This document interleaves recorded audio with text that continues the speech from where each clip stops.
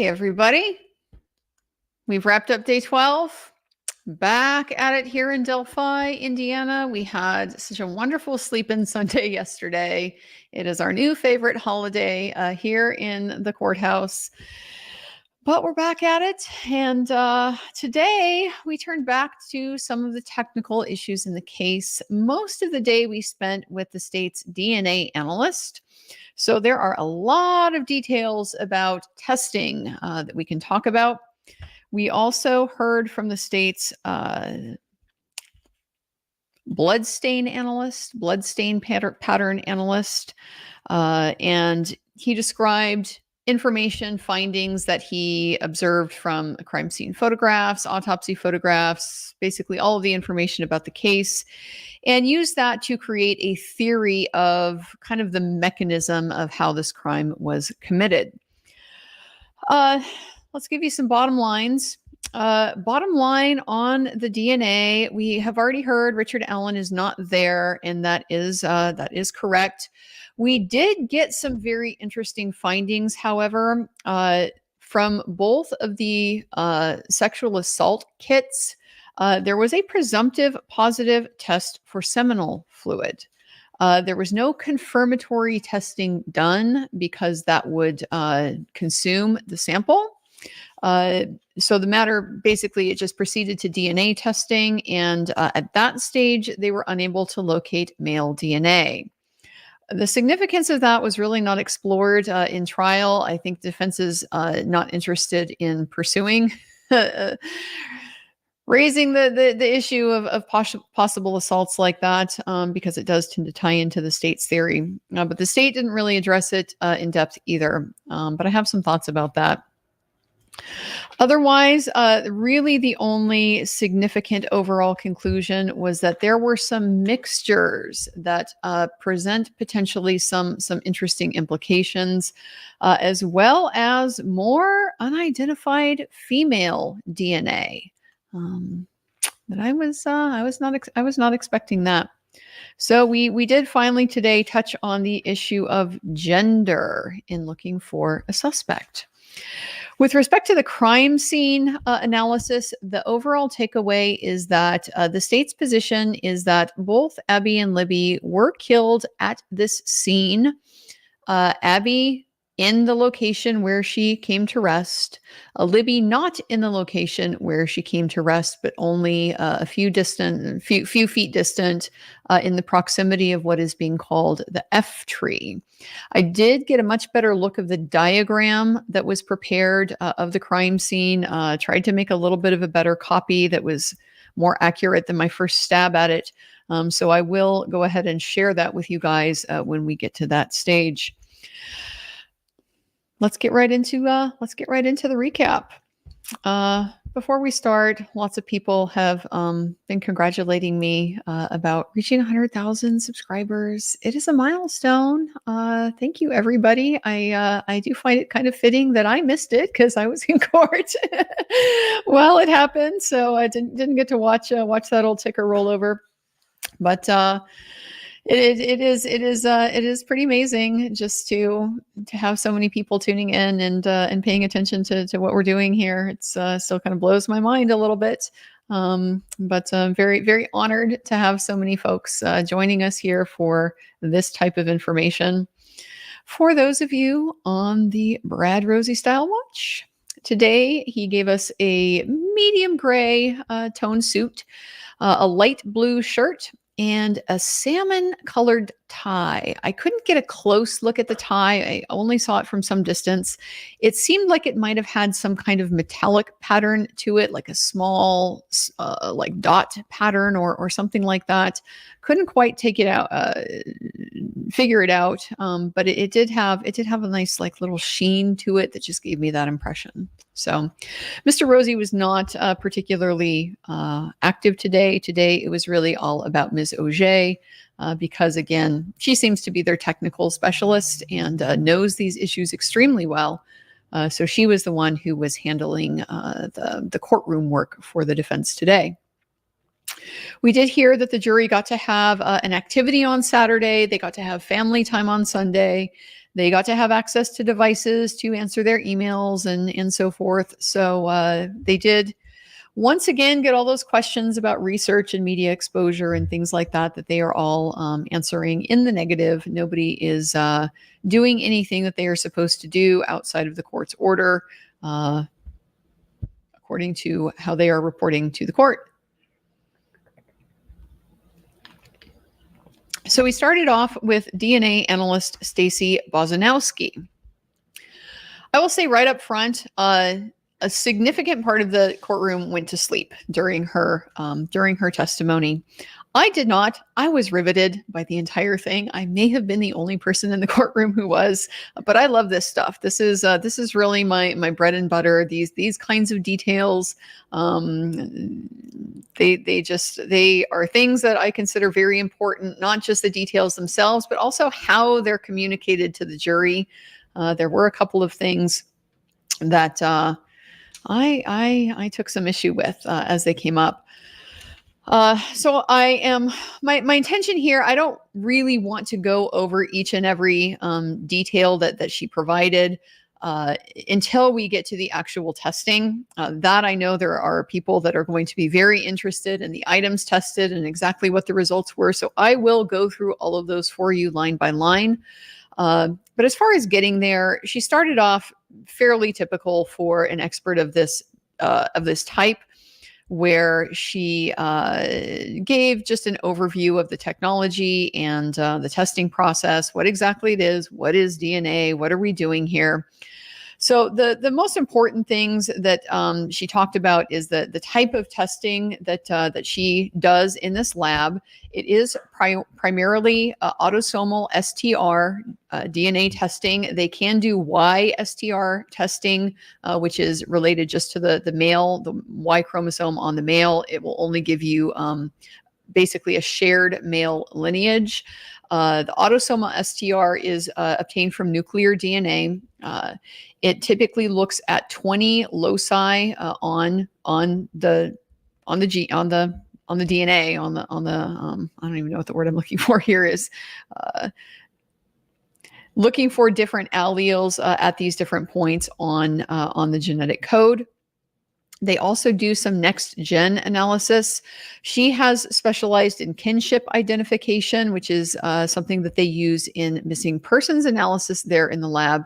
Only upon kind of fleshing this out a little bit further did it become clear she's talking about investigative genetic genealogy. She's talking about a SNP analysis, which if you followed the Koberger case, you learned an awful lot about SNP DNA and just the massive volume of information that is available from that source. It's got some very significant privacy implications because unlike this standard conventional STR testing, which only provides non-coding information that allows identifications to be made, but doesn't provide you with any personal information about the suspect. You can't use it to figure out what their eye color is, what their favorite color is. Are they lactose intolerant? Like those kinds of details.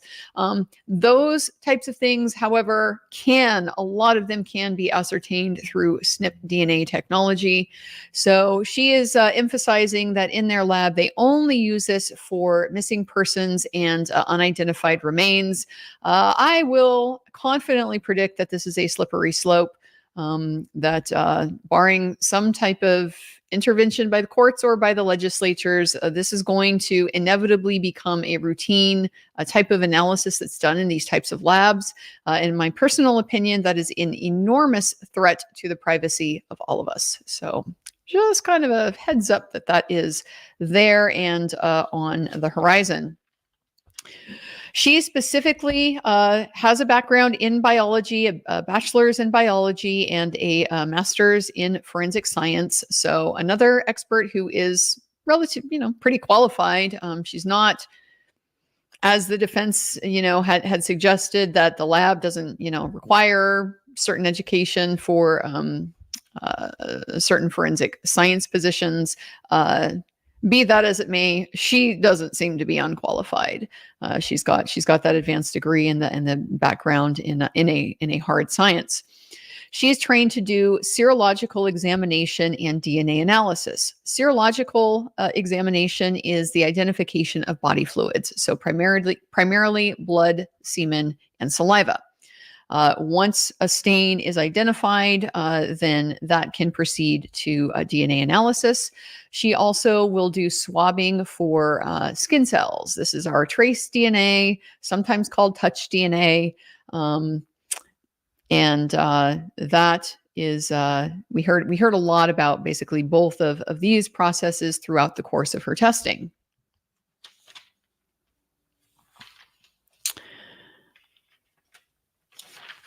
Spend some time just going over the lab is accredited. That means they have outside review, the protocols and practices. They have quality assurance and quality control proceedings and things like, including things like audits, internal controls, documentation, wearing PPE, things along these lines. Went into there a little bit of just kind of your high school biology level of DNA. It's the blueprint for the body. You get half of it from your mom, half of it from your dad. And it's found in all cellular material except for red blood cells. The difference between serology and DNA just being whether there is a body fluid present, and DNA then allows individualization potentially of the material that can be recovered from those types of stains. Those stains tend to be very rich sources of DNA. We got kind of a ranking of options for DNA sources. So the blood, seminal fluid, saliva, those are your best sources.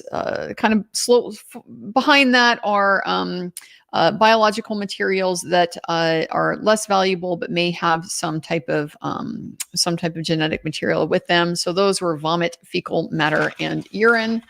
Less optimal. Hair is also a less optimal source. We heard a lot about hairs and the difference between a hair that has a root and the type of testing that can be done, and rootless hairs. So we'll get into that in a little bit. Skin cells are kind of the lowest quality. The success rate is very variable. It depends a lot on the quantity and quality of the cells that you get. Unlike something like a blood cell, blood can have millions of copies of DNA to be able to pull from in a like just a small amount of blood. Skin cells, you typically need a fairly large quantity of skin cells in order to get enough DNA to be able to analyze it and get a result that has any level of confidence with it. So the basic breakdown is that the serological exam will help identify the source of potential genetic material. The DNA can produce a profile, but in and of itself can't tell you anything about the source, also can't tell you anything about the timing or the manner of how that DNA was deposited. It was very interesting listening to this particular expert because it's just the circumstances are unusual here. It's my experience that it can be very difficult in a case where you're dealing with a DNA expert, because usually in that situation, they're identifying your client. They found something that matches your client to some degree. There's some commonality with it. And so they're there to substantiate that and to discount the possibility of other reasons why the DNA would be there. This case was exactly the opposite. We heard a lot about, she didn't use the word secondary transfer, but she described the phenomenon of a secondary transfer, which is, from my perspective, it's just extraordinary. Like a lot of times the analysts will sort of like deny that it's a thing at all, or just, not mention it, not acknowledge it.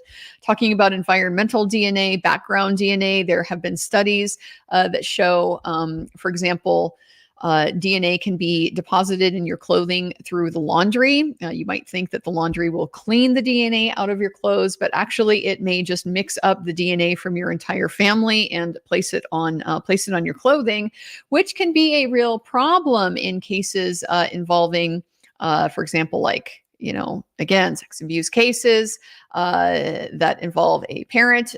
You can easily find DNA in intimate undergarments that could be potentially incriminating. However, this laundry issue has to be accounted for. Normally, it's very hard to get an analyst to acknowledge that type of thing. In this case, it was not. They were very front and center with it. To look for the body fluids, they start by doing a presumptive test. Sometimes it's chemical, sometimes it's a visual alternative light source type of testing. And then they follow up on that with, if it's a presumptive positive, they can follow up with a confirmatory test. It's typically specific to the type of body fluid that they suspect. The DNA analysis, she describes this process: extraction, when you break open the cell to get the cellular material, to quantification. This is the stage where they evaluate how much DNA is present, and at this stage, they can also evaluate how much of it is male. This is important because this was a screening that was conducted on some parts of the testing here, but not all of it. If there is enough DNA present to allow them to move forward with confidence that they can get a valid result, then they use amplification. This is a process called polymerase chain reaction, PCR for short. And that just basically creates millions of copies of the DNA that they've been able to isolate, and it makes it more visible for them to be able to analyze. They use this process called capillary electrophoresis that kind of sorts the genetic pieces by size, and then that creates a visual that allows them to go in and do their analysis, basically based on a visual depiction of what alleles are there, how many, and the combinations and so forth. So gave us some kind of vocabulary. She used gene to describe a non-coding segment of DNA that they're interested in. I think she's just saying non-coding in this particular instance because we are talking about the STR process, which itself involves non-coding, but genes, in and of themselves don't have to be non-coding. Just in this particular test, that's all they're looking at. An allele is a variant of what can be expressed at that particular loci. And so the alleles are the A, C, T, and G. And so just different combinations that can be expressed there.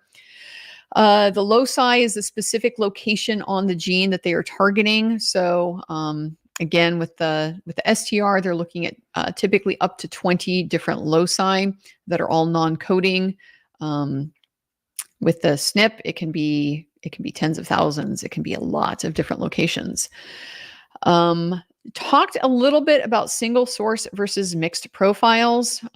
This is it's a very common issue to encounter in DNA cases, especially as the testing technology becomes more sensitive. They're able to recover a lot more DNA than is necessarily what they want. It's almost a situation where the technology has gotten too good because there is all of this background environmental DNA. It might be on your clothes, it might be on the things that you touch.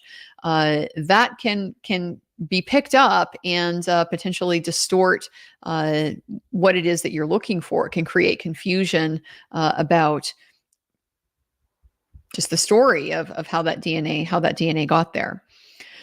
So a single source profile just means it's a single individual that contributed it. And you know that because you get a profile that shows no more than 2 alleles at any particular gene. One from your mom, one from your dad.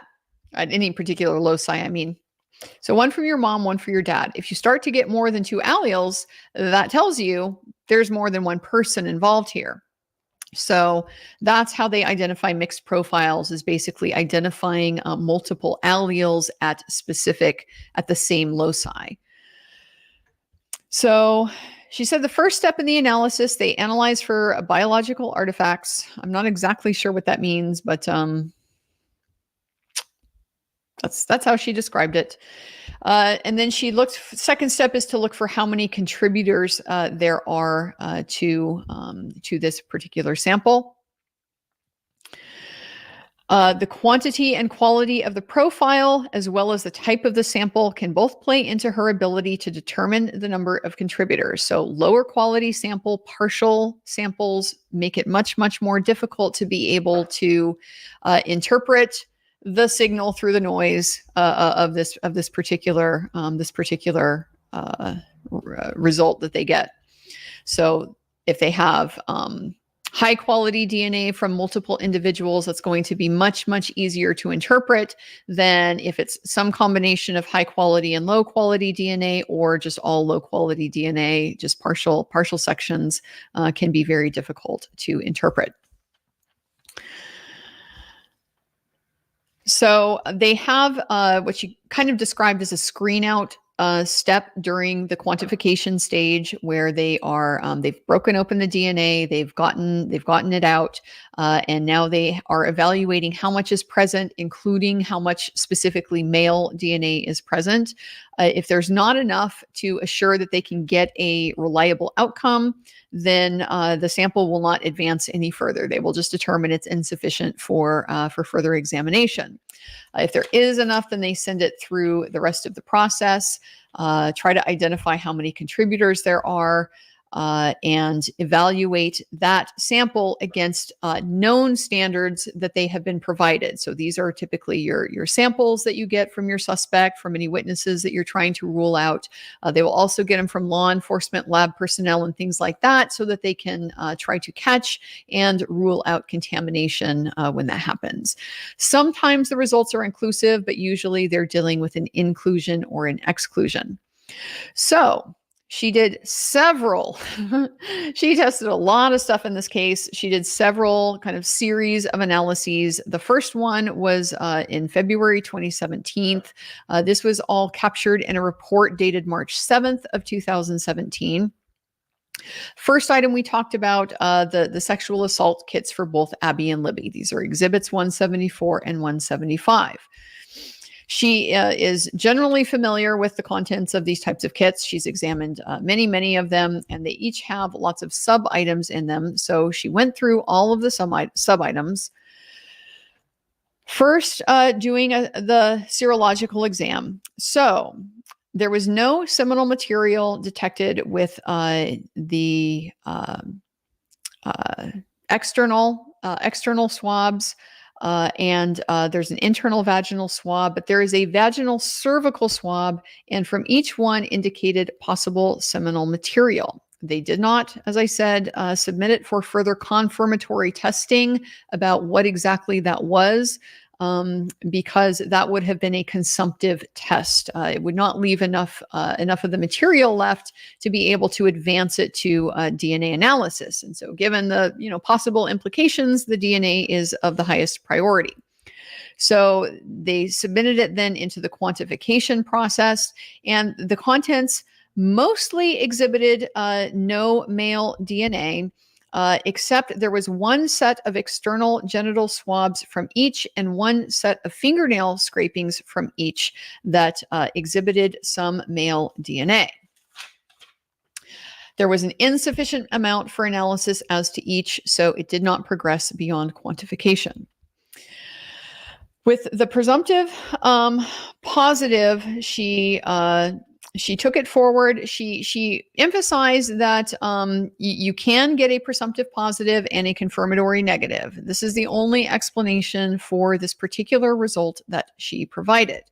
What she did not really evaluate, because the result was that ultimately there was no male DNA present, the possibility of the presence of seminal fluid without male DNA. There is a possibility of sterility. Somebody who has been sterilized, a vasectomy, somebody who can still produce seminal fluid, but it doesn't contain reproductive cells. Nobody, it seems, wanted to address that possibility, so I'm aware of it, but they didn't bring it up at trial. So the areas then where there was male DNA from these kits, but not enough to generate a profile, was the set of the fingernail scrapings, one from each, and then the external vaginal swab from each. The finding of DNA, she also, now this is where we get into the the conditioning. A lot of these results, she testifies the finding of DNA, it doesn't indicate it's from the perpetrator. She can't conclude who it's from because there's no profile. But to have DNA in these amounts, she says, is not necessarily unusual. I bet there's a lot of people in that court or on her caseload that would love to know that she thinks it's not very unusual to receive unknown male DNA in a kit like this.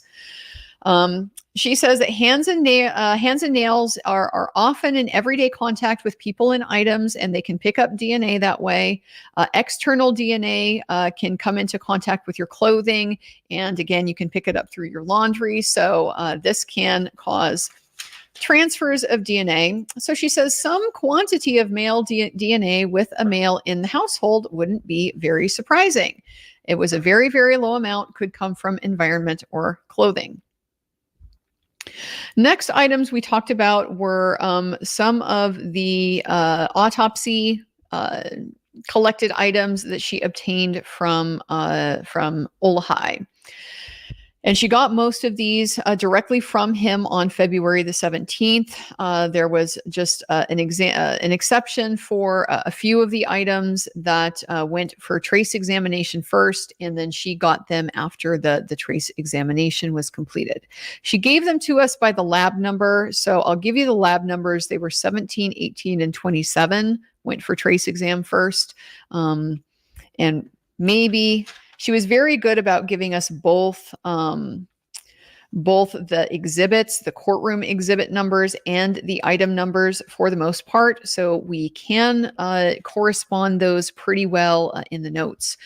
So if you make a note of that, 17, 18, 27, if you're interested in following up on that, when we get to those, you will know.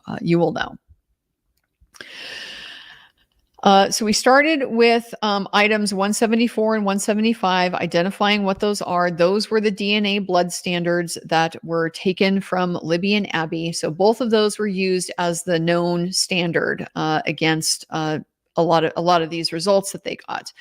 They are ruling out Libby and Abby from any of these samples, because then hopefully anything that is left or anything that doesn't match them, we can conclude, okay, that's coming from a third party. And then it's just a question of, can we identify who that third party is? So we started with items 1, 2, 8, and 9. These are exhibits 170 through 173. They are all swabs from the body of Libby from different locations. Each sample, they did a serological exam. There was blood detected on items 1, 8, and 9. There was possible blood on item number 2, but she did not do confirmatory testing in order to preserve the stain. So in this testing, as well as she later explained in the kit testing, they do that screen for male DNA. They didn't look for any female DNA in any of these what she called as like intimate swabbings. Didn't explain why, other than just that's the lab policy. In a case like this, they're just going to screen out male DNA. That seems a little short-sighted to me. Certainly, even if we limit it to cases of sexual assault, there can be female perpetrators. So obviously, they're not going to leave the same kind of indicators as a man might. But nevertheless, that just seems. It's a narrowing of the possible results that seems potentially unnecessary. But I understand. I mean, part of the reasoning is because they already know they're going to likely get female DNA just from the background. If you're swabbing somebody's body, you're probably going to pick up their own DNA. So if this is a female, you can assume you're probably going to pick up her DNA. The question is then, do you submit it forward to see if there is additional female DNA? They do not just routinely do that as a matter of course in these types of cases. So as far as the results from the male DNA, there was no male DNA on item number 2, which was the swab from Libby's right upper thigh. Swabs 1 and 8 from the right breast and take this back. Swab 1 was from the left thigh. Swab 8 was from the right breast, and swab 9 was from the left breast. They all had male DNA present, but it was insufficient quantity to go on with further examination. Items 20, 21, 22, 26, and 27 were a combination of swabs from Libby's body or fibrous material that had been recovered from Libby. She was able to detect the presence of blood just from visual observation when she on the swabs. And so she identified possible blood on item number 20, which came from Libby's left wrist, 21, which came from inside Libby's right wrist, item 26, which was from her thigh, which one unspecified. 22 had blood confirmed. Did she tell us what 22 was? I don't believe that she did tell us exactly where 22 was from. 27 was a fibrous material. So that one, she didn't do any serological testing. She microscopically examined it, determined it was a human hair. This had been on Libby's left pinky, but it had no root. And so because of that, it was not usable for DNA analysis based on the techniques that they use in this lab.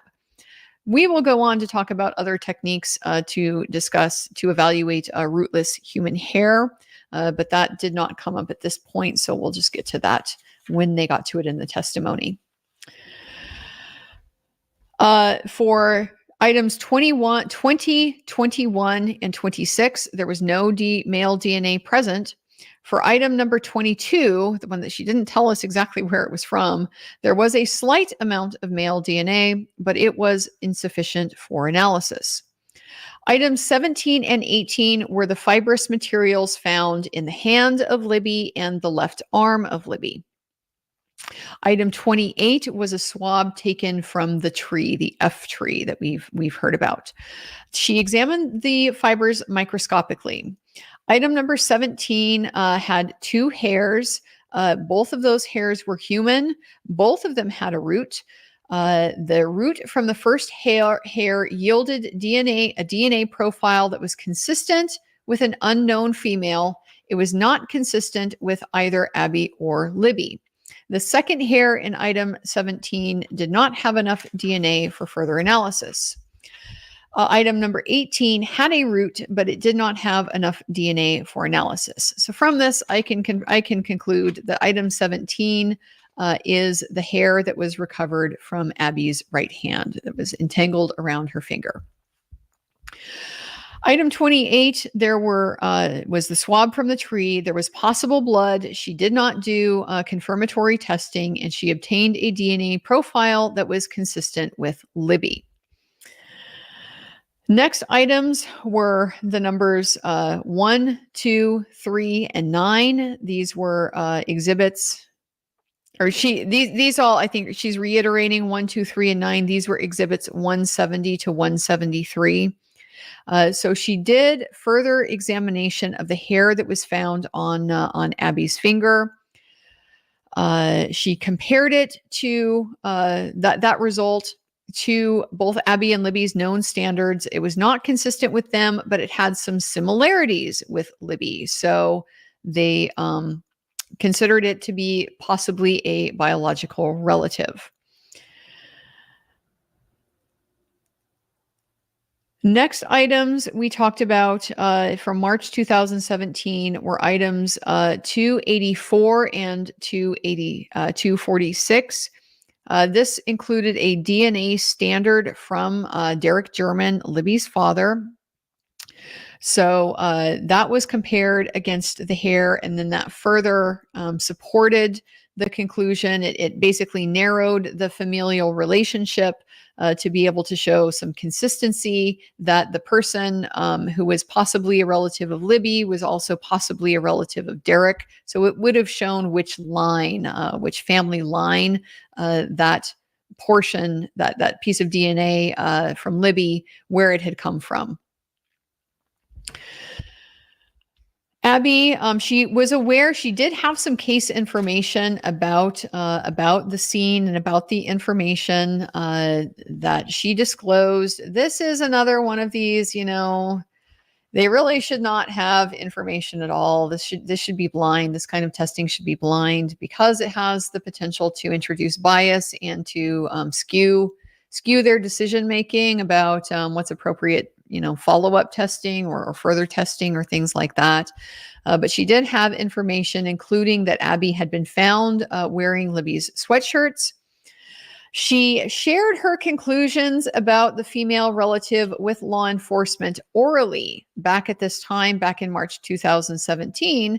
She did not include it in her report. There was no explanation for why. I made note of that because it did stand out to me, but she didn't say anything about possible female relative in her report. So we have already heard about possible confirmatory testing that they just followed up on like within the last couple weeks. So earlier this month, they compared the standard to Kelsey's DNA. They had discussed at the end of September whether they should do that and whether they had already received a standard. The lab says they had not received a standard at any time. So if one had previously been collected, it apparently was not forwarded onto the lab. It got lost somewhere in transmission. They concluded that this item number 17 was consistent with Kelsey, and the statistic that they provide, which I'm going to talk about in a minute, kind of what this means, is 1 in 800 trillion. Next is exhibit number 48, which is lab item number 16. This is the cartridge recovered from the scene. She did receive that in the original submission on February the 17th. First, she described the condition. It was received inside a manila envelope, inside a brown paper bag. There was loose debris inside both of the bags. It appeared to be plant material. She describes the cartridge as dirty. Kind of a light brown, light dirt on the surface of the cartridge. So she swabbed the entire thing, found a light brown stain that was consistent with that material being dirt. She did a visual exam for any type of body fluid. None was observed. And she also was trying to collect any potential skin cells by doing this surface swabbing. Dirt, she discussed, can impact the ability to get a profile. This came up repeatedly throughout the testimony. Dirt has inhibitory effects on the ability to develop a profile, even if you have a sufficient quantity of DNA to otherwise be able to do that. She went in and opened up the bag to be able to get out and display the cartridge. So the cartridge was displayed in court.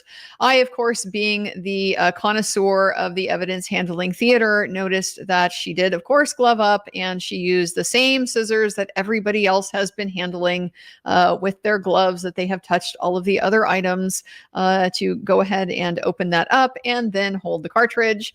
So, after we've just heard about all this environmental and how easy it is for stuff to get passed along, just not an awful lot of discipline when it comes to handling these things in the courtroom, even among the lab witnesses.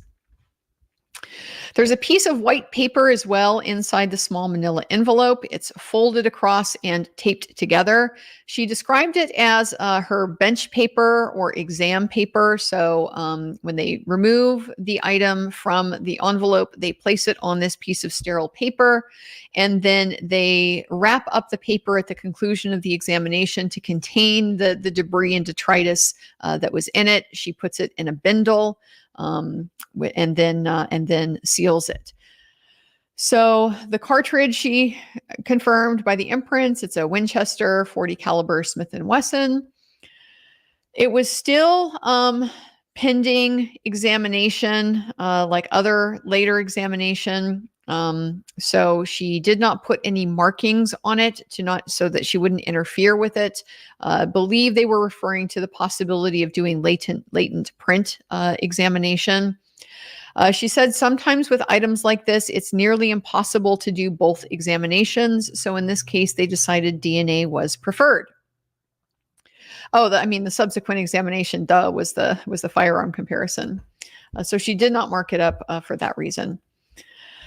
So she first visually examined it for a visible print, because sometimes if there's dirt or things like that, blood on the item, it is not latent. It will be visible and you can see it. If she had found something, they would have had another conversation about how to proceed, but did not. Spent some time discussing the success rate of recovering DNA from unspent cartridges. She says it is very difficult to get a sufficient quantity and quality of DNA. The swabbing is designed to collect as many cells as possible, but the cartridges are generally not successful, and it's due to the small surface area. You just don't leave or can't recover as many skin cells as you typically need to be able to do a good, reliable examination. So she said since 2017, those items, they have removed them from DNA analysis as well as latent print analysis. So basically, they don't submit cartridges for these types of testing anymore because the failure rate is basically too low. The results, she entirely consumed a sample from the swab. She found insufficient DNA for further analysis. This one, I do not believe, she didn't indicate anything about it being screened for male DNA specifically. So DNA that would have been progressed through would have been both male and female. Next items we discussed, the Converse All-Star shoes. These are Abby's shoes items. Exhibits 146 and 147. They are lab items 14 and 15. The sweatshirt, which is exhibit 177. She didn't give us the item number, but this is the black hoodie sweatshirt. And then the Maurice brand jeans that were exhibit 178 and item number 30. So the results for this, numbers 146 and 147, the shoes, they were discolored, but no blood was detected on number 14. So she took a swab to try to collect skin cells. Item 15 had some possible blood in one area outside the tongue of the shoe. And she also swabbed item 15 for skin cells. Got a result from item number 14. It was consistent with Abby. The statistical measure was 1 in 8 trillion. From 15, she got a mixture of 2 individuals. Abby and Libby could not be excluded. The statistical measure here was 1 out of 14. So not a very precise sample on that one. She said the remaining swabs that she took were had ultimately, some were partial with an unknown number of contributors. Some had failed quantification, meaning there was insufficient amount to go forward, and others showed inhibition. So there ultimately was not enough DNA that they were able to develop for a profile, and could not be sure of the exact number of contributors.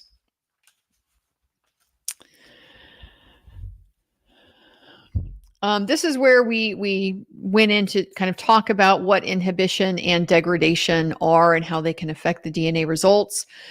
So inhibition affects the quality of the DNA profile that you can get. Degradation also tends to affect the DNA profile you can get. Degradation is typically talking about things like partial profiles. Instead of getting a nice complete piece of DNA, the DNA has begun to degrade, it has separated, it is decomposing, and so you only get parts of it. So in those situations, she can detect the DNA is present, but she can't get a suitable result from it. So in 14 and 15, the likely source of inhibition, she believed the shoes were very heavy with soil, dirt, and plant material. They were very dirty, and not just on the sole where you expect that type of accumulation. The shoes were fabric and not leather, so the dirt was really embedded in it, and that was the reason for the inhibition. She did discuss specifically item number 15, which was the left shoe, where she had detected blood on the outside part of the tongue. That yielded a mixture of 2. The major contributor was Libby. The statistical measure was 1 in 8 trillion. The minor profile was consistent with Abby. The statistical measure was 1 in 66 million. So basically, both Libby and Abby's blood ended up on Abby's shoes, or possibly Libby's blood and Abby's skin. But that is unlikely for reasons that we'll talk about a little bit further on. The visual examination, then she also had collected hair from the shoes. It was able to do a microscopic examination and determined that the hair was not consistent with human hair, so probably animal hair. The sweatshirt, there were multiple items that she tested from the sweatshirt. There was, in her visual exam, she located very heavy saturated red stain on the back of the hoodie, in the upper shoulders, and in the front part of the neck. There was also heavy plant material and dirt and soil and sand. She used her alternative light source here, both infrared and UV light, to do her serological observations. She found presence of blood, no presence of seminal material. She took 11 cuttings from the sweatshirt. Some of them were from blood. Some of them were from areas that had fluoresced or shown a whitish stain. She wasn't, it didn't test positive for seminal materials. So her explanation is just she wasn't sure what it was. It could have been detergent or something like that, but just a stain was something that was worth specific attention. She also took 3 swabs of the outside of the cuff, the sleeve, and the front pocket of the sweatshirt. There were several hairs consistent with human hair with roots present that were recovered from the sweatshirt. The results she got, 8 of the cuttings were consistent with Abby. The statistical measure was 1 in 800 trillion. 3 cuttings were a mixture of 2. Libby and Abby could not be excluded. They all had different measures. The first one was 1 in 50. The second was 1 in 230 billion. The third was 1 in 290 million. So just a variety of quality of these different mixed samples. From the hair, there was insufficient DNA for further analysis. The swabs she took from the cuff, sleeve, and front pocket, she only got 1 interpretable result from one of the cuffs, and that was identified to be Abby's. The statistical measure was 1 in 8 trillion. The other 2 swabs consisted of a mixture, and the number of contributors could not be determined. Again, remember, the reason why number of contributors can't be determined can be because of poor quality. You can't if you don't have like complete profiles, complete genes for each individual, then it can be very difficult to tell who is contributing what and how many you actually even have. If you have like different alleles or different alleles at different loci that don't necessarily match up with Abby as your baseline, that tells you there's other people, but you aren't necessarily, if it's not like a single piece, you can't necessarily tell how many others there are, unless you start to have more than 2 combinations at any particular loci. So wasn't enough to be able to determine how many contributors there were. The genes, she started by doing a body fluid exam. The genes were heavily stained with dirt. She could not really see beneath the dirt, so she tested representative areas of the genes, meaning she's unable to visualize if there is blood or seminal fluid or anything like that. She did not detect seminal material. She did detect blood in several areas, but the confirmatory test did not confirm the presence of blood on the genes. She took 10 cuttings and 2 swabs from the genes. The swabs were taken from inside of the crotch area and from the button and zipper area. She also did a hair exam from recovered hair. There was one hair with a root that failed to have sufficient DNA for further analysis. One cutting returned to Abby. She didn't give us a statistical measure for that one. The second cutting, or two of the cuttings, were a mixture of two individuals. Libby and a lab individual could not be excluded from this particular cutting. 1 in 2 was the measure on that one. So very poor quality, but Libby and a lab individual. For the remaining samples, it was either an insufficient quantity of DNA or an unknown number of contributors. Talking about the cuttings now. For the button and zipper swab, there was insufficient DNA. For the inside the crotch swab, there was a mixture, with Libby being the major contributor, statistical measure of 1 in 8 trillion. Abby being the minor contributor with a statistical measure of 1 in 100. We are, call a sidebar at this point. We go into recess, and I noticed Juror 5 looking up at the clock at this time. Take of that what you may. I'm going to have additional observations about Juror number 5. Juror number 5, it should also be noted, on Saturday, when I told you Jerry Holman finished his testimony, did not go very well at all. And one of the jurors had, when they asked the jurors if they, if they have a question to ask, juror immediately ripped her page out of the notebook and handed it over to the bailiff. This was juror number 5 who did that. So her second report was prepared on March 24th of 2017.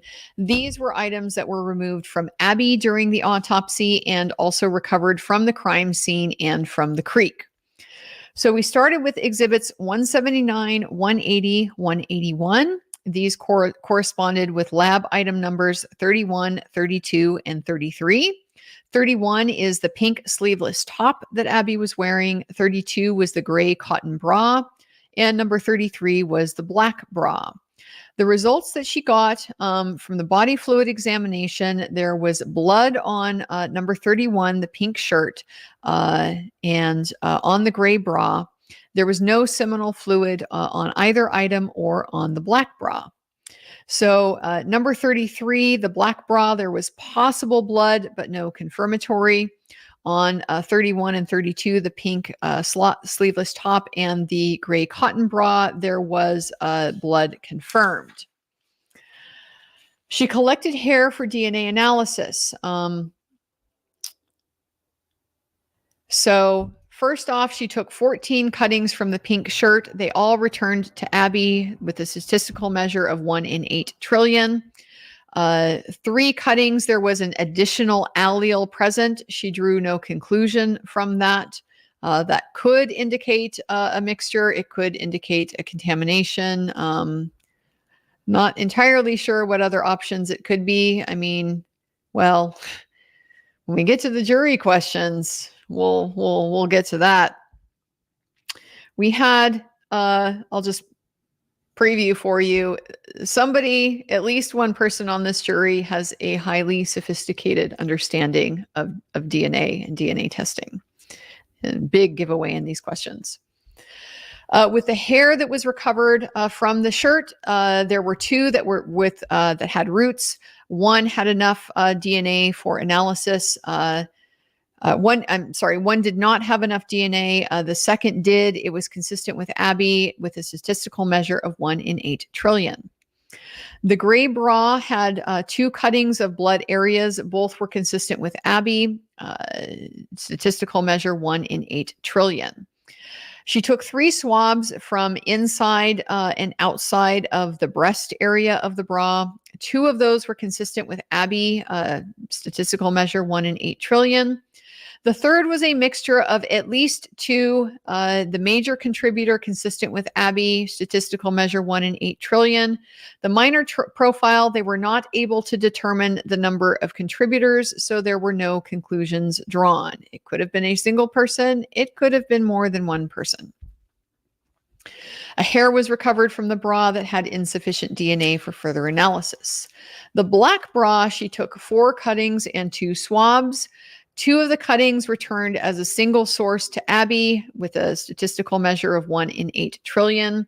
2 other cuttings were a mixture of at least 2. The major contributor was Abby. No conclusion about the minor profile because could not determine the number of contributors.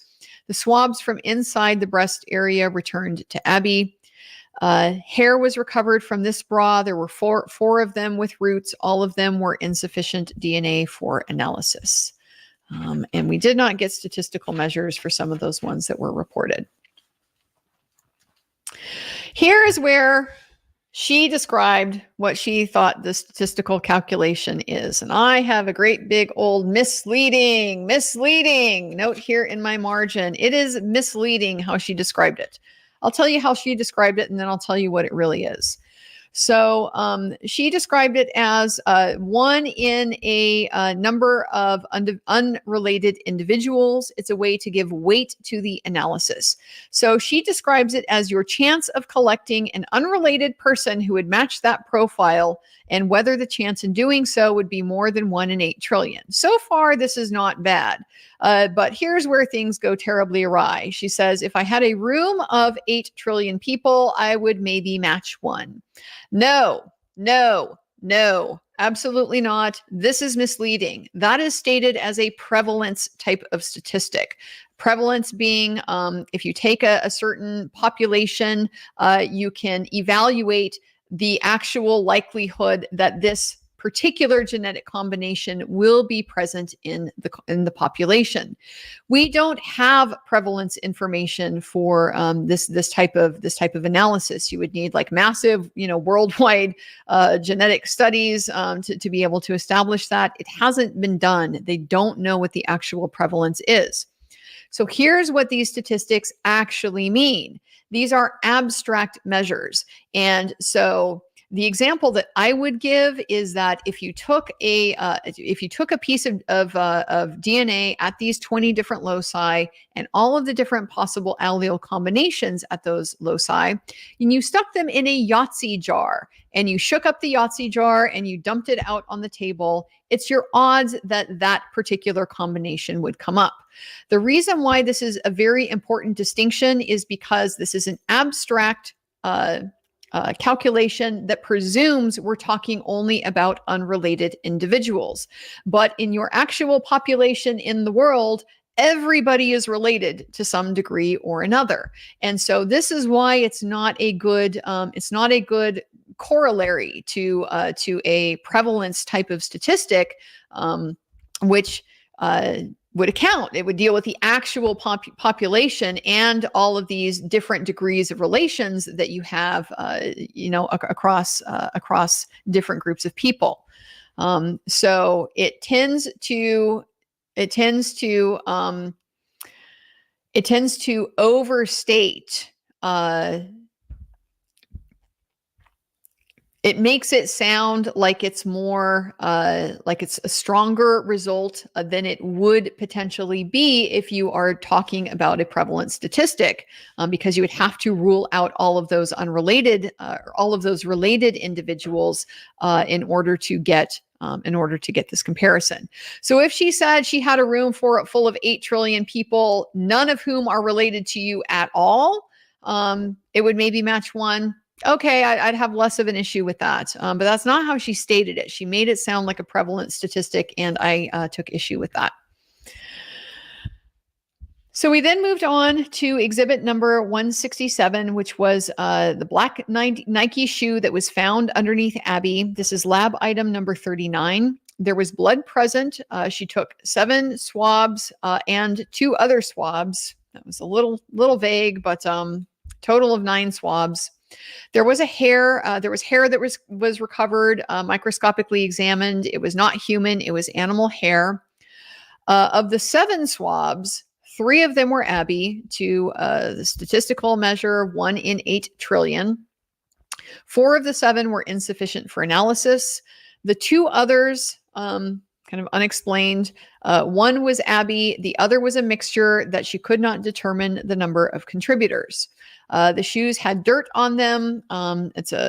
She says, a good place to collect a lot of DNA because you wear them out in public. Oh boy, man, this is news to me. This is probably going to be news to all kinds of people who have cases with her. Shoes. Some of these statements that she's making, they end up being contradicted to some extent with some other explanations that she gives later on about specifically trace DNA and how trace DNA is deposited and collected. In general, she is of the position that the amount of handling that an item has increases the likelihood of trace DNA deposition. If you just quickly touch something, it's less likely to produce a DNA sample, but there are all kinds of variables, one of which has to do with whether the person doing the touching is a shedder or a non-shedder. And these are just categories that they use to describe what they've observed from studies, that some people will simply release a massive amount of trace DNA from touch, others will not. So shoes, the person who's putting them on and off handles them a lot. I would expect their DNA on it, but otherwise you'd expect nothing but, air, maybe some environmental contact, like just from the surfaces you walk on the soles of the shoes. But the rest of them, you wouldn't think that would be a particularly, heavy handling area that would be suitable for a lot of DNA to accumulate. Exhibits 158 to 157, these were a variety of swabs from the blood areas near and around the bodies of the victims. So these correspond with lab items number 41 through 49. So items 40 through 43, 46, and 47 were all swabs that were taken from the ground, from the blood spots we saw on the ground, or from the trees. Blood was detected, and it was all consistent with Libby, with a statistical measure of 1 in 8 trillion. The exception to this was number 44 and 45. These were swabs of the ground underneath Abbey. Blood was detected in those. It was found to be consistent with Abbey, statistical measure of 1 in 8 trillion.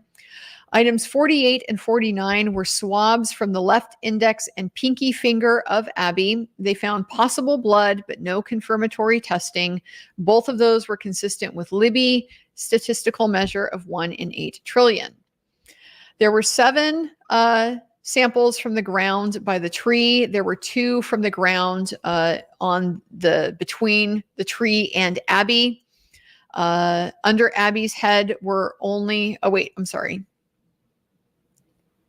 2 from the ground, 2 samples from the ground beneath the tree and Abbey, and a sample from under Abbey's head were only Abbey's profile. So basically 1 sample on the ground between the tree and Abbey that was attributed to her. Both the pinky and index finger and the blood area between the evidence markers 3 and 4. The samples from under Libby, the samples from under Libby's hair, the blood stain by the F tree, and the swabs from the F tree, these were all matched, associated with Libby. That's the crime scene items. We moved on to the CSI items that had been recovered from the creek. So 140 is a sweatshirt. It's item number 68. 141 is the underwear. That's number 69.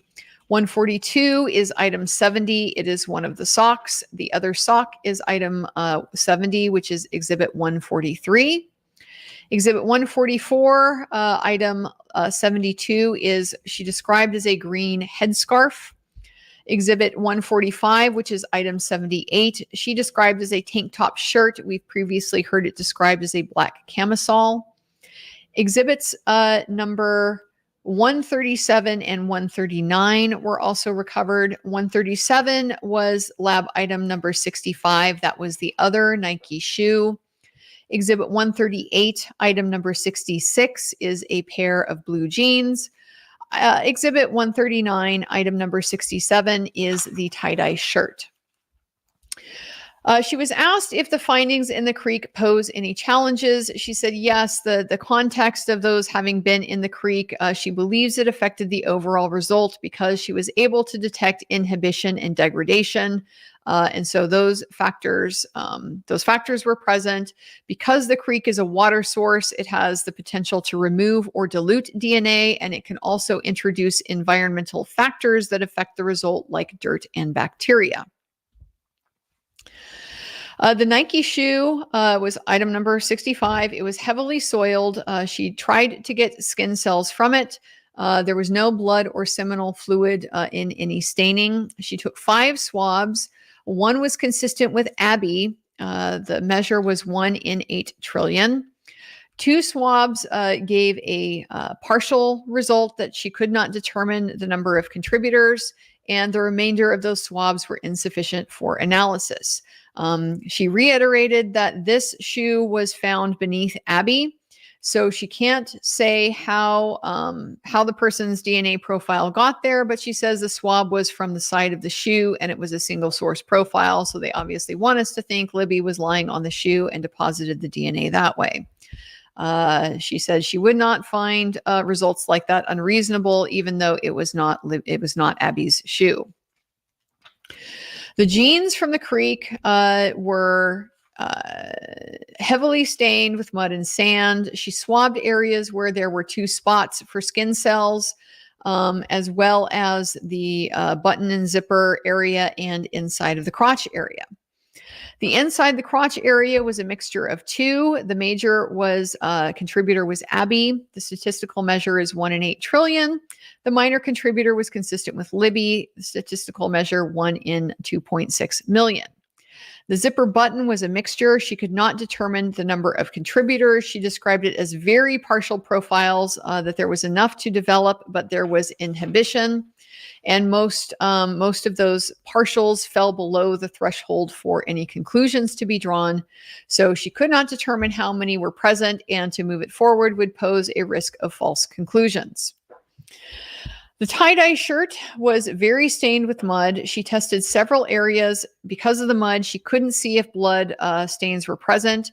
She did not detect blood or seminal fluid. There was 1 hair that failed the quantification, so insufficient to move it forward. There was a cutting.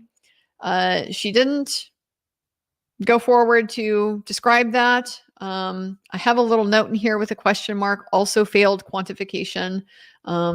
I think this was the one part.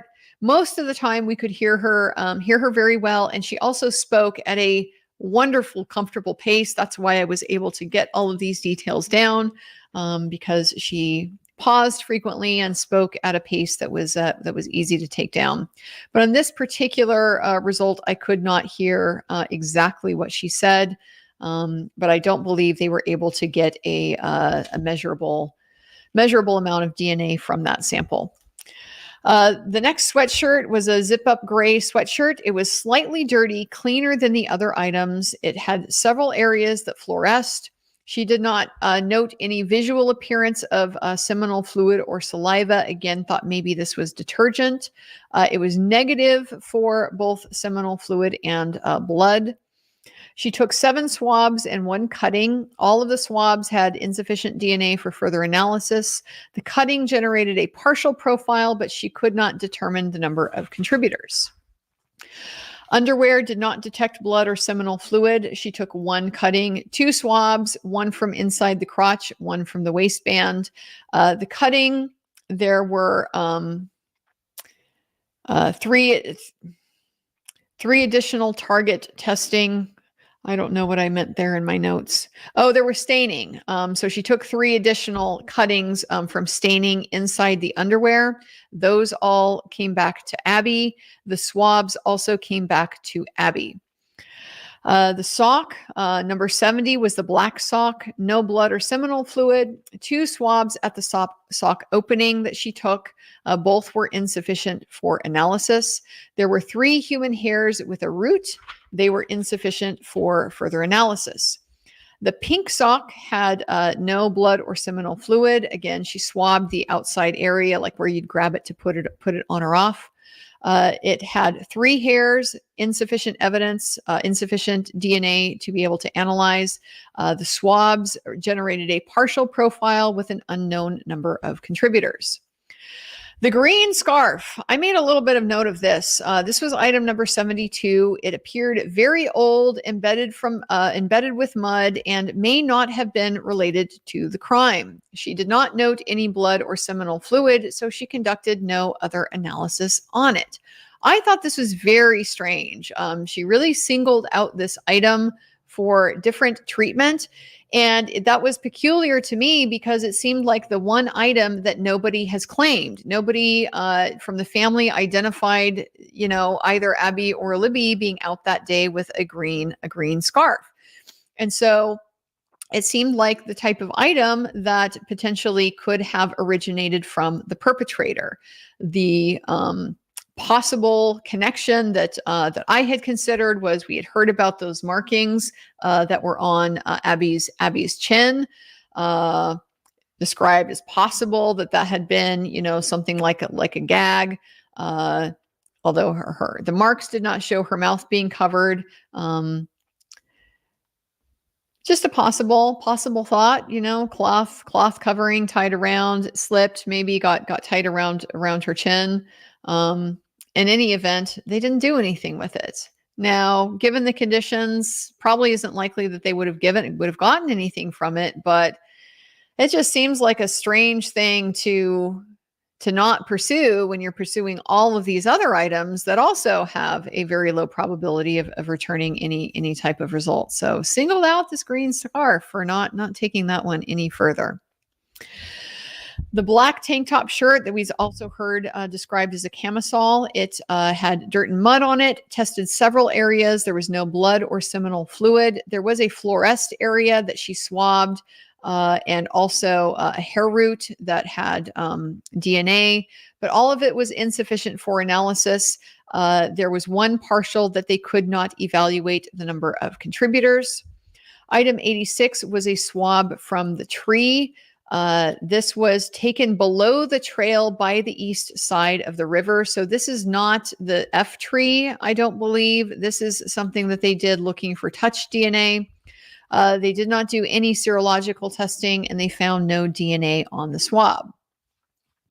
So she revisited that from her March 7th report. I'm not sure if she meant to say March 7th or if we're still talking about this March I think it was 24th report, March 24th report. She said March 7, but anyway, she said no male profile DNA could be developed. I think she means from either report at this point. The next report she prepared was on April 11th of 2017.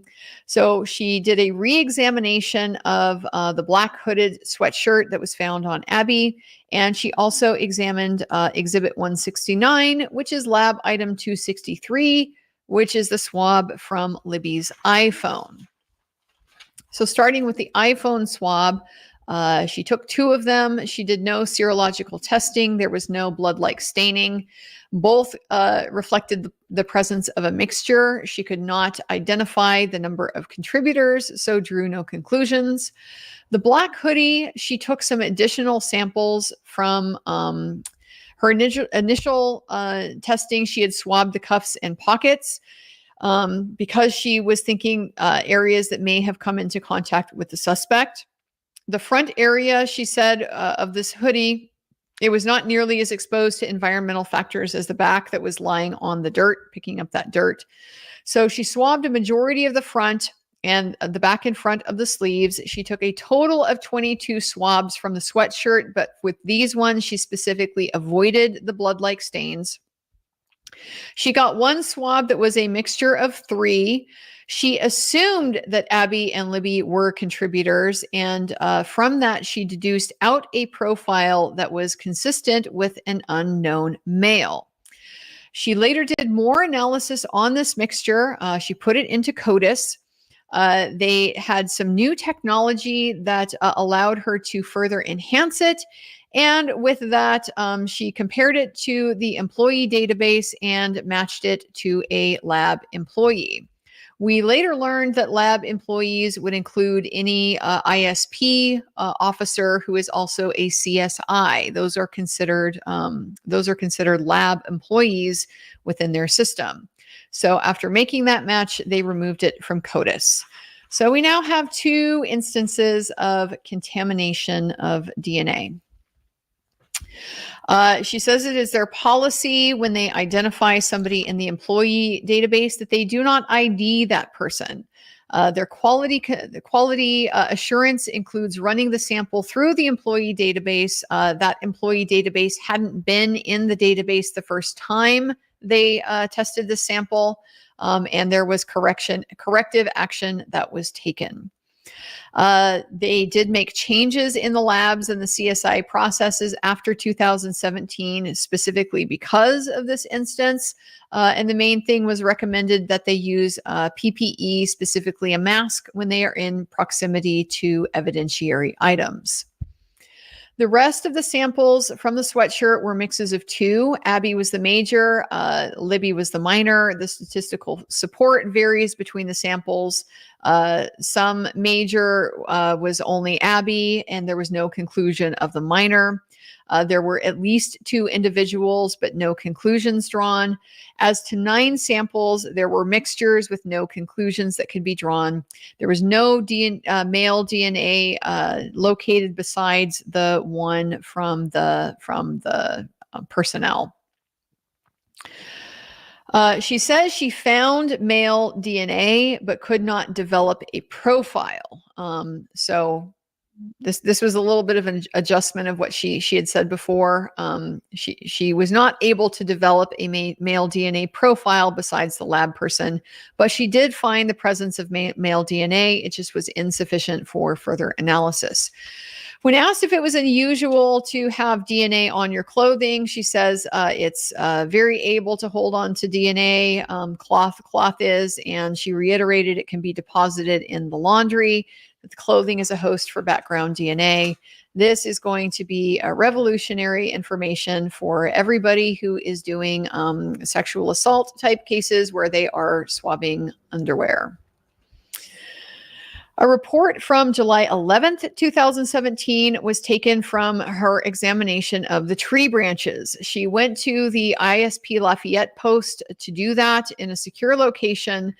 She described converting the conference room to an examination room by putting down examination paper. That apparently, maybe she did more, maybe she sterilized.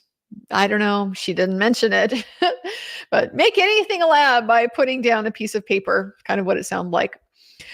So she was noted that the presence of blood on the tree branches, but she was mostly interested in trying to swab for skin cells. So she took several swabs from each tree branch based on where she thought it was most likely those branches would have been handled. She took all of her swabs back to the lab. For the branches, several of them were more than 7 feet long. Those ones she partitioned into sections. All of these came back as insufficient DNA, or they failed the test control for inhibition. 2 samples ultimately could be profiled. 547 was a swab of one of the branches that was positive for blood. That was consistent with Libby. A second swab, item number 548, was also positive for blood, and that was also consistent with Libby. She said problems with the branches were that they are covered in dirt. They are themselves plant material. They pick up dirt from the swabs, and dirt is a known inhibitor. Other inhibition problems she talked about, again, some of this is just repetitive. Mud, water, and sunlight can affect the quantity and quality of DNA on the items from the creek. Problems with the cartridge, it's a very small surface area. And she says it's also minimally handled. We didn't account for the fact that this cartridge had been cycled at least 3 times through the firearm. So that would tend to indicate maybe a little bit more than average handling. But of course, it hadn't gone forward to that stage of the examination when she was doing her part of it. This is where she says the quantity and quality of DNA that you can get from touching basically is depends on the frequency of the use. She needs a minimum of 25 to 50 skin cells to get enough DNA to be able to perform an analysis, and it's hard to get that much from a small surface. We then discussed hair, how hair is transient. It's naturally shed. So what happens is the follicles shrink and the cell nuclei can burst. That causes the DNA to degrade over time. She says what you really need is a skin tag present, and that is best with forcefully removed hair. So not so good with naturally shed hair. Out of 80 hairs that she examined, she got one profile. So it was not a good source. It can also easily move between items. So there are questions about how meaningful the results are. Potentially really minimizing the significance of that entanglement of the hair in Abby's finger. The rootless hair, she says, there are explorations underway regarding how to analyze it. She sent a set of hairs to the FBI because they have some more advanced technology, but they also do some other material some other microscopic examination on the hairs. She says she can only do autosomal testing on a root in their lab. Their lab looked at which hairs were inconsistent with the victims and sent those items for mitochondrial testing. The rootless hair technology, she was talking about that, but she became a little bit indistinct at that point, so I didn't catch the exact details. She said any human hair, whether it was long or short, she sent it to the FBI. Unlike the victim's hairs, there were 3. There was a hearsay objection to this because she had to testify from the FBI analyst's report. And so Ms. Auger objected when it was clear she was going to do that on the grounds of hearsay. Mr. Luttrell said, well, she can, because she's an expert, she can report results from colleagues, and she would have relied on it since she is an expert. This is a general hearsay rule that experts can rely on things that would not ordinarily be admissible in evidence if it's the type of thing that they would ordinarily rely on in doing whatever it is they do in the course of their expertise. So even if that thing wouldn't normally be admissible, that it can come in through an expert's testimony. That's the general hearsay rule. Here's the problem. There's been a U.S. Supreme Court case. The name is escaping me off the top of my head, and I didn't have time to do a search for it. But we have a special concern with testimonial hearsay. I've mentioned this before. This specifically implicates the confrontation clause, and it's the category of hearsay that involves statements made for the purpose of prosecution. Would you anticipate that your statement is going to be used to go after somebody in court? So it nearly always involves statements to law enforcement, in this case, statements by law enforcement. There is a testimonial hearsay problem. The U.S. Supreme Court has already said one lab expert cannot testify to the results of another lab expert. So this is potentially a problem. That objection should have been upheld. However, I don't think there would be any harm resulting from that being admitted, because she basically just said the lab report found 3 hairs that were not consistent with Abby or Libby from the microscopic exam. The 3 hairs asked about possibility of doing a rootless hair exam. So she said her role in the investigation is to research what type of technology is available and to present that to investigators. According to her, the success rate of rootless hair examination is very low. And so the decision was made that overall it was better to maybe not test that yet and wait for the technology to improve, because the amounts of hair needed for this testing would probably be consumptive. She said you typically need at least 5 centimeters of hair for this rootless hair examination. So she presented this information to investigators. They decided not to proceed. She was of the opinion that the testing would be a one-time opportunity, so that choice not to proceed was reasonable. There was concern about where the items were found and which were the best use of resources. So it's a balance about what's going to be the most meaningful information that they can get from this different trace evidence. Obviously, the things that are transient, that tend to move, are likely to be less significant than the things that appear to be, recoverable from where they were directly deposited. We now talked about what they call touch DNA. I hate touch DNA. It's trace DNA. Trace DNA is skin cells on items. So the example was, if I touch this item right here, is my DNA there? The example is a maybe. This is where she drew the distinction between a single touch and multiple handlings. So it could be there, it might not, depends on the quality of the DNA. It depends on the substrate status. It depends on the receptiveness of the items, many other factors. And so it's kind of just getting back to the good and bad sources of DNA. Skin cells in general are not particularly good sources of DNA. You need enough of them to be able to develop a profile. The skin needs to be exposed to an item. So if it's covered by clothing, such as gloves, that can prevent transfer from the hand by direct contact. She also indicates that there could be DNA on the outside of the glove. Hire this lady right now for the Koberger trial, because we will want to know how many gloved hands handled that knife sheath that was found underneath the body of Madison Mogen. She also tested items. She said she will often test behind items from the perpetrator that are left at the scene. So a weapon that is dropped at the scene or things like that. It just depends on the frequency of skin contact increases the likelihood of DNA being deposited, greater chance of skin cell deposition. She says clothing we don't call touch. For touch, she's specifically talking about limited contact that is not persistent. So frequency of use is an important factor, but there's a variety of factors.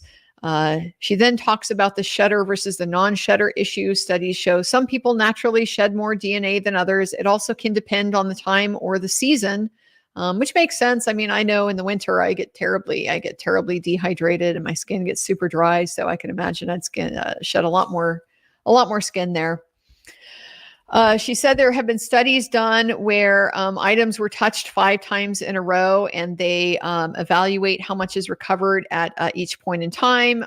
The only result from that test that she really communicated to us was that there are lots of factors involved in whether you're able to recover a DNA sample. So it doesn't sound like necessarily a very high quality test with high quality results. Here is where we get back to the tongue of the shoe that had it was a spot presumptive for blood, strong mixtures for both Abby and Libby. She talked about the competitive nature of sources of DNA. So if you have a lot of blood and you're trying to obtain skin cells in the area where there is blood, the blood will always be predominant because there are millions of cells in the drop of blood versus very, very few in the skin cells. So for example, if the killer had touched the necks of the girls, trying to detect a touch sample in all of that blood would be almost impossible unless the touch also has a body fluid on it.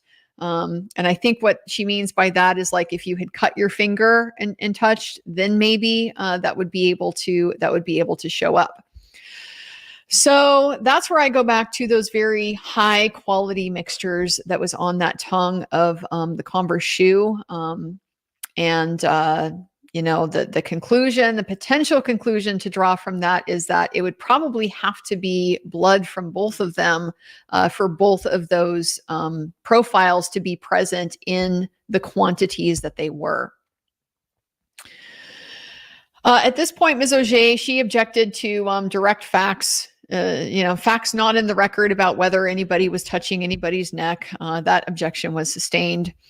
The conclusion of direct was her concession that no no DNA of Richard Allen was found, and no male DNA profile beyond the lab person was able to be developed for comparison. At this point, they broke for lunch. I was sitting next to Barbara McDonald from Court TV today, and once we wrapped up, she turns to me. She's like, "What a terrible way! What a terrible way to finish." And I'm like, "Yeah, this is the defense's point. Like, why would you leave that as the last thing the jury is going to hear before they go to lunch? You should follow it up with something like, does the absence of DNA prove that Richard Allen wasn't there, or prove that he wasn't at the scene? Draw out this absence of evidence is not evidence of absence kind of principle." But he didn't do that. He just left it at no Richard Allen anywhere to be found. So after our lunch, we had cross-examination from Ms. Auger.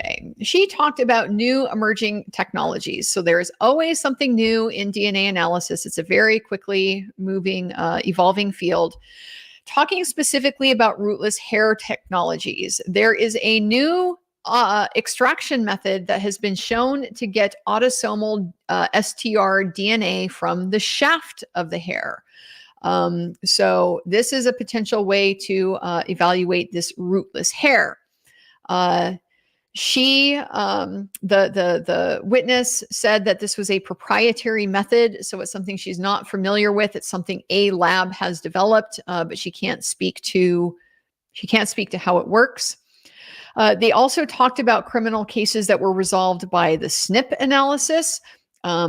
The witness says they're specifically used in sequencing, in forensic investigative genetic genealogy, but she says they're not to be used in low and degraded samples. You can obtain a SNP profile from a hair shaft with an appropriate extraction method.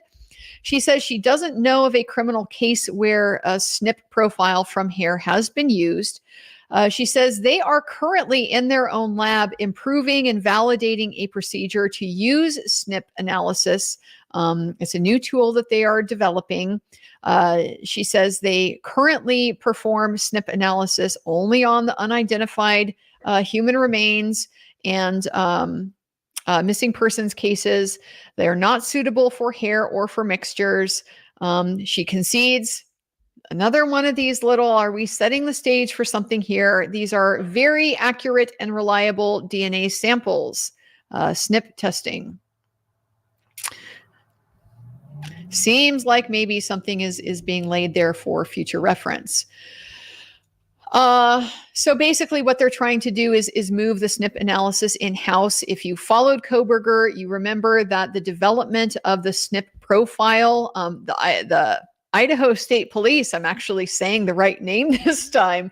The Idaho State Police in their own lab doesn't have the capacity to develop a SNP profile. So that's why these agencies contract with Othram.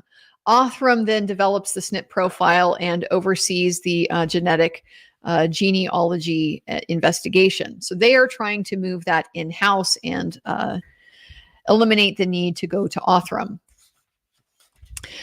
So she reiterates IgG is only applicable for single source samples. It can be enhanced. It can be used on hair if the sample is single source and meets the quantification requirements. When asked if other labs use it, she said she doesn't know. There are private companies, but she doesn't know of a case where it's used. Discussing now cases that have been resolved through forensic genealogy. If their process is successfully validated to bring it in-house, that's what they plan to do. Right now, they only look at 200 SNP loci in unidentified and missing person cases. Or I'm sorry, she said SNP, but in genetic genealogy, their SNP that they're developing looks at more than 10,000 SNP loci. So you can see how this is a very, very rich source of genetic information. There have also been DNA techniques that have been developed from the ability to analyze ancient DNA. So you get an old archaeological or paleontological sample to be able to identify that. They have special techniques for ancient DNA. This allows them to develop SNP profiles with high levels of discrimination between individuals. But these, again, have a proprietary extraction method. She kept enough hairs without, she kept the hairs that did not have enough DNA to test. If they consumed it, they don't have any left. She sent 72 to the FBI, and there's roughly that many left. Because it's an emerging technology, she doesn't make the decision about whether to proceed with the consumptive testing. She, or rather her supervisor, consulted specific outside companies about what sort of options would be available to do further rootless hair technology on these items. They spoke with Bodie and DNA Labs, who both have extraction processes for rootless hair. And the decision was made by the investigators not to test, despite having the ability to do so. They decided not to do that at the time. So what she's saying is they could have sent it out to a private lab who has other mechanisms available that could have potentially analyzed these hairs further.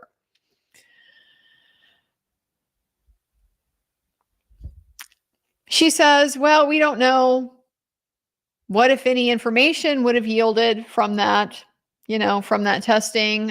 So it hasn't been done. It hasn't been started. Can't really say, if it's significant that they chose not to test that, because since they didn't test it, they don't know what the result is.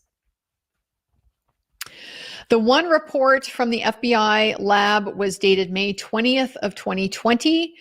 They had 36 items on their list that they identified. So we had a little bit of this discrepancy between 36 and 72. I wondered if 36 doubled is 72. So maybe it was 36 items that could be halved. I'm not sure. It was that was not explained, that discrepancy. Microscopic hair examination would not require any kind of consumptive testing, right? To be able to look at the hairs underneath a microscope and compare them to a comparison sample, this would not require any type of consumptive testing. You would have everything at the end that you started with. The FBI told her that microscopic hair comparisons would require comparison samples from the heads of subjects. And she was asked if any samples of Richard Allen were submitted. No, they were not. Nobody's samples were submitted. When asked about kind of this process, confirming this would not consume the hair, she says, that's my understanding, but I don't do this analysis. But she did, by her understanding, agree that you could submit any number of hairs and still have them left after the fact for the analysis. At the ISP lab, they only perform tests that law enforcement requests. So additional testing can depend on the circumstances. So if, for example, if they are looking for body fluids, they're expecting blood, and instead they get seminal fluid, they probably wouldn't ask for permission to proceed with further testing. With DNA, typically it's law enforcement who decides what known samples are sent that the item is to be compared to. So a lot of the scope of the testing that's done, it's specifically in the hands of the investigators, not so much in the hands of the lab. We revisited item number 17, the hair found in Abby's right hand. We knew that it was female. It might be related to Liberty German when they first tested it back in 2017. When asked if they had DNA samples from Becky Patty, she said not then. So we had heard previously that they had submitted samples earlier in the case, but the lab did not have them. So she received Becky Patty's sample at the same time as Kelsey's. That was about 2 weeks ago. Also, as of March 7th of 2017, there was, this is not also yet. So basically she's just reiterating, as of March 7th, 2017, they had an unknown female hair. Nobody had asked to compare it to Becky or Kelsey until 7 years after the trial started. Yes, that is the timeline and how that worked. She agreed her focus was on looking for male DNA. And when asked why, she said, well, we had indicators of a male perpetrator. But apparently, there was also an unknown female 3. This was from a hair that was recovered from inside the body bag that Libby's body was in. The lab witness stated she believed it had come from the sheets on the body. That seems like a big assumption, but that's what she went with. And it was consistent with a female profile. So the only DNA profiles from the crime scene that were able to be developed that did not belong to Abby and Libby were unknown female 1, unknown female 3, and the unknown male lab employee. She said she could not speak for what investigators were looking for, but they screened for male DNA, and she is at the discretion of the known standards that they submit in order to be able to do comparisons. So it was her decision to screen for male DNA was based on the case information that she knew, and that she followed procedures they have in the lab for screening the sexual assault kit when they have a male perpetrator. She said she had reason to believe from the case information that it was a male perpetrator. We're clearly talking about Bridge Guy here.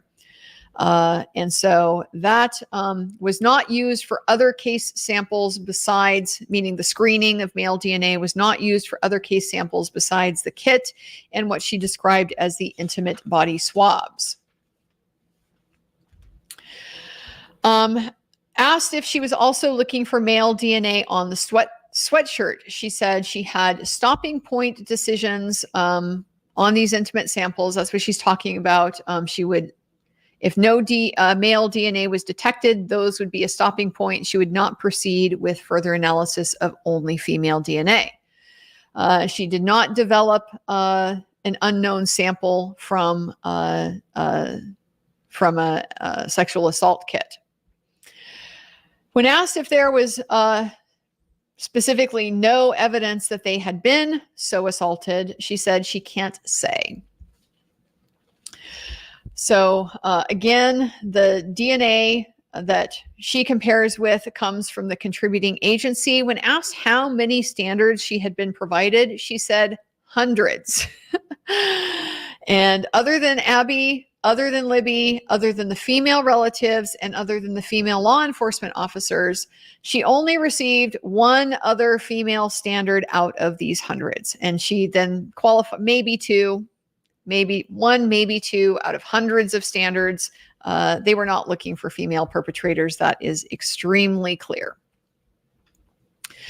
She asked if it was possible that multiple people could have been involved in the murders, and Ms. Bosnowski said, I don't make that call. I only have the case info that is provided by the investigators. We talked about the mixtures. Some cannot be limited to 2 people. She said some she would say at least 2 or at least 3, but didn't draw conclusions. The sweatshirt was maybe 3 or 4. Sometimes it's difficult to determine the number of contributors. She said the majority, she could not determine the number of contributors. And because there's just not enough information. We have procedures available to limit contamination. They believe that the male DNA profile was developed from a lab employee. So we got into what that possible source was. How many lab personnel have access to this sweatshirt? Ms. Bosnowski says, I was the only one who examined it, but it passes through police officers, investigators, and evidence clerks on the way in. Asked again, how many have access to the sweatshirt in the lab? She says, I was the only person to handle it. It was collected and transported to me. I don't know what happened to it outside the lab. And this is where she clarified that state police are considered part of the lab personnel if the trooper is in the database, and if they are in the database if they're involved in the handling and collection of items. So she said it's not unexpected that DNA can be transferred, especially if handling to the point, question here, if handling to the point of dressing a body, that would be a lot of handling. There was an objection to facts not in evidence on this one that was sustained. So she reworded it to say, essentially, dressing somebody would be more than a temporary contact. The witness was hesitant to say it would be enough to transfer. It would depend on PPE used. She can only say what happened to the sweatshirt while it was in her custody. And while it was in her custody, nobody but her touched it. She did all of the cuttings.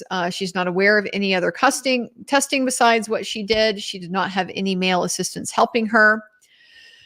She also reviewed the items that were collected from Richard Allen's home. This is, when this came out, like you maybe should have dealt with this in direct because it makes it look like you're trying to bury it. So there was a number of items that she tested that were collected from his home. Bottom line, no connection with Abby or Libby from any of those things.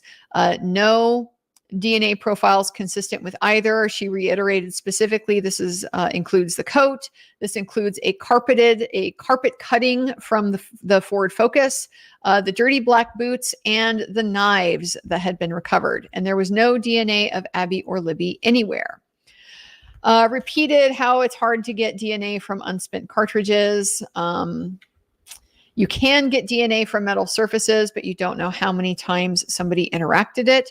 She was asked if the cartridge had appeared impacted in dirt. In other words, had it been buried? Is this, we're trying to get a sense of the age of this thing potentially. So she could not draw that conclusion. It had a slight dirt-like presence. There was not enough DNA on it to compare it to anybody. When asked how many hours she had spent on the case, she did not know. The number of items examined, she estimated hundreds. Bottom line, a lot of time, work, and energy invested, and there was ultimately no biological or serological connections between Richard Allen and Abby and Libby. There was no unmale DNA that could be developed or a sample that was specific from Richard Allen. Side question. We know from the pretrial hearings what this is related to. Is saliva a source of DNA? Can you get a sample from that? And the answer is yes, you can. That's one of the higher quality profiles that's available. There was a redirect that was largely nothing new. This is an example of one of these redirects that is just trying to get the last word. It's not really responsive to what just came out on cross. You're just repeating what you said on direct, like you're pounding the table with it. Then the irony. Is microscopic hair analysis a legitimate form of identification? Has it been discredited? She says, well, it's not my specialty. We don't do it in our lab. The FBI is comfortable doing it. She believes they treat it as an investigative tool for screening. The ISP used to do it way before my time, but she's talking about more than 18 years ago. So she's aware there are concerns about these types of hair comparisons in the forensic scientific community. The irony. So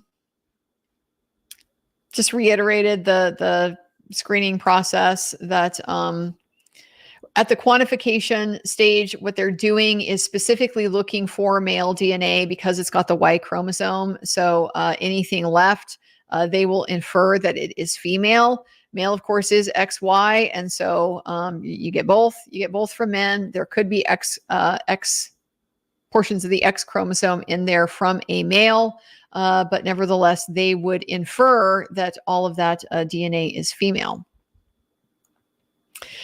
When asked if there was any other resource in the lab that she thought would be helpful that she didn't employ, she said, we exhausted a lot, if not all of the resources in the lab, and nothing came to mind.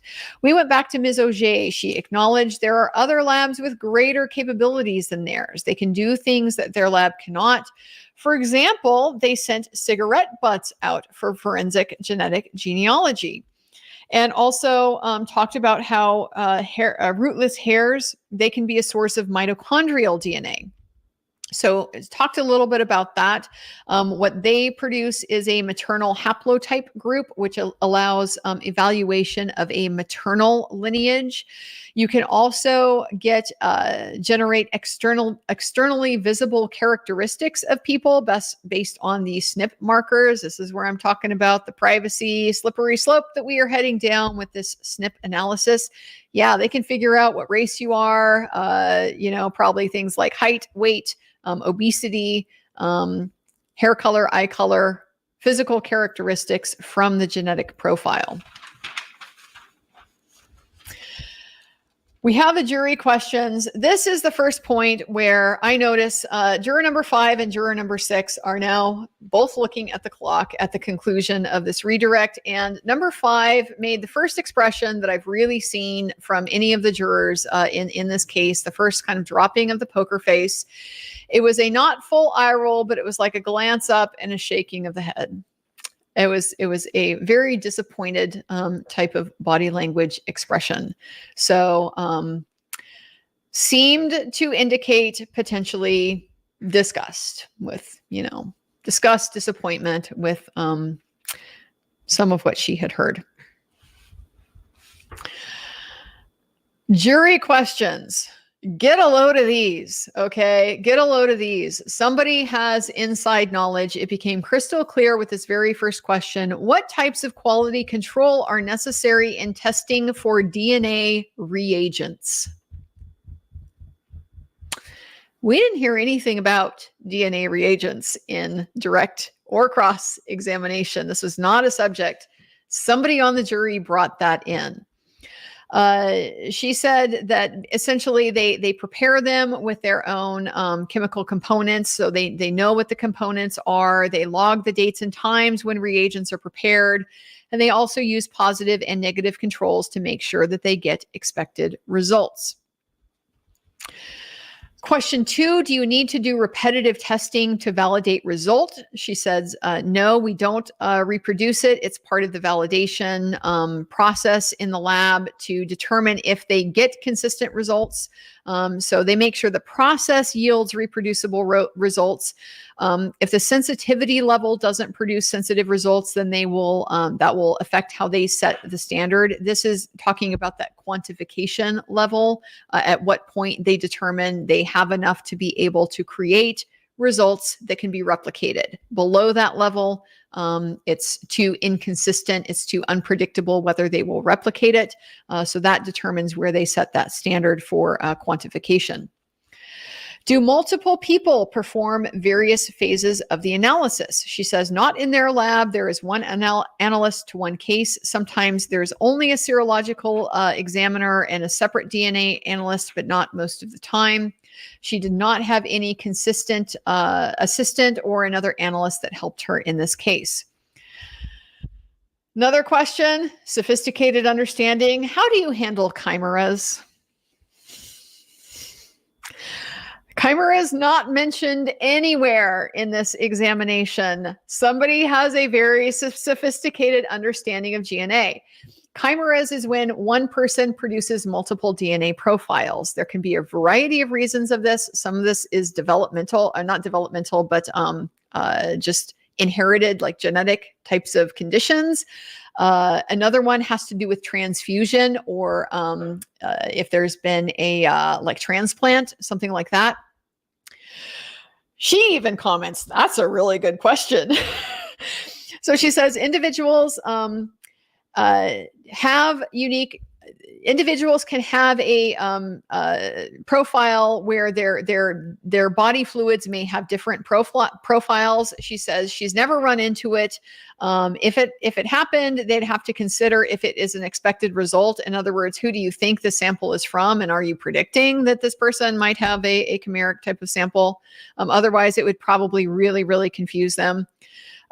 She says they do ask if the individual has been transfused when they are getting their standards, because that person could potentially exhibit two profiles, and in that case, they would need a full profile from both individuals, the transfusion donor and the recipient as well.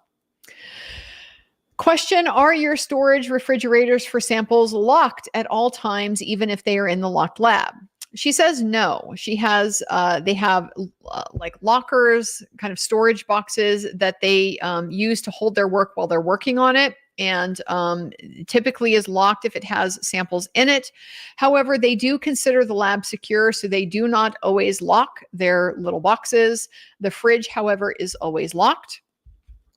What restricted access policies were in place? She says it requires a badge to get into the lab, and only biological analysts can get into that area of the lab unattended. If there were analysts from other units, they would have to be escorted in.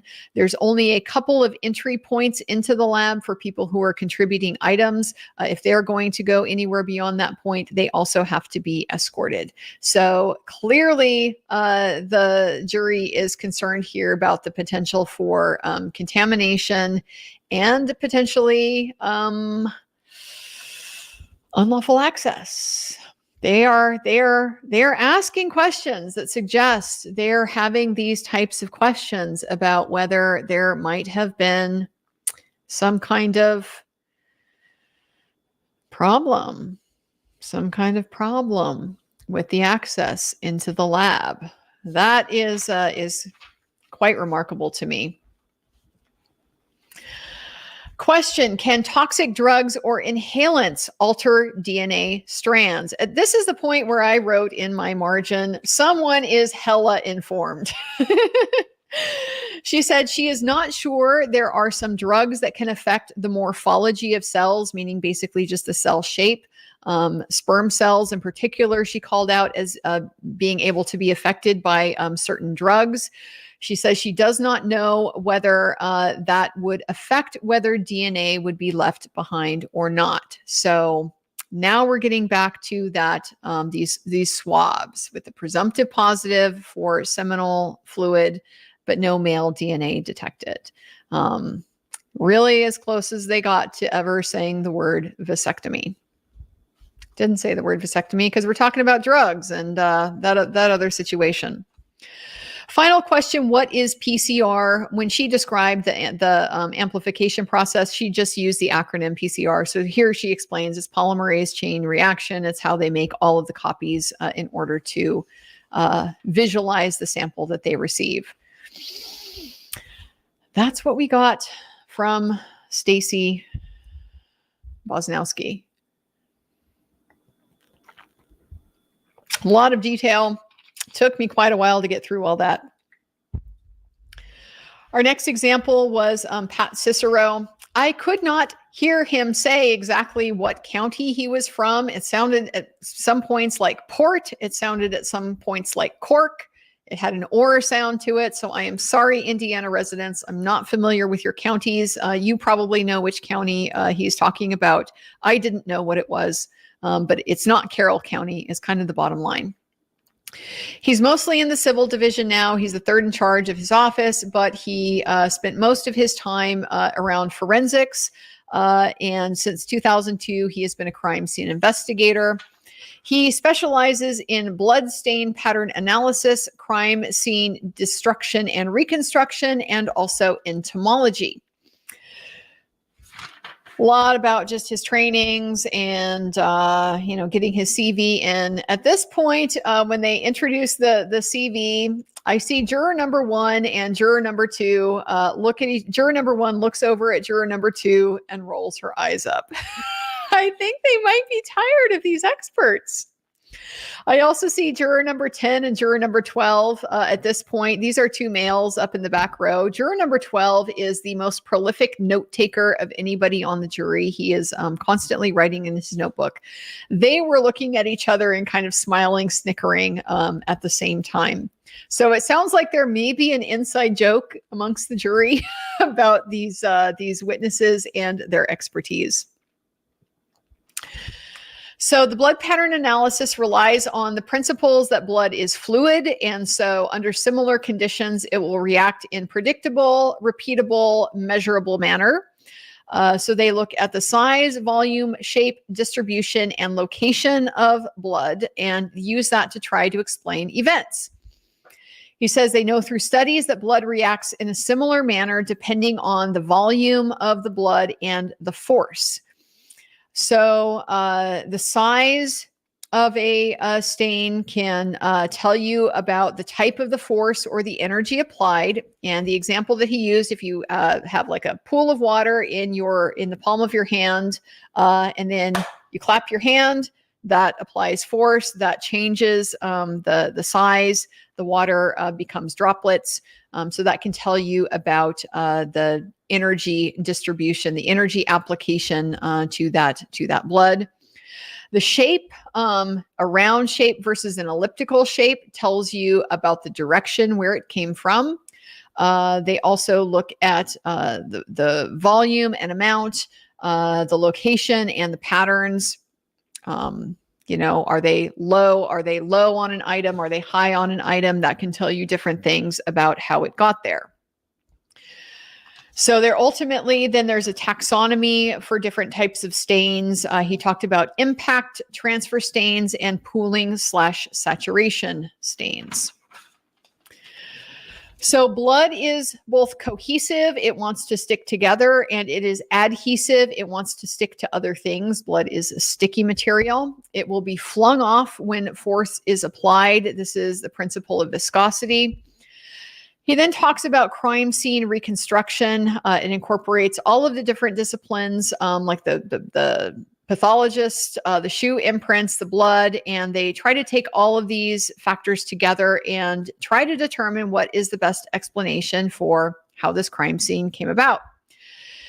He started using these words that I just made a little note in my margin that he's using lots of big words to make it sound really sciencey, because he doesn't explain what any of them are or whether they have anything to do with the case. It's just really it's trying to bolster his expertise. He's trying to make himself sound like he's really smart, because he's saying things like superpositioning, lateral continuity, Blockard's exchange principle, event sequence. So just getting a little throwing the words out there. He was very, very good about using the microphone. He's like the only witness so far that's like deliberately made a point of like getting into the microphone. And so we could hear him extremely well, but he would pop. Sorry to do that to you guys. I can't even do it as bad as he did. He would pop this microphone really, really badly, and it would like jerk me in the courtroom when he did it. So he did bloodstain analysis in this case on beginning February 12th of 2024. 7 years after the crime, they bring in the bloodstain pattern analyst. So he reviewed the files in the case, the photographs, the DNA results, the autopsy reports, the diagrams that had been prepared, basically everything that was available about the case. He went out to the area of the scene on April 4th and April 5th. He also examined Abby's clothing, specifically the jeans, the hoodie, the pink shirt, the gray bra, the black bra, and the shoes. We looked at some additional photographs and the diagram. And so this is the point where I was able to get a better view and illustration of the diagram. It's reversed up here on my screen, of course, because my camera does that. But I wanted to go ahead and hold that up there for you guys, because there have been a lot of discrepancies about like the positioning of the sticks on Abby, the positioning of the sticks on the bloodstain, and like exactly where the sticks are on Libby. So that was my best ability to be able to try to reproduce that as closely as possible to what was shown in court on the screen.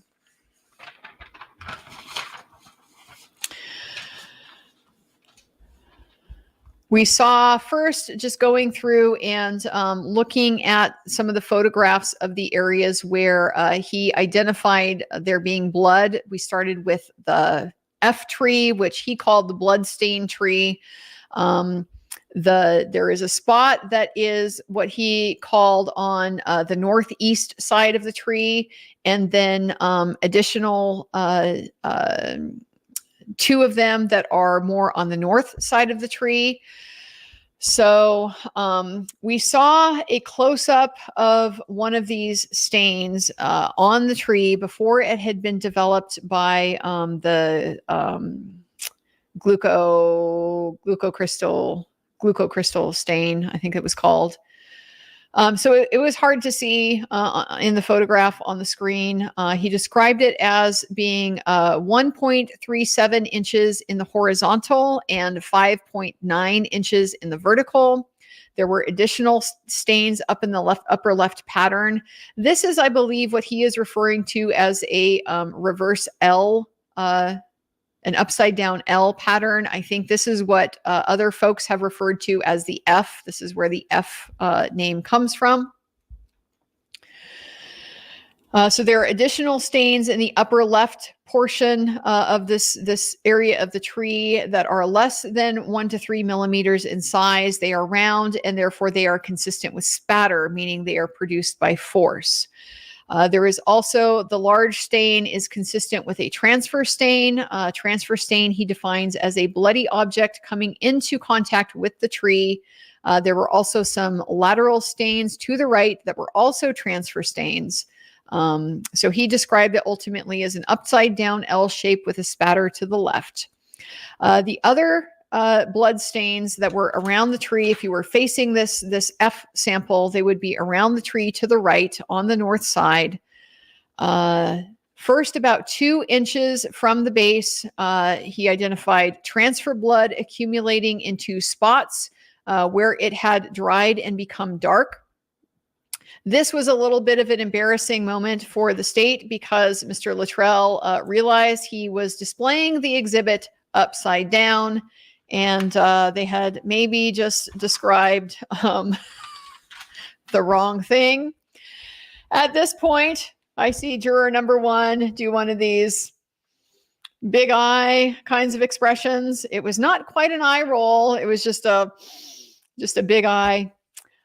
So the witness then approaches with the physical photo to show it to them in the correct orientation. They all smile at him very politely when he comes up. So then we saw the photo with the glucocrystal stain that basically turns the blood a kind of gray color. So you're able to draw out the shape of that one much more clearly. His hypothesis is that it is a pattern transfer from an object that would leave repetitive patterns that appear the same. There was part of this stain that he described as not a normal transfer. It was the horizontal part. It was very square. The stain to the right margins are uniform and even and smooth. So it did not look like just a natural kind of smudge. This is why he thought it was an object that would leave a repetitive pattern. Another stain on the north side. This is the one that I believe is approximately 4 feet above the ground, all consistent with transfer from some bloody object. We then looked at the crime scene from various different configurations to see the orientation of those different areas of blood that are depicted on the diagram.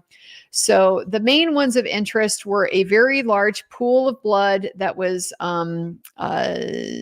beneath the feet, primarily of Libby, but basically like between both of the victims, but it's closer to Libby.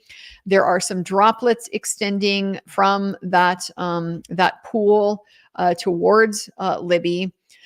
He described this as the pool was in the process of coagulation, and it undergoes serum separation. Those things were visible, and that indicates this is a large pooling area. There was also a large accumulation of blood over in the vicinity of the F tree.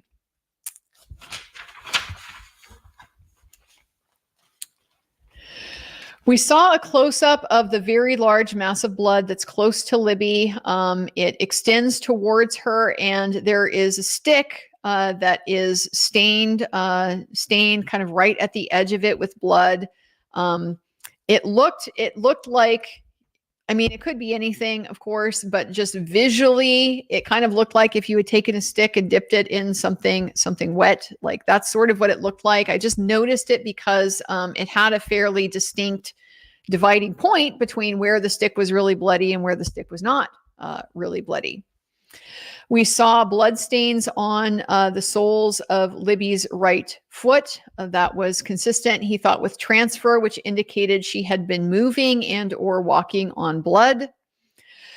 We saw from Libby's torso, there were flow patterns of the blood that occurred due to gravity. There are also altered stains, meaning that there's been some effect on them that goes through the flow, and it appears to be a transfer. So he described her lower torso as being a very complex pattern because they were overlapping. He concluded from this that at some point she had been upright and changed direction down, and there were then subsequent alterations and transfers to those stains. Her neck and upper chest showed alterations and transfers. The face, Abby's face, we had to see very close-up photos of both girls' faces, which is really unpleasant. But he showed it to us to demonstrate that the flow patterns are going different flow patterns on her face. So there was one that was going downward on the right side of her face, one that went up over her cheek and then down towards the bottom of her face, and then another that was from her right eye downwards. There was all kinds of blood on her hands, so much blood that there was coagulation in her cuticles, so very high volume of blood on her hands. We also saw transfer onto her wrist and forearm on her left hand. The pattern by eye, this was really extremely sad. He said this was classic dilution. It's a combination of water and moisture. It's consistent with a tear. The family was really, they were crying at this point. The right hand had blood on her cuticles. There was a flow pattern, but he couldn't really tell what direction. There were transfers and alterations. The left hand of her palm has this area like kind of right through here where it's completely blank. Like it's white, there's blood everywhere, but then this is just skin. So that is some blood being transferred off.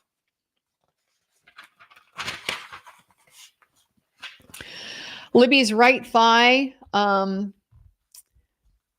this is the one that had a number of drips that had flows on them. This is the one that immediately caught my attention because the flows of these drips, they are horizontal. They are not flowing down her leg like you would expect if she was upright. They were going sideways. So he says these are consistent with a projected pattern, these drips, meaning that he believed they had been ejected out of a breach from a larger vessel. So this is spray, essentially. The flow pattern indicated to him that the leg had to be somewhat under the injury for the droplets to fall. Acknowledged if she was standing, the flow would be down to the knee as opposed to sideways. So he believed this indicated she was probably seated at one point for that wound for that flow. The wound was over the leg, and then it flowed to the side while it was still wet. The drops and scallops show energy. They show hydrostatic pressure, which is the created by the system pumping out the blood. And it was voluminous blood that's created from the types of injuries that she sustained. Another pattern on Libby's face showed an alteration. And so he clarifies at this point that when he's talking about an alteration, typically he's talking about a wipe or a swipe pattern. a mark on that on the interior portion of her leg and torso. There are alterations. There is blood that's coming across from her cheek that makes it look like she is bleeding from her nose, but he knew from the autopsy report that she didn't have any injuries, so it is not a bloody nose. It is blood flow. And that indicated that her head would have had to be lower than the blood source, which is indicative of movement. So when asked specifically if Libby was moved after death or unconsciousness to create that pattern, he believed yes. She was moved after death or unconsciousness to create this flow pattern on her face. We looked at the back of the body where he pointed to a stain that was on the back of her left leg and side, and also how leaves are sticking very like all over her back because of the cohesiveness of blood. There was only a small amount of blood found near where she was discovered, which indicated she was no longer bleeding. If she had been, there would be a pool. We then turned to Abby. So the only area of blood on Abby was her neck. There was small pooling by her right arm and shoulder, but the injury itself was on the left side of her neck. Her sweatshirt was saturated. He described her final position as being a pugilistic pose, like a boxer. The hands are bent up and close to her body. When the sleeves are pulled down, the notable thing here is that in contrast to Libby, there are no blood stains on her hands. There are no blood stains on her sleeves or her arms. In the autopsy photos, there were some blood stains on her hands and arms, and we also, I think, we may have gotten samples from that. So his theory essentially is that because she had to be handled, they had to be like carried out. There's a steep hill up to the cemetery. The blood was likely still wet. And movement in the bag could have potentially caused that to transfer onto her hands and arms so that it was there at the time of the autopsy when it wasn't there when she was initially found at the scene. He said the removal of her sweatshirt more than likely changed the blood stain patterns, meaning the removal of the sweatshirt during the autopsy. With Abby as well, the flow patterns go upward on her chin, and so that positioning is not consistent with her final resting place. The blood is essentially coming from the wound over her chin and onto the area of her mouth. We saw the close-up views of her hand with no blood. We also see a photograph of her torso with her clothing pulled up, revealing her basically entire front. There's no blood. He says there's no blood on her brassiere, on her shirt, or on her torso. We just heard from the DNA analyst about blood being found on those items. So I don't know if this is another just issue of discrepancy between her condition at the time of autopsy and condition at the time of discovery. In his view, this is all consistent with her wearing the clothing at the time of her passing. So we'll get into that a little bit more. Photo of the left hand as well, no blood. So the blood on her chin was indicative to him that she was moved while the blood was still flowing. Again, she had dark stains on the shoulders of her sweatshirts, but none on the sleeves. And so it indicated her head either potentially would have gone back to cause this type of pattern, or the blood source was above her. So we looked at the diagram, and he was asked for what he believed the best explanation was for the blood on the F tree. His explanation is he believes that the bloodletting, I think he's meaning Libby. Libby was killed basically on the far side of somewhere in the vicinity of the F tree. All of the blood in this area belongs to Libby in pools. The only blood on the ground was found underneath Abby that belonged to Abby.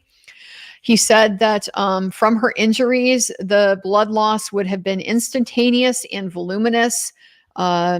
So in an area on that side of the tree, he thought she would have put her hands up. They would have had lots of blood on them. She was injured at the tree. He attributes the transfer to her.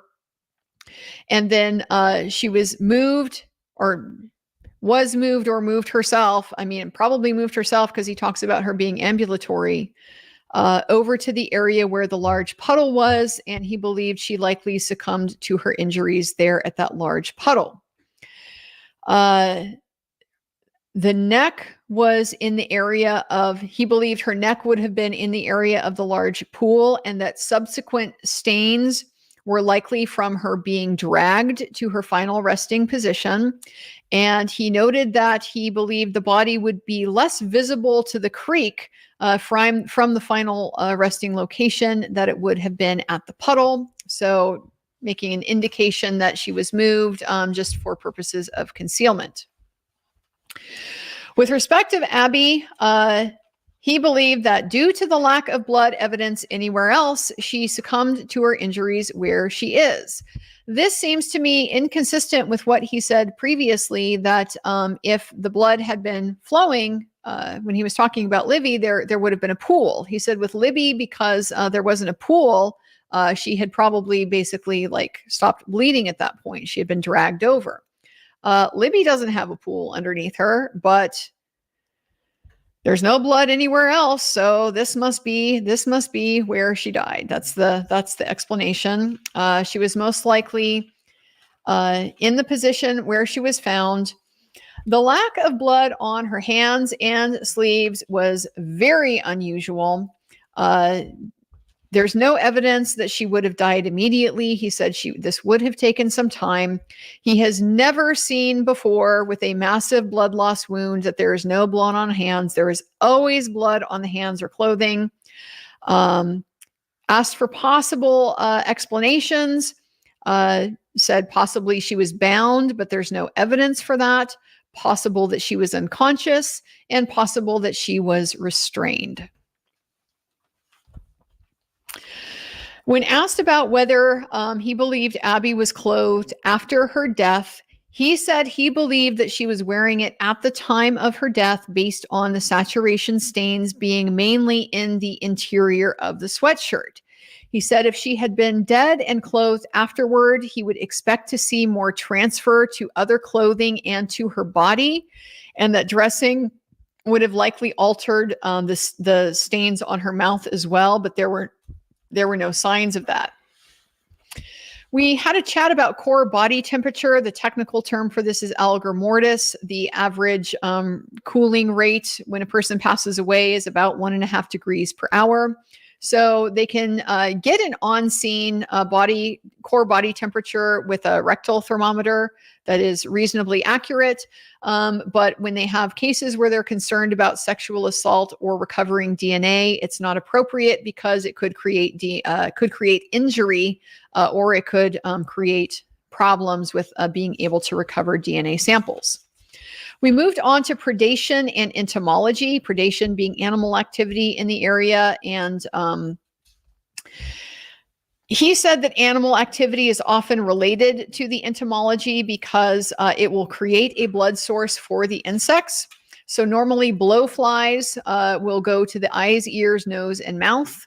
But if there is a blood source, they will go to that as well. Said there was no sign of blowflies here. He would not expect it because they are typically active above 50 to 51 degrees. They are not active at all at night and generally not until later in the morning. Climate always affects blowfly activity. So he is also not surprised there is no predation. He said sometimes bodies lie out for weeks without predation. He acknowledged in this area there are coyotes, vultures, possums, and rats.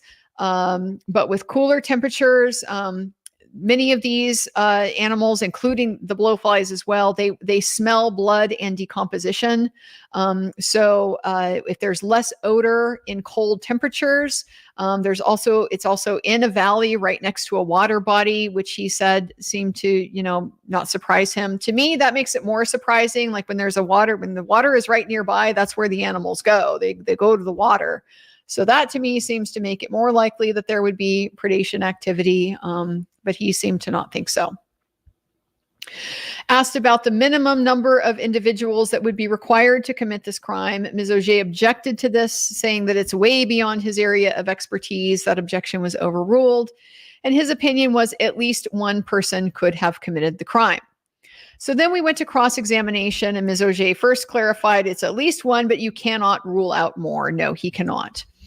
He was not asked to view the case until 7 years after the crime in February 2024. He was in the same place doing the same things in 2017. He could have come out then if asked. He was not able to see the blood at the scene in person, and a forest can change in 7 years. She described the location of the areas. Well, he had described the area where the bodies were found as being in something of a bowl or a depression. She was asking if that is the lowest area, if that's like the lowest point in that area. He said, well, in that particular depression, they were in the lowest point. But he didn't walk around the entire forest area, and he didn't recall seeing any specific areas around that were lower than that. I'm just going to show you right now how today went, because I went through my entire legal pad today and I had to borrow additional paper to finish my notes. One of Lauren's assistants was there, and let me steal some paper from her notepad, which I really appreciated. So we talked then about the F tree. And so his theory is that Libby was mobile at the time her neck was cut and for at least a moment after. So it would have caused a significant amount of blood flowing down her neck and shoulders. Her blood was found in several areas of the scene. Believed at some point that she was sitting down and then moved to the area where she was located. So Ms. Auger points out she weighs 200 pounds. Your theory is she was dragged from the blood pool from the tree. But there's lots of leaves that you can see in these photographs between the blood pool and Abby's feet. And there's no drag marks in the leaves to indicate that. And he says, well, there are still leaves there, but there are also leaves under her body. He fleshes this out a little bit in a minute, but what he's basically saying, and this actually made a lot of sense to me, is because of that adhesive quality of the blood, she is bleeding in that pool area that causes some of the leaves in that area to stick to her back.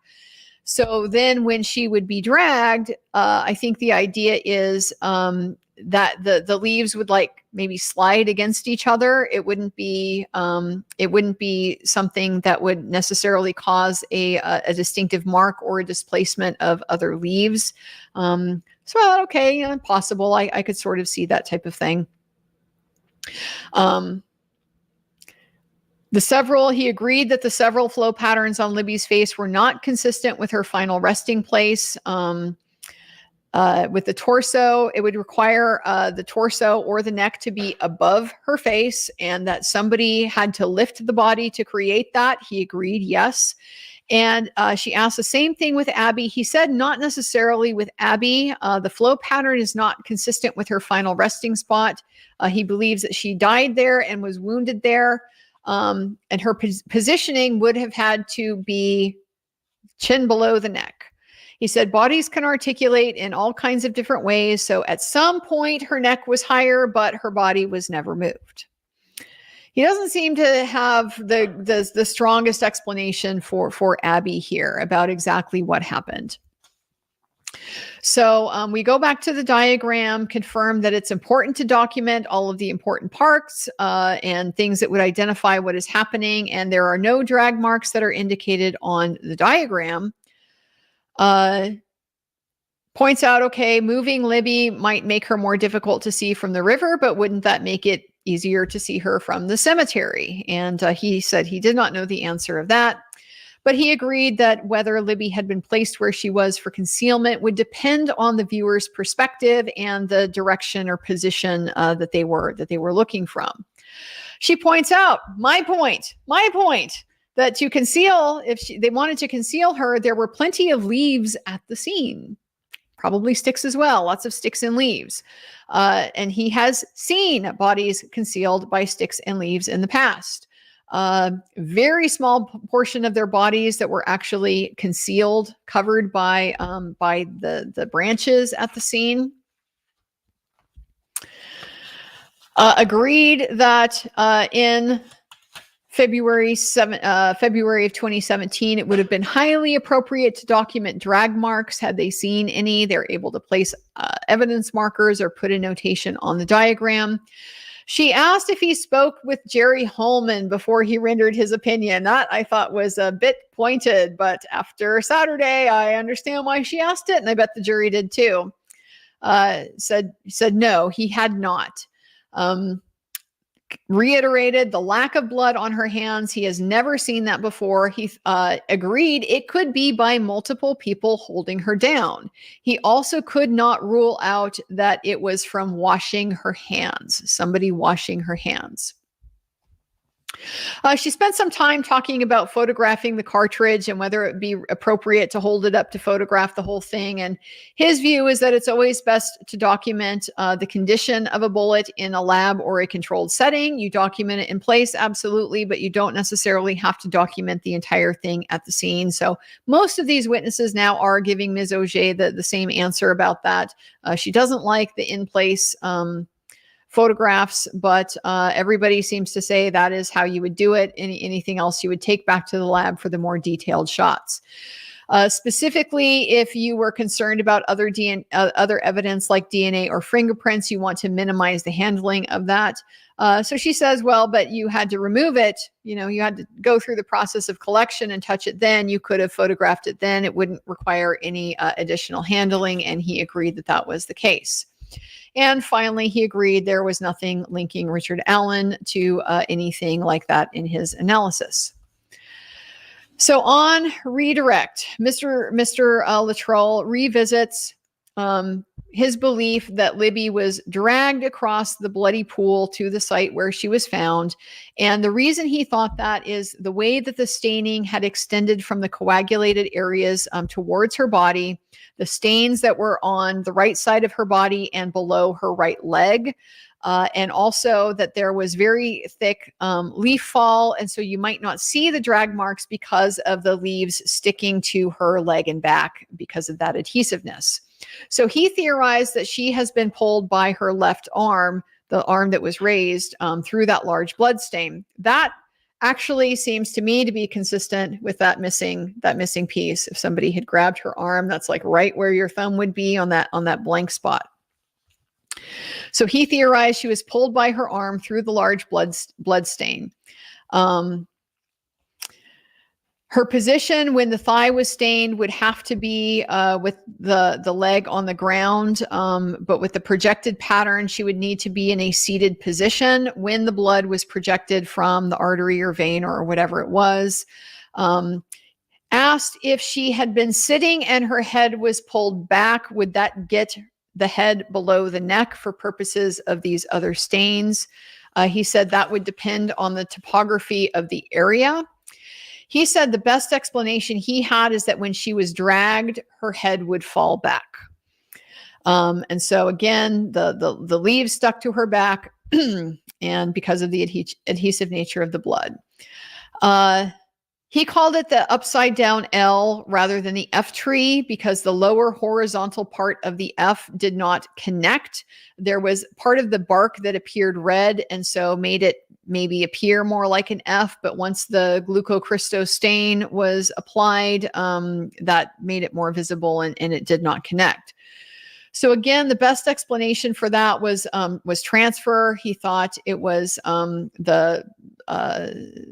because of the volume of the blood on the tree, the stains on Libby's body, and the height of the stains, it was consistent with potentially a hand or a part of an arm.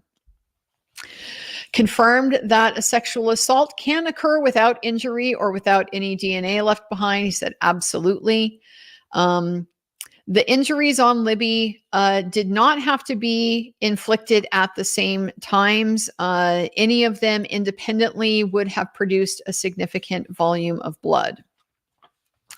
He repeatedly used the term hypothesis for his explanation. So on recross, Ms. Auger addresses that a hypothesis is a supposition. It's a proposed explanation. He agrees with that. Agrees that there could have been other methods of transfer.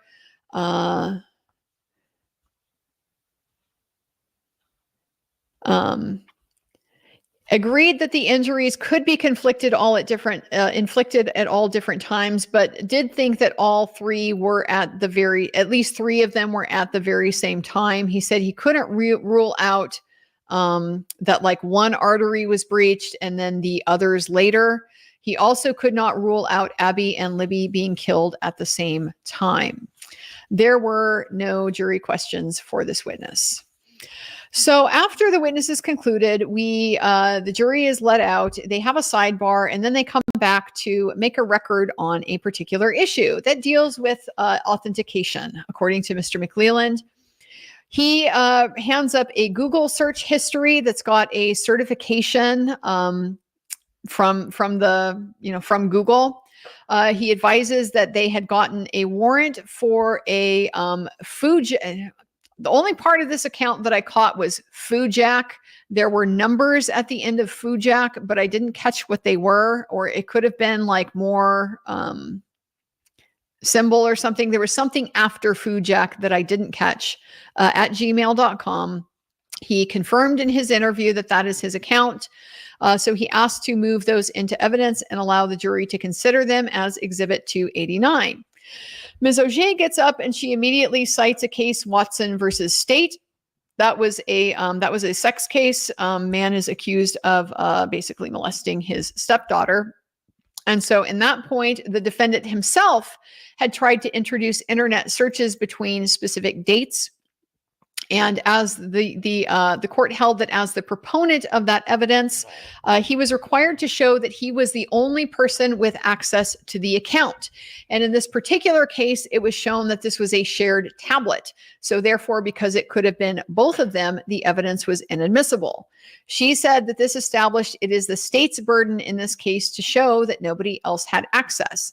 This is, the fun that happens sometimes when people come up with rulings that, when the defense wants to do something and they don't get to do it and you get a justification for it. Well, that's precedential. And now you really have to apply that reasoning to the state as well.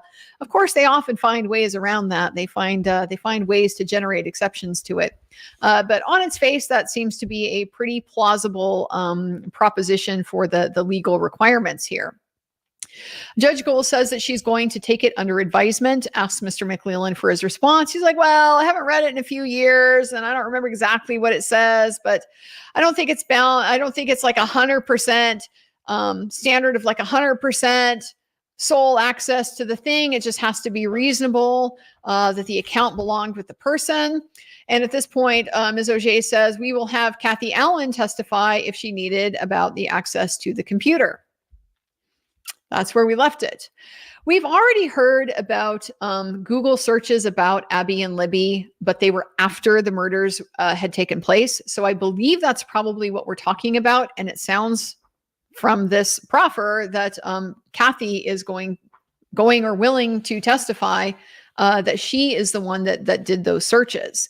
With respect to anything prior to the crime, we heard that there was no evidence of any kind of premeditated activity. So whatever these Google searches are, that's kind of the stage that's been set for us. It probably is not things like how to hide a body or things along those lines that would suggest preparatory stuff. Like look at the Lisk case if you want to look at the bad Google searches, or that other guy, spacing on his name right now, but the other one over in Massachusetts that Trooper Proctor was involved in, and it's kind of causing some questions about that going forward, possible implications there. They had another sidebar about technical issues at Mr. Rosie's request. And at the conclusion of that, we heard that the court is granting a motion to quash that was filed by Mr. Ives. I'm not sure who Mr. Ives is. I am sure that many of you in the chat are going to know who that is. But in any event, apparently he has filed a motion to quash, probably a subpoena, and that has been granted. So that was our day. That took me a while to get through all of those details. My goodness. I was not really hoping to go this long, guys, because I got an original action to try to wrap up and try to get filed. I got a lot of it done yesterday, but it's been very busy. There's quite a bit to do, and I couldn't quite get it all done, but I do want to get it as soon as possible and get it in because it's weighing on me. I have some anxiety around it. Like last night, I didn't sleep well. I had one of those wake up suddenly in the middle of the night and can't really get back to sleep. And then when I do get back to sleep, you have, those anxiety dreams where like you can't do anything right. You're doing everything wrong. I just need to get this thing done and get it filed. But I also don't want to sacrifice too much of my sleep.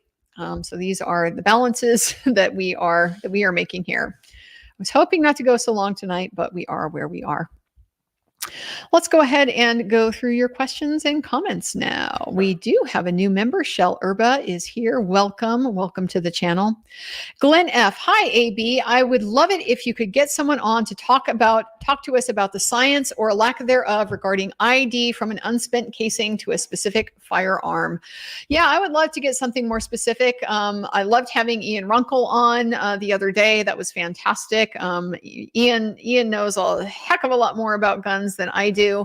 I think that the challenge of the spent versus unspent is that it seems to me that this is going to what the defense wanted to present a metallurgist to talk about, because it's dealing with the pressure, the effect that would have on the casing, whether there's any kind of chemical effect potentially from the explosion, just other things that inhere in that the quality of that material and how it would react to that explosion.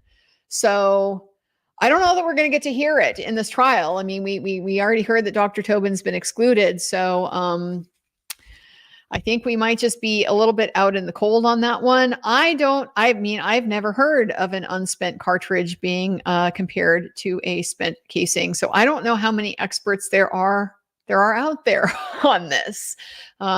Might be hard to hunt somebody down who's in a position to really be able to give us good information about that. But I agree. I think that would be a very interesting thing to have somebody with the expertise who can share with us like exactly what is the problem here. We might get it from Dr. Waller for the defense, the guy that is doing their own comparison. We will have to wait and see. Stephanie L. Congrats, Andrea. Thank you for all your hard work and the passion you have for the truth. Well, thank you so much. I appreciate that. It was a milestone today.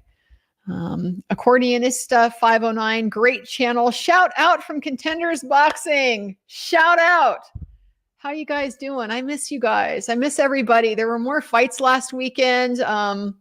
Our boy Alex he's growing up into a straight beast, man. He got a stoppage win.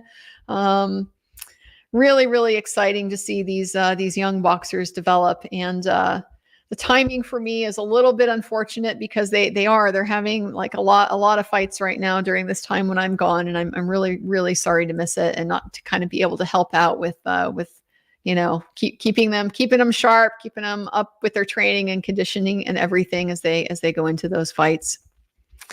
Casey Martin, did you say the cervical swab was the one with possible seminal DNA? So yes, it was the vaginal cervical swab. It was both of the girls, presumptive positive for seminal fluid, but no male DNA detected. Doesn't that seem less likely to be contributed as transfer DNA from a male simply living in the home? Yeah, I mean, this is very internal. This is very internal. So Like I said, the only explanation they put out there was, well, the presumptive positive can be wrong. It can be wrong. These tests for the body fluids that they're using in this context, these are usually, they react to different types of proteins, and so it's typically specific to the type of protein that you're looking for. But yes, it's not definitive. I really don't know like what the rates are of error from a presumptive test, like how often they would not be confirmed later, but she just said that's possible. So that seems to be the explanation that the state is going with, that it was just a nothing. And the defense is really not contesting that, because I don't think they want to open the door to the possibility that there may have been assaults here. From a kind of truth-seeking standpoint, I don't know that we can rule it out. A very, conceivable explanation for this phenomenon, which I have seen before in casework, is guys shooting blanks. Kelly Jane Gillott. RA avoided all DNA transfers in a forest, but left a cartridge, kept car closed, DNA risks, but rehomed phone that would only show he was where he admitted. Yeah, this is the whole organized versus disorganized thing. He's planned it so well that he's come up with all of these efforts to conceal and so forth. But at the same time, he's so sloppy that he makes all of these, seemingly really dumb mistakes. These are often very hard for me to reconcile when there's just competing explanations like that. Jennifer Ferguson, the local news is reporting 2 jurors would not look at the pics presented today. Did you see anything like this? I did not see the jurors when they were showing the photos again, because I was very focused on the photos so I could get the best substance out of what the witness was testifying to. So I did not notice, but it wouldn't surprise me. I mean, most of these photos, we saw them before. We already saw them the first time. These are really, really unpleasant photos. They're not fun to look at. So I didn't see it, but it would not surprise me. Kate's Meow. What are the chances that the audio of this trial goes missing too? I really applaud your efforts to get access to the public. Well, oh boy. There's a problem if they do. I mean, if they don't have them, there's no record. If there's no record, that's a significant issue for appeal. I'd have to look up the way they handle it in Indiana. So in my jurisdiction, if you lose a transcript on appeal, or you lose like a recording, you can't recreate a transcript. Sometimes this will happen if you have a live court reporter and the live court reporter vanishes, dies, something like that, because their own stenographic notes typically can't be interpreted by something else, by another reporter. You really need that individual reporter to interpret it. So those types of situations, they will try to recreate the transcripts. Okay, literally sit everybody down and try to recreate it. And if they can't do that, then what they will do is sit down and do what they called an agreed report of proceedings. And it's basically just sort of doing their best to describe the general gist of what happened and when it happened and who said it. So it's the burden of doing that falls on the trial court, the defense counsel, the prosecuting attorney. I have major, significant issues with that from a basic due process standpoint. There's no way that something like that, especially over the length of a trial like this, is going to be adequate to be able to get effective appellate review. So if these recordings went missing, it would really be a significant issue. I don't think they will. I mean, the rule says they're a court record. Okay, I've seen a lot being made of Kelsey's hair match and it being removed forcefully. Can we please acknowledge that hair can come out without force for a variety of reasons, and this is not a smoking gun? Yes, I agree with that. This is substantiated by the testimony today that described, the shedding process. And so She said specifically, you'd love to have a skin tag associated with the hair, but we never heard about that, anything like that with any of these hairs. We just heard that there were roots attached that can be perfectly consistent with normal shedding. Doesn't mean that the DNA is still going to be high quality in that sample. Because it will just like any protein, it will start to decay when it's, no longer like living, no longer being fueled, supplied by the living thing. So I agree 100%. I don't think there is an indication that this was forcibly removed from Kelsey. That's not what I got from the evidence. I do, however, notice though that if he is taking the position that Abby was wearing these clothes at the time she died, she was not dressed by somebody else after she died. That was kind of my theory for the best explanation I could think of for how the hair would get here. That somebody else, there's like a hair, you get a hair sometimes stuck inside your clothing. It's like the most irritating thing ever. I hate when that happens, like try to find it. It's awful. But there's a hair like stuck inside the sweatshirt or something. And so somebody in the course of dressing her, would have run her hand through the sleeve. It would have caused the hair to be entangled, and they simply would not have noticed that because her hands never came out from the end of the sleeves. I thought that was a pretty viable explanation. It seems to me that if Libby is dressing herself and putting her own sleeves on, if you're getting a hair entangled in your fingers, you do something about that. I mean, of course, who knows? Just depending on circumstances and context and stuff, people can do different things. She might have been concerned with other things more than the mild irritation of a hair wrapped around her finger.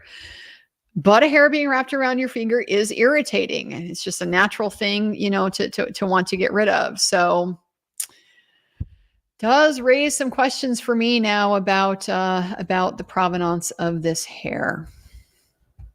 Donna Brack, how is the evidence being protected now in order to proceed if this case goes cold and then another perp is discovered? Well, as I've explained to you, they are running the risk, from my perspective, of contaminating it all over the courtroom with their handling procedures. They put their gloves on and then they go and handle unrelated items, and then they go in and touch the item.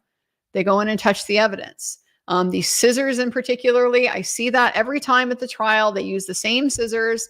Nobody is indicating that they are sanitizing these scissors. I would be shocked if they were sanitizing the scissors, because nobody in the courtroom is thinking about this type of thing.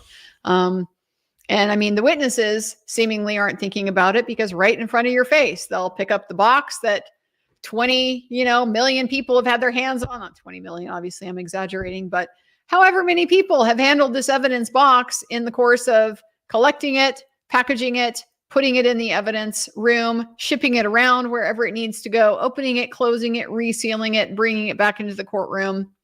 All this stuff we just heard about from the witness today, about this repeated handling that increases the likelihood of DNA, skin DNA being deposited. And then you're taking your gloved hands, sticking it on that, and running it all over the evidence item. So this is why I call it theater. It is theater. Like, it's kind of a joke to think that anything that gets handled in court at this point of time is going to continue to have real integrity. Anything that they don't open, you just kind of have your fingers crossed that they're keeping it sealed. It's all still in its sealed containers, in its bags and stuff.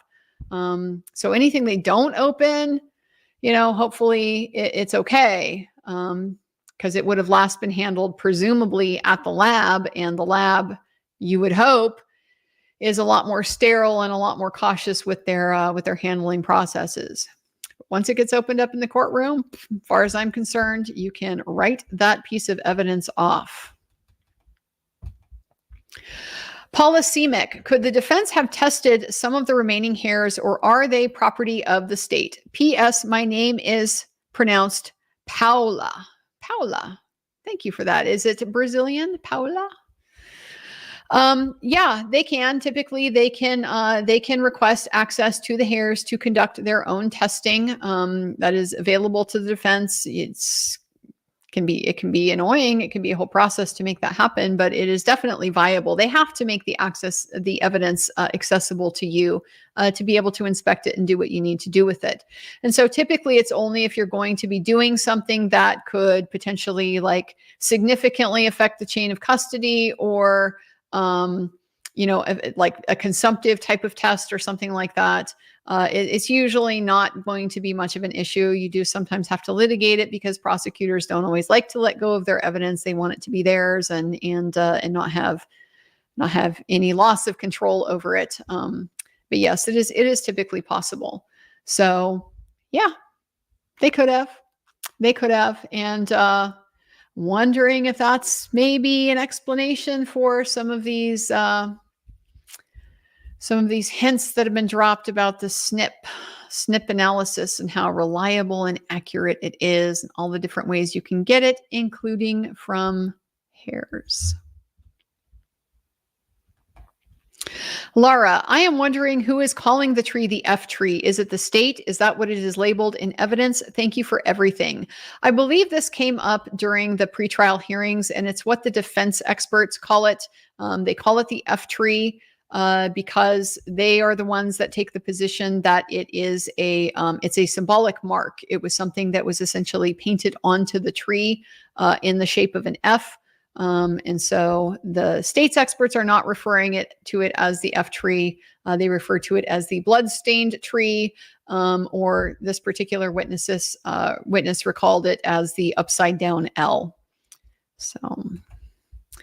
Lisa Thomas, is it normal for one person / lab to do all of this? I'm going to say, yeah. I mean, definitely the one lab, when you have the state lab, yeah, they handle it all. One analyst, maybe yes, maybe no. I guess it just depends on, their workload and their staffing. Probably also, like the timing of the necessity, if this was like a rush order, way more likely you'd need to have more analysts on board. But it doesn't seem like it was. So I don't think it's really particularly unusual. Rumor has it, would it have been possible to MVAC the sticks branches for DNA, and why wouldn't they do that? Thanks, Andrea. Greatest coverage. I think the main concern they have with the sticks is the whole issue of the inhibition, because the sticks themselves are biological material. They were described as kind of like crumbling and dark, maybe like rotting a little bit. But then also they were dirty. So I think that the issue there is just the low likelihood that they would have gotten anything that wouldn't have been contaminated by those conditions. It would have been too inhibited to be able to develop. Now, having said that, should you try? I don't know. I don't know if an MVAC is going to work on a substrate like this. It's a good question. I don't know, but I would suspect that their main concern with something like that was just the likelihood of inhibition. Star Craze. So basically the state is claiming that RA carried Libby from the tree and placed her next to Abby without transferring any DNA. Well, yeah, somebody grabbed her hand, according to them, at least one of her hands, and dragged her to the tree and did not leave any DNA in her hand. Now,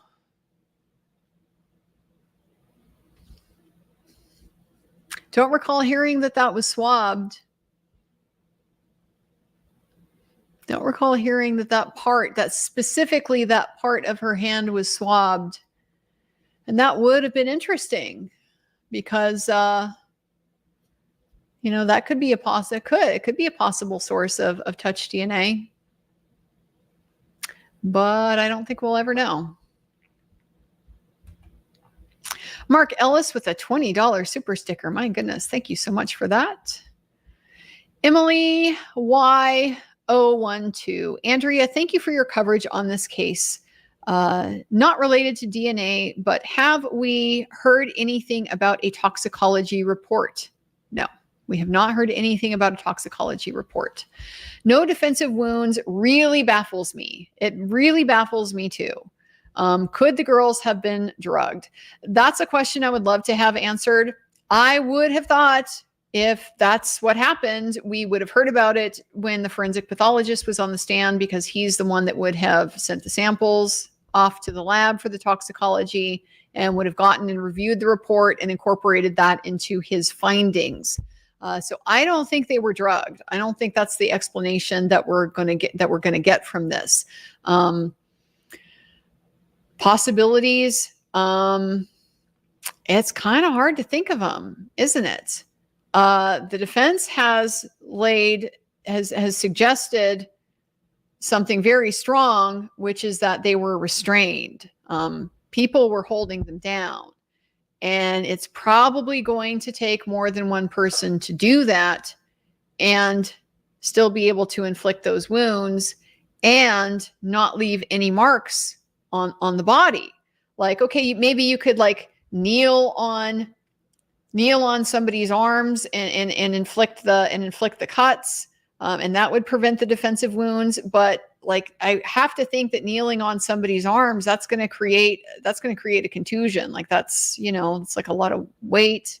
I mean, maybe not, but it just does seem like a very intriguing suggestion that there was a restraint by potentially one or more people, and then a different person that wielded the knife.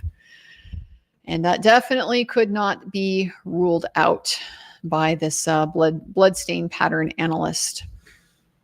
V. Grave, why wouldn't they test unknown female DNA? What if linked to a perpetrator's girlfriend or wife? My hair gets all over my husband's stuff. Yeah, and we saw this come out at LISC, right? We saw that was part of how he's been kind of tied to some of these incidents, is because DNA from his wife and daughter have been found on the bodies or at the scenes. Transfer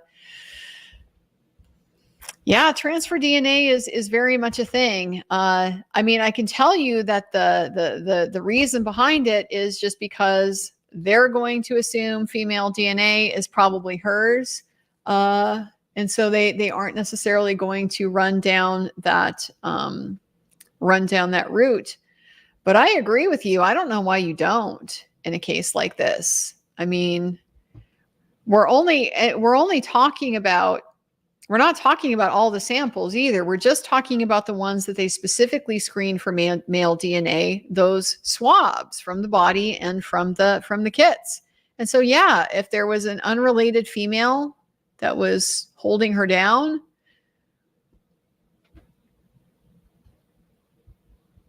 we'd like to know that. This unrelated female hair that was found, that's a very intriguing detail. I do wonder if we're going to hear more about that.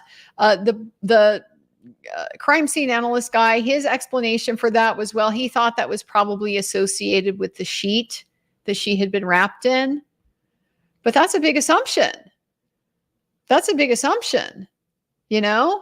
The hair is very easily, like we just heard about how during the bench exam, they put down paper to catch the detritus. That's the whole reason why you wrap the item. And so the similar principle is going to apply with the body. You would wrap it so that you contain any kind of trace evidence. Pretty sure they even specifically said that. So here's a piece of trace evidence. You're just going to assume that came from the sheet. Yeah, I don't know about that. And I would definitely like to know more about unknown female 3, because if it's unknown female 3, that means it's not Kelsey. If Kelsey is unknown female 1, unknown female 3 only gets that designation because it's a different profile. I am going to be very interested in whether the defense has followed up on that. Bumbling B, why can't the perp be female? No reason. Just that's what they think. They think bridge guy, and they have this confirmatory approach to their theory, right? They're not examining the evidence all closely and seeing what it tells them and then developing leads based on that. They're looking at what the case information says and then adjusting their testing to accommodate that. So the case information said bridge guy, therefore they're only looking for males. This is a really, really bad investigative philosophy, but that's what they seem to keep acknowledging over and over. Spit versus tears. Yeah, I suppose you can't rule out spit. I can tell you from the photograph, though, it does. It really looks like a tear. Nancy Jo M., you are a magnificent orator, articulate, focused, calm, thoughtful, unexaggerating. I did exaggerate a couple times. I like to, with the billions of things. I don't know. That's a bad habit I have. Clear and witty. I could listen to you speak all day long. Thank you for the immense commitment you have made to reporting this case. You are an absolute rock star. Well, thank you so much for that. Those are just very, very kind compliments. I really appreciate it. I've said before, everybody has their insecurities. It's not necessarily that easy. I'm not like a real attention seeker or anything. It's not really that easy for me to put myself on camera and be out here, speaking to the world. So just the fact that, you guys have given me such a positive response. It really does uplift me a lot and makes me feel good. So thank you for that.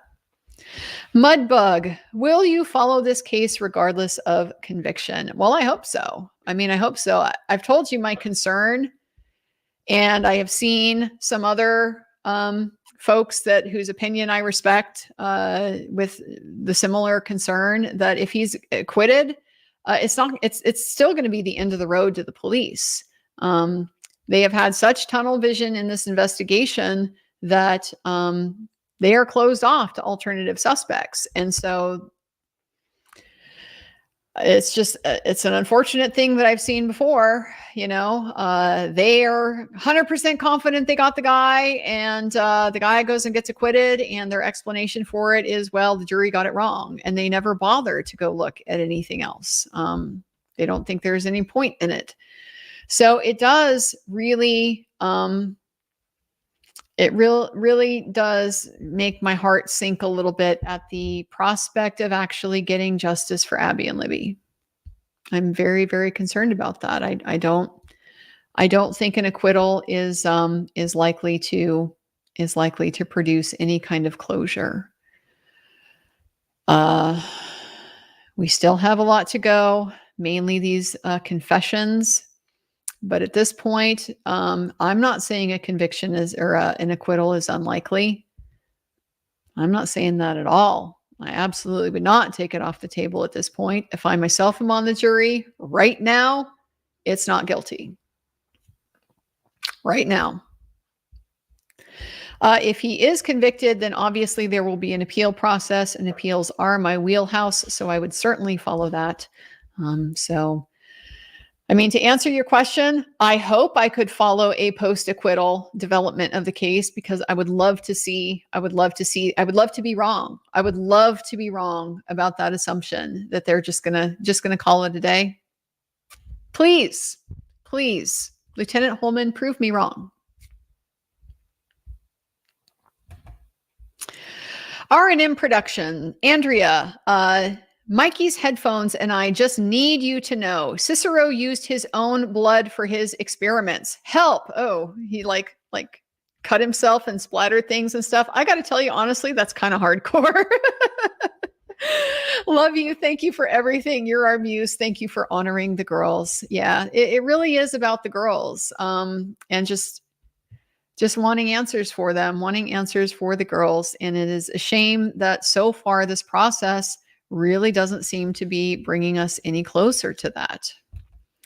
Tracy Fagan, can PCR change DNA? So this question actually came up at one point. I didn't specifically mention that part, but yes, this was addressed. So no, it can't. It's not going to technically change the PCR. But it is a replication process. And so any replication process has the potential for there to be replication errors. I'm sure that there are studies out there about, the frequency of that type of thing. And there's probably practices to try to minimize it and stuff like that. I would think that replication errors would tend to be random and they would tend to be infrequent. And so you would not tend to get a loud signal from them, meaning they just wouldn't really show up very much. But it's possible, but not really changing it in that sense. Alex Kane, how are local media covering the case? Given the importance of local news to local politics, are any of the state's people subject to re-election? Thank you in advance. I have not really been able to follow a whole lot of the local media. I've only seen a few. I've been a big fan of Dave Bangert. He has a Substack that's called Based in Lafayette. And part of the reason why I like him is he's giving much more detail in his breakdowns than you are typically getting from what I am seeing from mainstream media.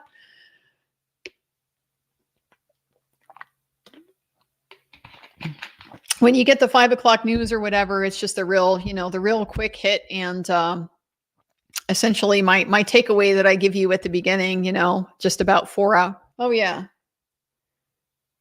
About 3 hours ago. Sometimes you see a little bit more like on the Twitter threads and stuff like that. I think they are attempting to be factual, but there's always viewpoint that's expressed in journalism. Like there's this idea that we're going to keep it, nothing but factual and entirely remove our opinions and judgments from it. But I don't think that's possible, because judgment is reflected in the things that you choose to say, the order in which you choose to present them. And so there is editorializing that's inherent in the process of just writing an article at all, no matter how factual you're trying to make it. So as far as like the mood and tenor, it's very hard for me to say because I just don't have a huge sample to draw from. I've enjoyed Dave's in particular because to the extent he is expressing a mood, it seems to be pretty even-handed. Like he recognizes when things seem to be going well for the defense. He recognizes when things seem to be going well for the state. And so I appreciate that type of thing.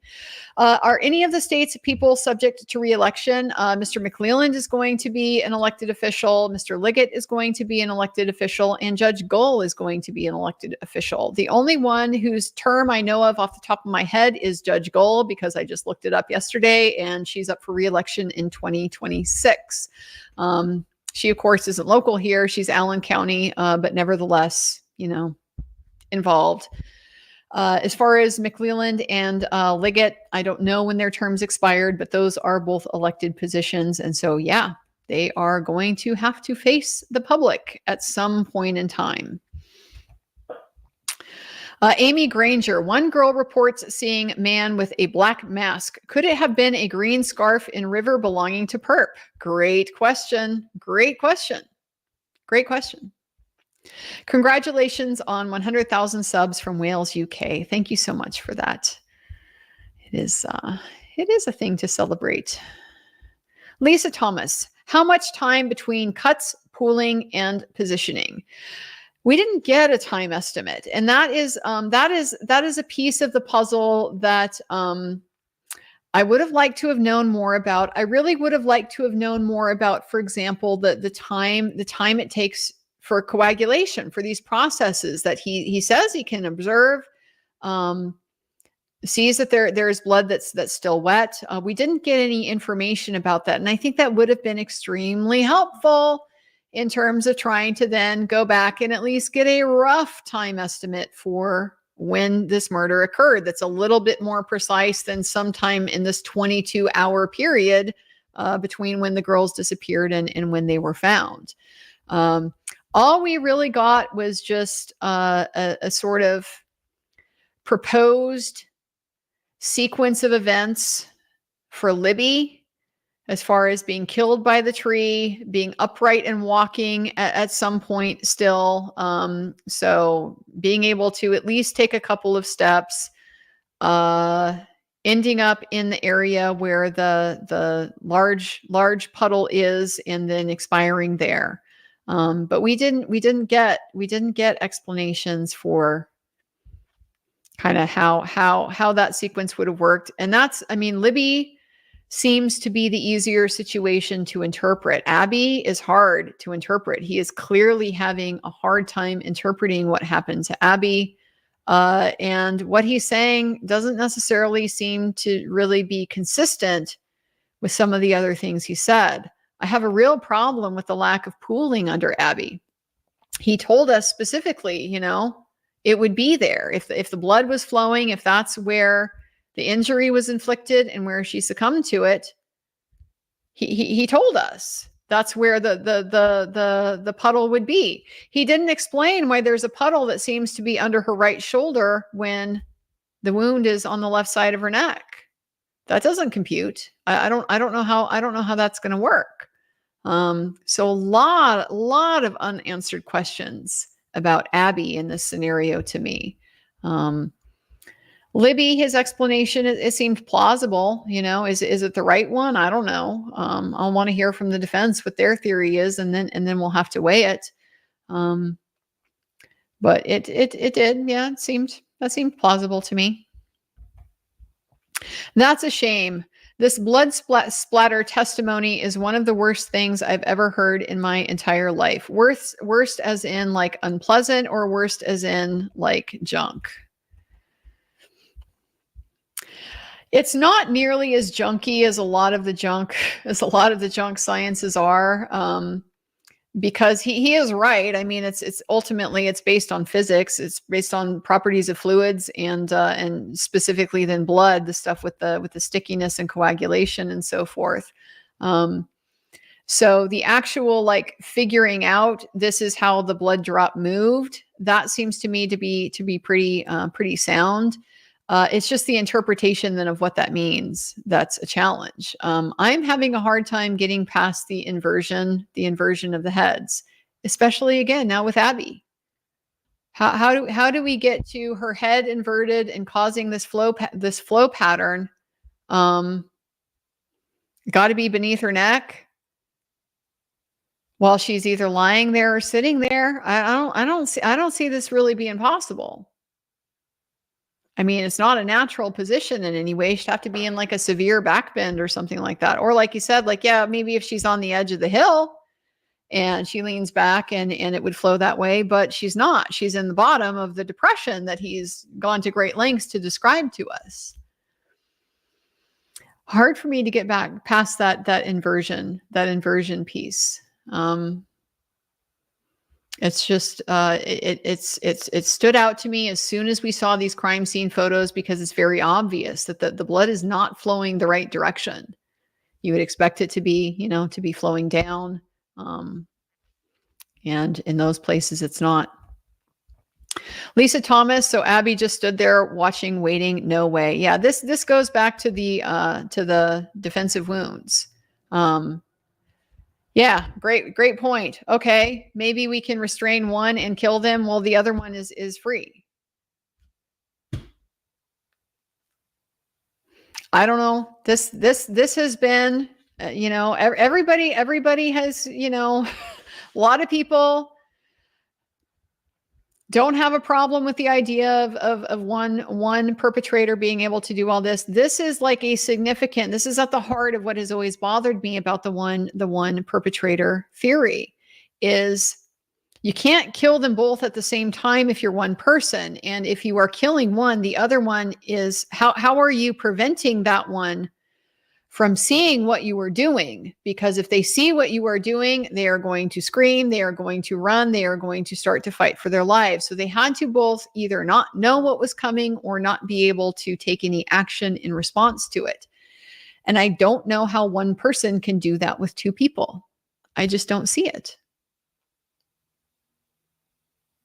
I don't have an explanation for how that could work that way.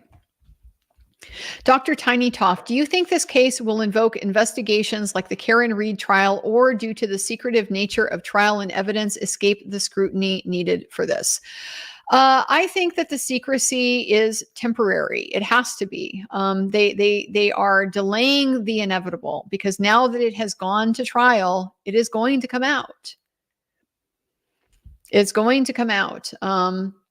No, if you're not here in the courtroom, you aren't going to be able to look at the people and see their expressions and all of that type of thing. But you're going to get the audio at some point, or at least a transcript is going to be available. And the exhibits are going to be available. So they can't keep this under wraps forever. That's part of why it's very frustrating to me that they're going to such lengths to do it now, because it's futile. It's futile. You're not keeping this under wraps. A numbers girl, retired LEO here. This case is nuts. Hallelujah. I recently found your channel through Peter. I love your channel. A new subscriber, looking forward to more. Well, thank you so much. Appreciate that. Really enjoy, I've said before, I love having law enforcement officers around. Everybody doesn't like bad cops, right? Including good cops. I've heard it said that nobody hates bad cops more than good cops. And I love me some good cops. Good cops are some of the salt of the earth people. They're helpers. They share my dark sense of humor. We deal with the same people, in different contexts. So we often have a lot in common, and I appreciate having law enforcement officers around the channel.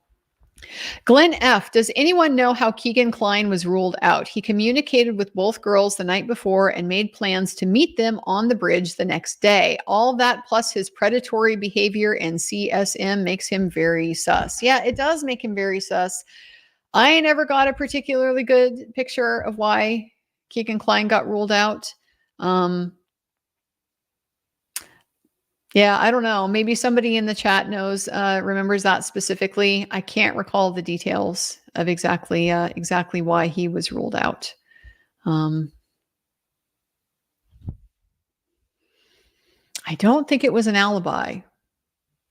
But it might have been. I can't remember now. Hopefully somebody in the chat knows the answer to that one. Kimberly Young, curious amount DNA detected but insufficient for analysis. It's a large amount of low quality DNA is the message that I'm getting from it, which likely means a lot of trace DNA. A lot of trace DNA, but it's low quality. Government DNA lab in Australia found to have higher threshold for analysis, so samples discarded that could have profile massive scandal. Yeah, this goes to what I was talking about with where they set that cutoff standard at the quantification point.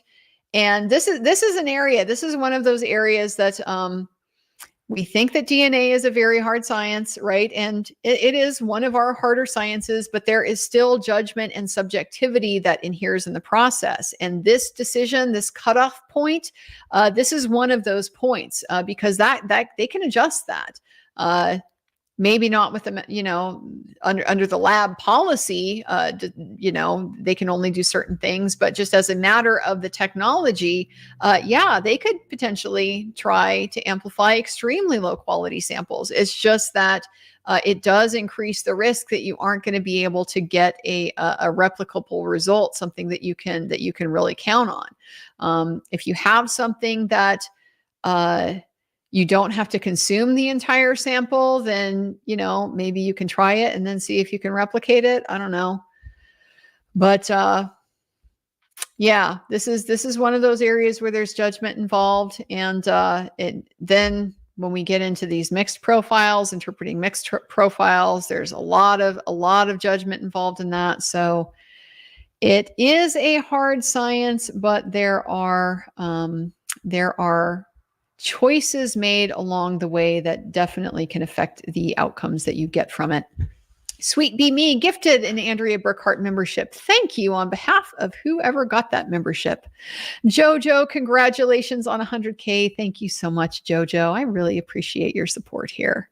Clinton Hall, I appreciate so many things about the work you are doing, but I am especially appreciative of the regular notebook page count updates. Hope you are icing that arm well each night. Truly impressive. I'm doing pretty well. I'm pretty well conditioned to the note taking at this point. It really hasn't bothered me at all. Clinton, I appreciate my seat pads so much. I have over the last weeks been so grateful that I have had that there to improve my courtroom experience. So thank you very much for that. Mary Lou is now a YouTube member. Welcome to the channel, Mary Lou. Lisa Thomas, thank you. Here's to supporting your motion. Well, thank you so much. I really do want to get it done and out the door ASAP.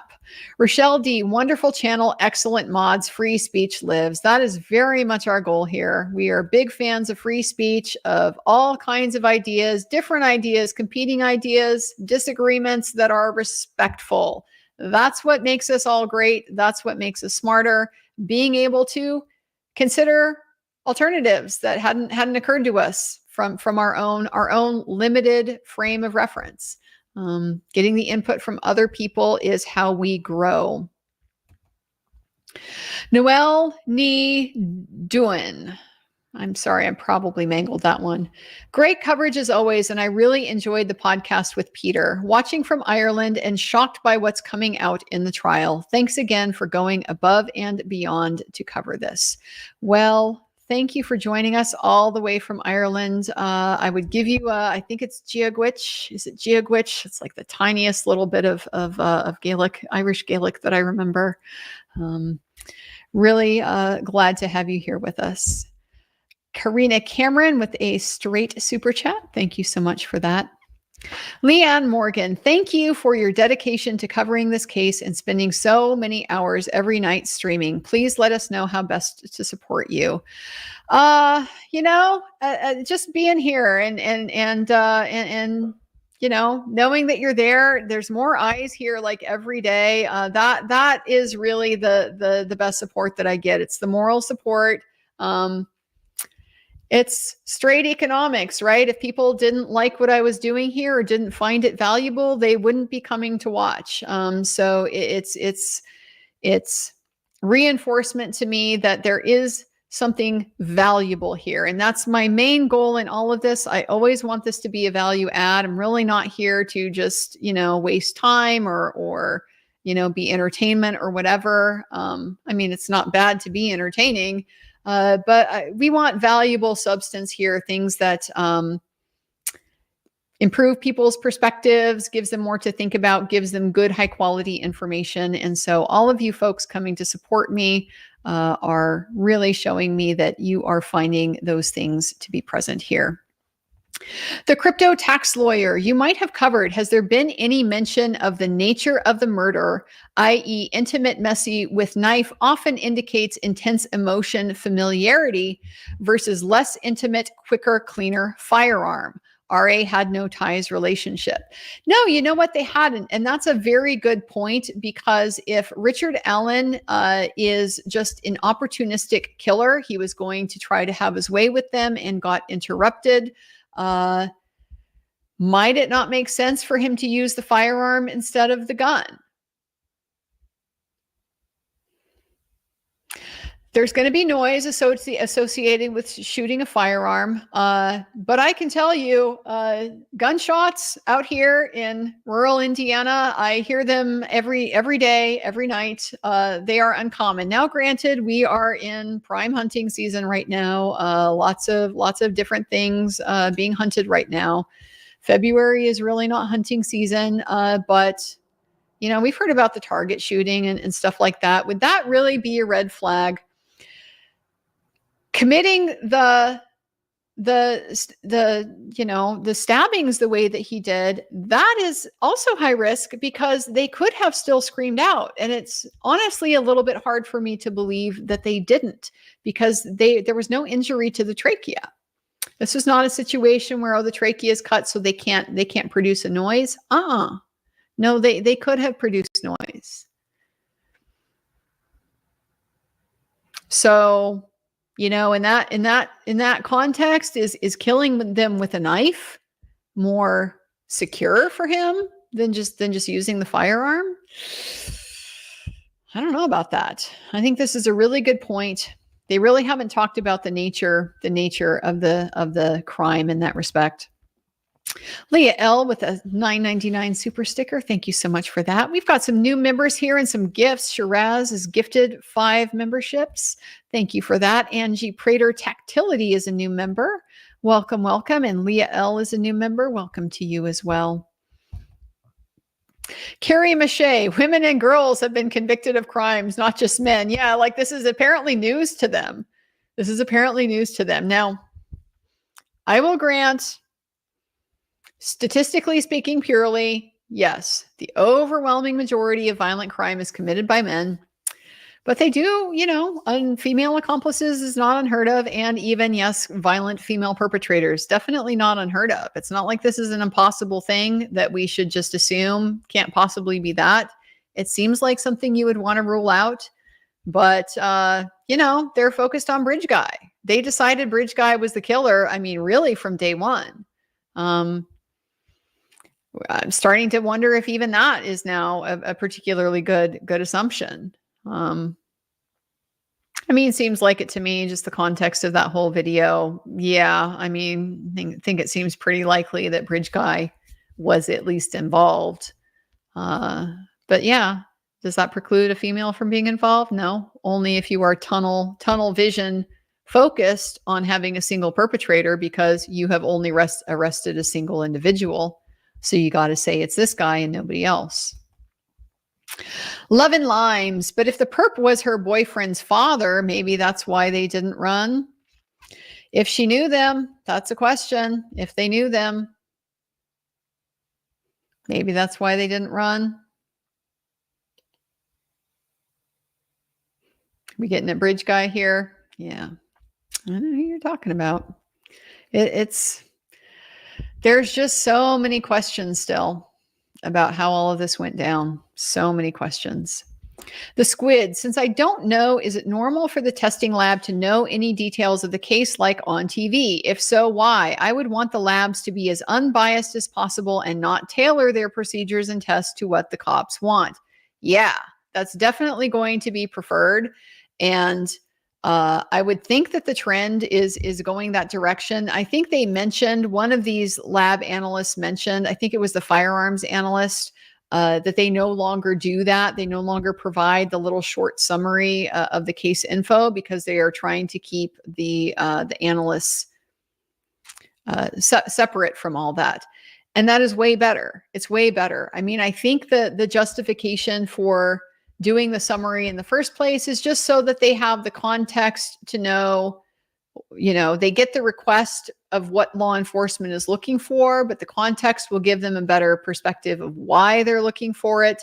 And then that can help them potentially make recommendations for additional testing, depending on the kinds of results they get, because they understand like what the purpose is in the investigation. So from that standpoint, I can see why, it makes some intuitive sense. But yes, the risk of it distorting your analytical process is very high.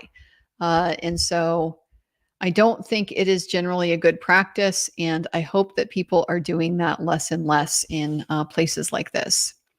People in Court is now a YouTube member. Welcome to the channel. Peach Cobbler, Andrea, please tell me that lawyers have abbreviated notes and that your notes are not longhand. Thanks for the coverage. My notes are mostly longhand. I do have a lot of my own little shorthand references. That's one of the reasons why when I was so sleep deprived, I kept saying Idaho State Police because my shorthand is ISP for Indiana State Police. But for the last 2 years, ISP has also been my shorthand in the Koberger case for the Idaho State Police. So I'm just mentally habituated to reading my notes, ISP, Idaho State Police. And when I've had, no sleep, I think that just kind of naturally happened. I do have a few little shorthand notes, but most of them are longhand. I just write it all out. PDF photography. If Kelsey is unknown female 1, Sheet is unknown female 3, what, who, where is unknown female 2 hair? Yeah. Unknown female 2. Where is she? Didn't hear anything about her. I'm also intrigued about who unknown female 3 unknown female too could be.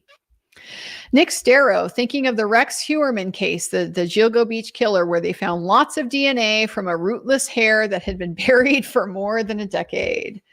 Yeah, these technologies exist. Like she said, there's more and more of them every day.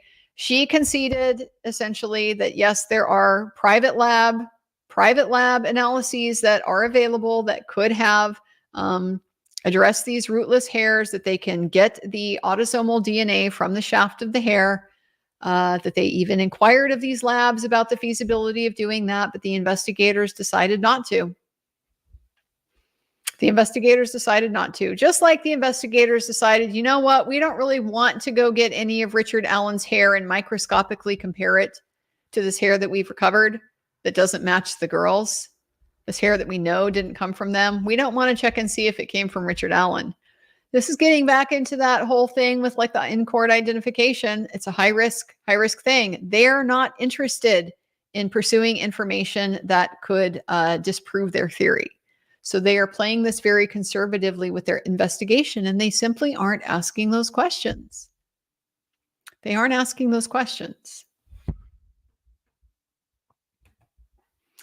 KDog8173, thank you for what you are doing. God bless you, and God bless you too, KDog8173. 7 days at sea. Is it possible Abby was killed in creek? Clothes damp, lack of blood. Congrats on 100K. I have been thinking this. Absolutely. Killed in the creek, washed in the creek, killed somewhere else and washed. Yeah, that does seem very feasible. That does seem like a very possible explanation for this. Killed in the creek. There's footprints around the bank that we heard about, the shoe impressions around the creek. Yeah. Killed her in the creek, carried her up, laid her there. That's why there's no blood there. That's why her position is the way it is. That's why she's so clean. Definitely seems like a feasible explanation to me. Nail arose in God's garden. I just want to say you have beauty and brains. Well, you are too kind. I also have really nice lighting. Teddy Bear 1287 would love to have your opinion on the Washington state judges up for election next week. As much research as I can do, a lawyer in the trenches opinion would be the most useful. Boy, you're going to call me out on trying to remember off the top of my head who is up for re-election. Cheryl Gordon McLeod on the Supreme Court. Love her. Absolutely would vote for her. Stephen Gonzalez up for re-election. I am a big fan of him as well. Really like him and what he's brought to the bench. The rest of the judges, I think you would probably be dealing with your local area, either the division of the Court of Appeals. We did not have any Court of Appeals judges up for re-election this term. And then local judges, we had some, but they're probably not, unless you're from Kennewick, they're probably not your judges. I believe both of the Supreme Court justices were running unopposed. So, they're probably going to win anyway, but take it for what it's worth as a practitioner. I support that. I think they're both very good judges. And I wouldn't have any problem supporting them, even if they were running contested elections. Danielle X, is the defense guaranteed any amount of minimum time? Well, we don't really know because they haven't said. What I've said before is that they run into constitutional problems if they just arbitrarily cut off the length of the trial. If they decide it's going to be this long for no particular reason, and if you're not done, tough luck. You got to just stop. And so my expectation is that what they've done is that when they set this trial, when they set the length, it was based on estimates from the parties about how long their cases were going to take. Those are just estimates. And, the problem is, as Judge Gold even said on the stand the other day, when the attorneys give me a time estimate, I go ahead and double it. It does often take a lot longer to get things done than you might think they would. The forensic firearm examiner was a great example. I don't think anybody expected her to take all day, but she did. So I expect there is at least a general understanding that they have about how much time they're going to get. My rough guess was going to be maybe 3 weeks to the state, 2 weeks to the defense, Kind of seems like that should be the reverse, given state has 50 some witnesses and defense has 130 something. But of course, not all of those are unique witnesses, and not all of them are guaranteed to be called. But we'll see. I mean, I feel like we have to be getting close to wrapping up the state's case. I'm just trying to think of where else we have to go. There was a reference today to trace examination. I don't know if we're going to hear from a trace analyst from the lab. Absent that kind of information, it seems like we're starting to head towards confessions. And the confessions are going to take some time, because we don't just have these videos that the state is going to want to watch and the recorded phone calls they're going to want to play for us. We're going to have these inmates that he apparently confessed to as well. They're going to need to be brought in, and they're going to have to testify. So I don't see that happening in really less than a day, and I can easily see it taking longer than a day. And yeah, Tuesday's coming. So we will see where they go next. Pervy Prof with a super chat. Thank you so much for that. John Beattybot. I read the Odin motion thingy. Oh my God. Can we expect appellate justice if the cult fix is in for this farce prosecution? Family, adults, and law enforcement corrections. Yeah, if you haven't read the Frank's motions, it's worth taking a look. These things are a wild ride, and these are not, for all that you hear conspiracy theories and the defense originated, they made it up and they're throwing this absurd theory out there. The defense didn't come up with this, and there are a lot of connections. There are a lot of reasons to suspect these people are at least as likely to have committed this murder, based on what we know, than Richard Allen. At least that's my perspective on it. There's alibis that have been cleared, but don't really particularly seem to be all that solid, especially if we don't know exactly what the time of death was. So we have kind of more like partial alibis for certain stages of the process. But if multiple people are involved, multiple people can be coming and going at different times. There can be all kinds of different stages to this crime. So yeah, a lot of that stuff there is very alarming. And then when you get into the prison guards, yeah, like the people literally in charge of guarding Richard Allen wearing their Odinist patches, a guard with Odinist face tattoos. I mean, this is pretty mind-blowing stuff. For all that this is supposed to be some conspiracy, it sure does seem to be right out here in the open. In this part of the country. So definitely worth checking that out if you haven't. It will blow your mind.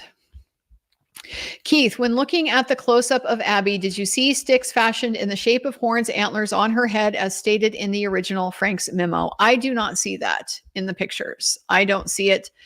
We don't really have a great angle that would show a close-up of both her head itself and the area of the ground that's immediately on top of her head. Because if there were like small, like tiny little twigs or something like that, I could see that being possible, and you just can't see it from what we've been shown in court. But there is nothing that would be like a large stick, large antler shaped sticks that I can see. So that part, I believe that came from Elvis Fields. That part does not seem to be substantiated by the actual crime scene. Hammy, how often do acquittals occur? Have you had any? I've had a lot. I've had a lot of acquittals. I had a pretty good record as a trial attorney, I got to say. And, not to pat myself on the back too hard, but as like a public defender, that's kind of an accomplishment, because I don't get to choose. I don't get to choose my client in my case. So yeah, my very first trial, as a matter of fact, was an acquittal. It's a story I tell quite frequently, especially when we talk about juries and how to pick juries, because it's the time when I left a retired law enforcement officer on the jury because I liked him, and everybody, like people in my office, are coming to watch. because it's my first trial, and I got a supervisor there to just make sure things don't go crazy and stuff like that. And everybody thinks I absolutely lost my mind leaving this guy on there, but I liked him and I could talk to him, and I felt like we understood each other, and he ended up being my foreperson and delivered me the acquittal. So yeah, I mean, they definitely happen. They definitely happen. You hear about the very high conviction rate, like 98, 99%, sometimes very, very high conviction rates. But the thing is that most of those are plea bargains. Those are from voluntary guilty pleas. When you actually go to trial, the success rate is quite a bit lower. So I don't know that I could give you an estimate. Is it 50-50? Maybe. Is my own record 50-50? I don't know. I haven't counted. I'd have to sit and think about that, real hard. And it also, from a defense standpoint, it also kind of depends on what you characterize as a win. Sometimes a win is just getting convicted of a lesser included, not getting convicted of an aggravator, something like that. Because it's a situation where the negotiations and the plea bargaining broke down. And so you really have nothing to lose because the prosecutor isn't offering you a real incentive to let him have the conviction. Yeah, acquittals definitely occur. I would be willing to bet that Andrew Baldwin has had some acquittals. I would be willing to bet that. True Crime Junkie press conference. NM said Nick McClellan said lives would be in danger if info got out. What was that about? Yeah, everybody I think would like to know that if they had the solo perpetrator in custody, he was already arrested. How are lives in danger? I mean, that's the justification for the secrecy? No. Don't buy it. Carrie Mache, Keegan Klein will be called as a witness by the defense. Yep, he is indeed on their witness list, and there has been an order to produce him for trial. So prison has to bring him over for that. Yeah, that will be interesting. Icosaplex gifted 10 Andrea Burkhart memberships. Thank you so much for that. Let's be realish. When the jurors had no questions, did they hand any questions in at all for review? No, they did not. They were not interested in hearing any more from the blood spatter analyst. S. Nair with a super sticker. Thank you so much. Law Kong Express. Did they find Richard Allen's book on levitation? Mailboxes. Good night, superstar. Don't recall him seizing a book. Just his photos, and I was thinking about this because I saw a comment, one of the comments on one of my videos. I can't keep up with them at all right now. So I just barely get a chance to kind of glance and see like, what are the most recent ones. And I just happened to catch this one that was, talking about the absurdity of him being able to see fish from above a 60-foot bridge. And it's not absurd at all. I've been there. This water is extremely clear. You can see straight down to the bottom. But then also there is this wonderful photograph that the police seized in the search of his home that shows Richard Allen fishing in Deer Creek, and he's got a trout. That's like 12, 14-inch long trout. This is a big, beautiful fish. That thing would just stand out. You could see that. You could see that from probably the far end of the bridge. I mean, with how clear the water is, how big that fish was. Yeah, looking for fish from the top of the bridge does not seem unrealistic to me at all. Amy Lou, first time here. Love your channel. Well, thank you so much. Hopefully it won't be your last time. We'd love to have you back. Lisa Thomas, those pics seem photoshopped. They don't look authentic. Who walks on that tall of a bridge with both hands in their pockets? Both hands in their pockets? Yeah, I sure wouldn't. Not with, the height alone, maybe I would, but with the gaps in between the ties and the like rotting ties. And people have told me like literally you would step on this thing and you could feel it. You could feel it decomposing under your feet. Absolutely not. Absolutely not. My hands are out and ready, and I am catching myself, and I'm ready to grab stuff. I am tense. My hands are not in my pockets. Solo YOLO, congrats on 100K. Been busy, but love your channel. Are you planning a summary of this trial when it's over? I haven't planned it, but it's probably a good idea. At least do some kind of recap about what happened and how we got here. Try to do it in the 10,000 words or less kind of model. I'd also like to do, I mentioned before, I'd love to do like a group stream for a lot of us, a lot of the content creators who have been here at the trial. I think that would be cool since we're all there. We see each other, we talk to each other, but we're all streaming separately. I think it would be really fun at the end of the day to have at least one where we can all come together and share everything that we perceived and thought and our experience and everything all at the same time. JD, happy I found your channel right before the trial began. New member. I'm heartened to see that y'all are getting such lovely support through the uncomfortable nonsense. Thank you. Stay strong. Yes, it's been wonderful. And speaking of the wonderful support, I do appreciate so much the folks who have volunteered for the line sitting. We have a lot of shifts covered. There are still some more we could use some help with. The times are starting to get more and more challenging to manage because people are beginning to arrive earlier and earlier. And we have concerns that as we get closer to the end of this trial, the demand is going to go up. So we are anticipating the need to potentially have line sitters there in the daytime. If there is anybody who is in a position where that would be maybe preferable, then, sleeping out on the cold concrete is not necessarily anybody's favorite good time, although it's, a little bit of an adventure. But if you'd love to help out and that's not going to work for you, if it's possible for you to possibly line sit during the day, we would absolutely love to have you. I would love to have you. Lawyer Lee would love to have you. Lauren from Hidden True Crime would love to have you. Lots of content creators out there that are looking for help with line sitters. If you are interested in that, the link for mine is well, it should be the pinned comment. I think maybe somebody put it there. If it's not there, then I will make sure it gets into the channel description.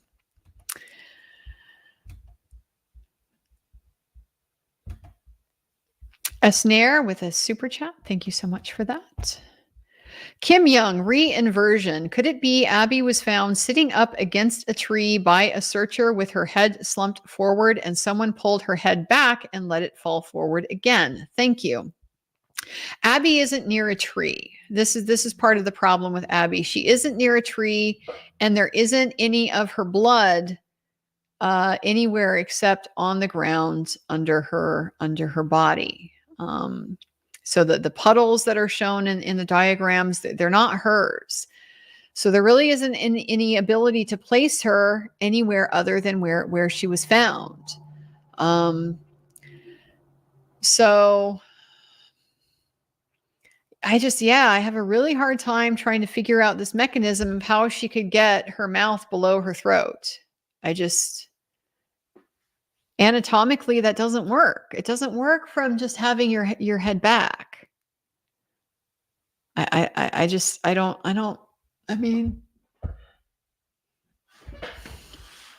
guess maybe, but it's just, and you're going against the force, the gravity, the blood is going to want to come out and go down. So you got to be, and this is a lot of blood. This is not like a small drip or something like that. This is a high flow volume of blood. This is a lot of blood that is flowing the wrong way. It's very hard for me to look at this and see this as being consistent with her just having her head back. Now, what it does potentially look like to me, holding somebody, cradling somebody, your arms under their knees and under their shoulders, and they're going to fall back that way. Yeah, maybe then with their torso being repositioned, she can't do that where she's at because she's lying flat on the ground. The ground is in the way of her head being able to get free like that. But somebody kind of cradling her while they carry her, maybe. It's not part of the state's theory. Mary Fryer, any explanation on clothes in the creek affecting lack of blood in some locations? would have to think about that. Yeah, I don't know. I mean, I feel like part of the challenge with Abby and interpreting Abby too is that it isn't just the lack of blood; it's the lack of dirt. It's the lack of any kind of debris. Libby also has a lot of debris on her, as well as a lot of blood. Just sort of intuitively, if you're out in the woods and you take your clothes off. I mean, both girls had to disrobe, so they take their clothes off. I mean, unless she is really immediately reclothed in Libby's clothes, it just seems like she would have picked up some dirt or something like that at some point. And just her cleanliness is really, it's so notable. It's so notable to me. As soon as I saw it, that's just my first thought was, she looks like she's been washed. She looks like she's been bathed.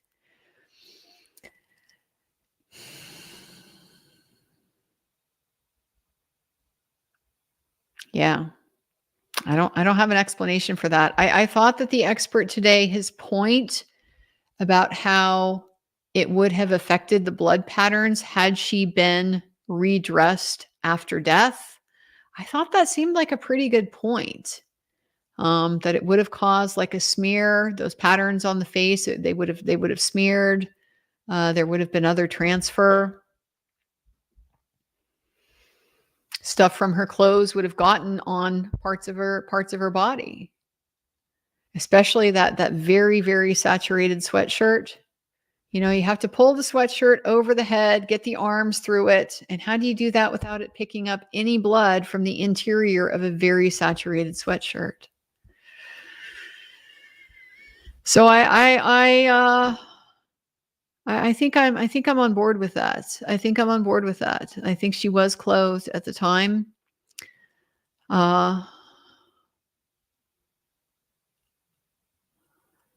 I just don't know. It's so hard for me to try to put these pieces together and figure out a reasonable explanation.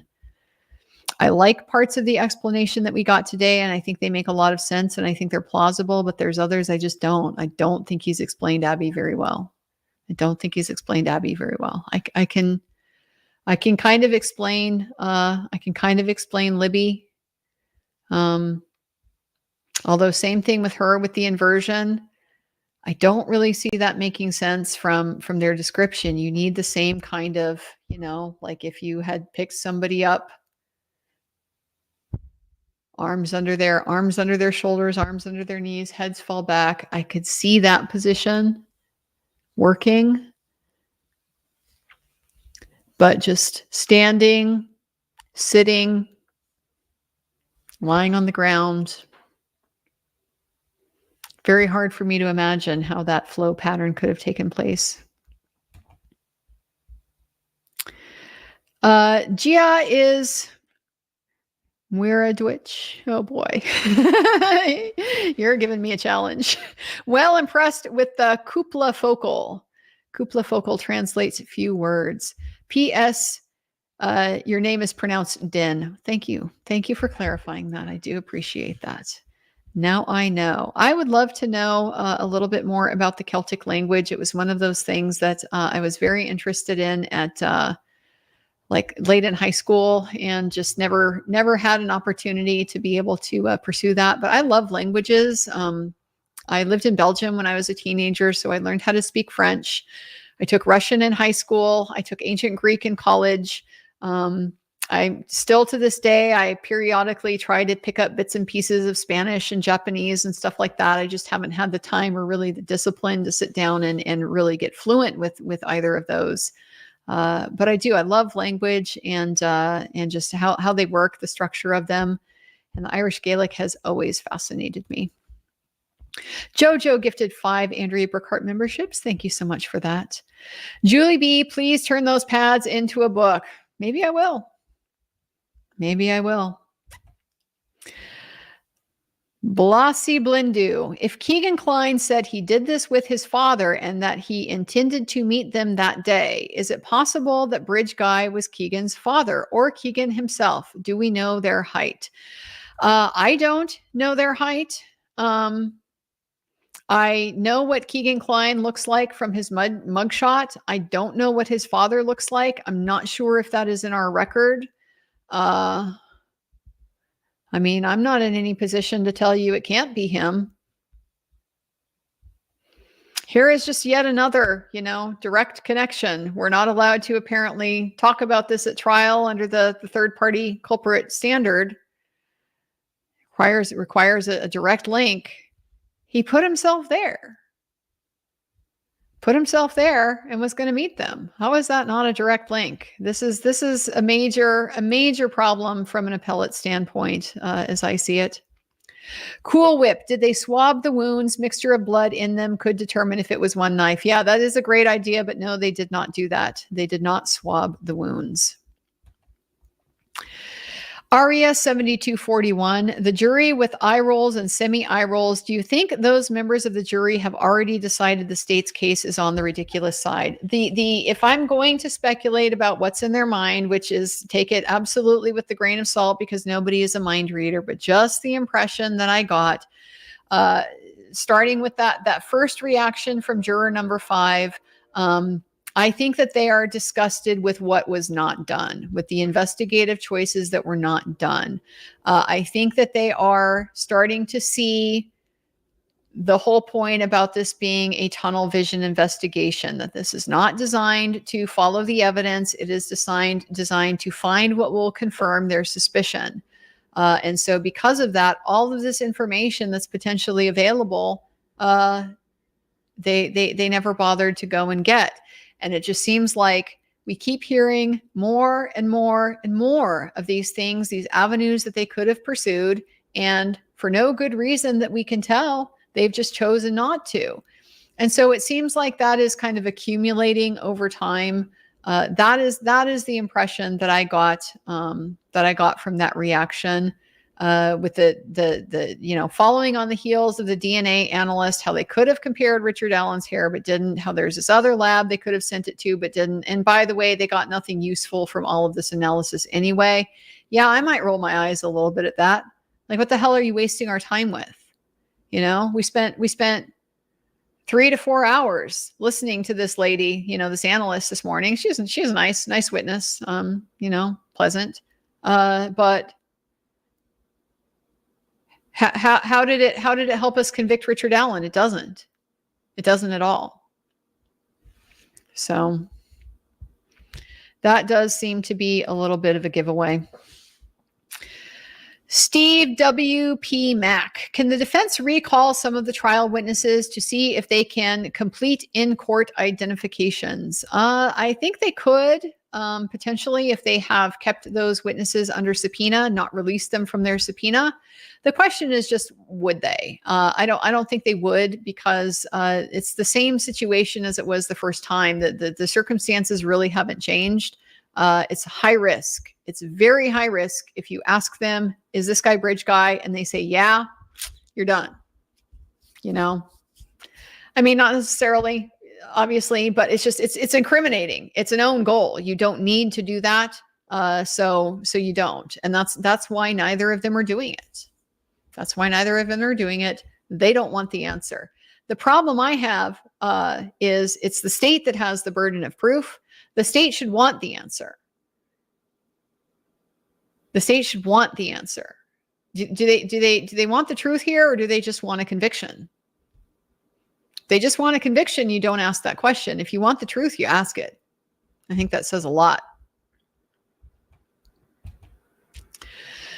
Lousy David, I start your live streams at work and my teens quickly took interest in your coverage. So thanks. A second thank you for telling the second Arrow Sutra a couple days ago. I've passed that on to them. What a great thing to pass on to your teens.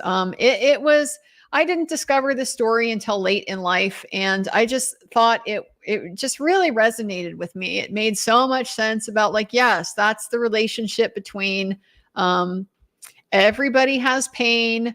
Everybody has grief. Everybody has things that suck. But there are just attitudes that you can have about that can make it better or can make it worse. And that's kind of the best we can do as humans. Everybody is going to have pain and hardship in their life. And the best thing we can do is just improve our attitude about it. And so I love that story, how it, shares with us kind of the appreciation for why that is so necessary. Chloe's mom, my goodness, look at you in honor of your 100K. Thank you so much. You are so generous. I truly believe RA is innocent and have thought so since his arrest. Thank you for bringing the trial to us. A lot of people in this boat. And I think every day that this trial goes on, that we aren't getting some kind of smoking gun, the more people are coming over to this side. It's not looking good for the state's case, and they are running out of time and they are running out of opportunities, just things that they can bring up that have the potential to be incriminating. It's going to come down to these confessions. It really is going to come down to these confessions. And the problem is they're going to have to show he didn't just guess it. They didn't feed it to him. And he didn't just read it in the discovery and regurgitate it. Killer details only the killer would know. That is a tough standard. That's a tough standard, because once it's out there in discovery, a lot of people would know that. A lot of people would know that. Really appreciate you, Chloe's mom. Thank you so much for that.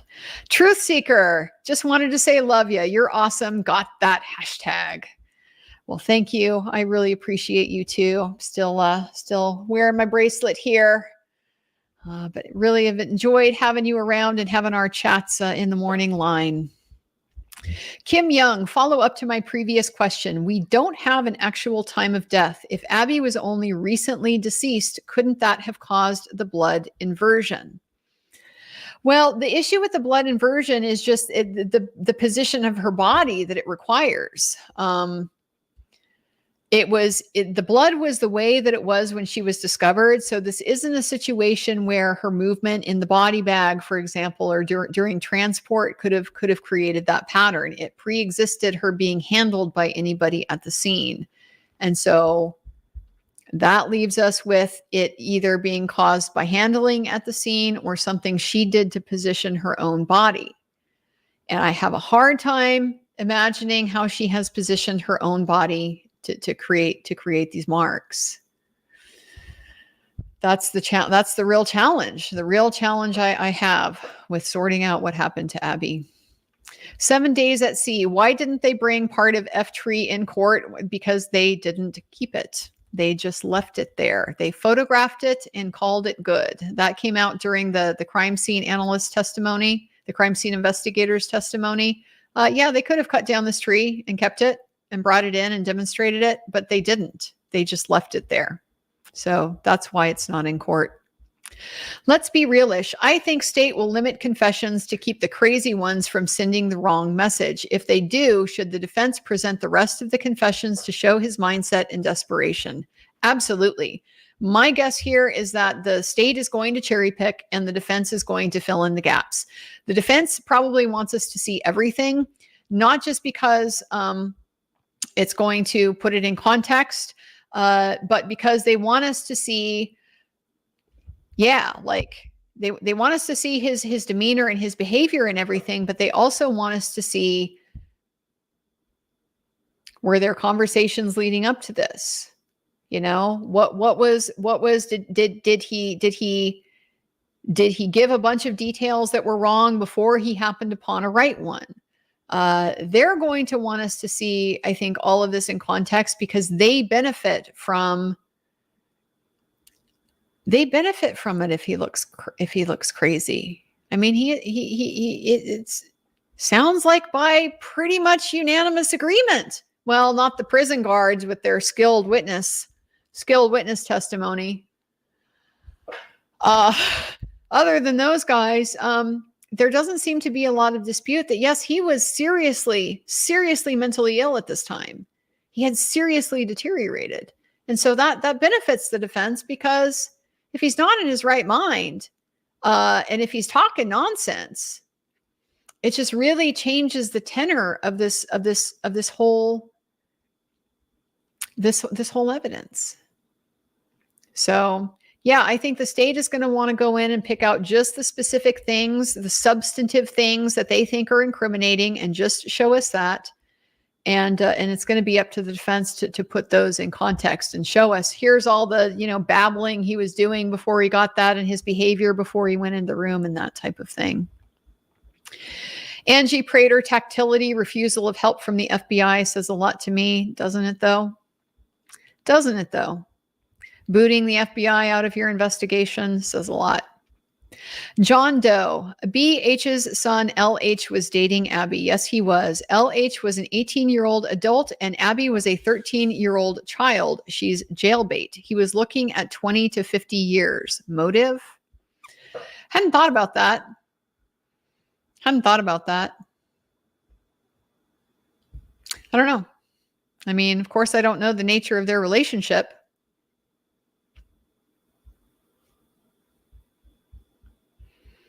I mean, I will say, seems like it's at least as much of a motive that we have for Richard Allen. Inigo Montoya, I'm writing a book about a young private practice attorney who decides to never plead another case. Chaos ensues. Chaos would indeed ensue. Yes, it would. Yes, it would. They talk about that sometimes, about what if all of the public defenders just got together and decided every case is going to go to trial. It's like this pipe dream I think people have a lot of the time. The problem with that is that is actually, as a strategy, it's probably unethical, because you're not making the decision for your individual client based on what is in that individual client's best interests. A lot of those individual clients, it's not going to be in their best interest to go to trial. It's going to be in their best interest to take the plea. So it's kind of a fun thought experiment, but from a practical standpoint, it's not really feasible. But that said, taking more cases to trial, yeah, taking more of your marginal cases where you're not getting good plea offers, yeah, chaos would definitely ensue. Aria 7247. Oh, is this Arla or Aria? I'm sorry, my eyes are starting to cross a little bit. It's getting a little bit late. I thought I was going to get this pleading done tonight, guys. I'm not going to get it done. Parents would love to see the culprit found. Do you get any vibes the parents look at Mr. Allen with angst? I cannot believe anyone can sit and listen to the horrible way their child died. Yeah, it's hard knowing that they're in there watching this stuff on days like today, hearing testimony like we heard today. Like I said, several of them were crying at one point. When they were talking about the tear, I looked over, just to see how the family is reacting to this. I see Becky Patty is, she's like bent forward in her seat with her head down. This is very, very hard on the family. I am not seeing if they are really looking at Richard Allen at all. I haven't seen any indication of that, like during recesses and stuff when people are moving. You can't really tell during trial because you'd be staring at the back of his head. Like everybody is looking in the general direction of Richard Allen when things are happening in the courtroom. But like during the recesses and stuff, I haven't seen any indication of any kind of interaction with him. Yeah, I can't imagine what they're going through with days like today. Sarah S. with a $9.99 super chat. Thank you for that. Fem Natal, I found you at the beginning of Dep v. Heard. Thanks to Rakita. Haven't stopped watching since. Thank you for Delphi and Idaho coverage. Congrats on 100K. Well, thank you so much. You are indeed an OG. If you remember me from back in those Rakita days, that wasn't my first, like my actual first, like being online on the internet on camera. I was on Colonel Kurtz's channel first. She's the one that got me into it. She talked to me a few times about Dep v. Heard, and then, drug me sort of reluctantly into the Marilyn Manson. When there was more happening with that case to talk about. And then right before Dep v. Heard, I went on with Legal Bites, just to give her like you just wait till you see what's coming. Give her the preview, because I knew from the UK, I knew what's coming. And I don't think any of the other law tubers really knew what to expect. So I went on her channel to kind of give her the heads up. But other than that, yeah, it was Nick Ricchetta that invited me on during Delphi Heard, and a lot of his audience and him that, encouraged me to take the step myself. So I'm always going to be grateful to Nick for that. Kylie, it'd be so dangerous if info got out, but having people out all night trying to get in is no big deal. Who do they think it's dangerous for?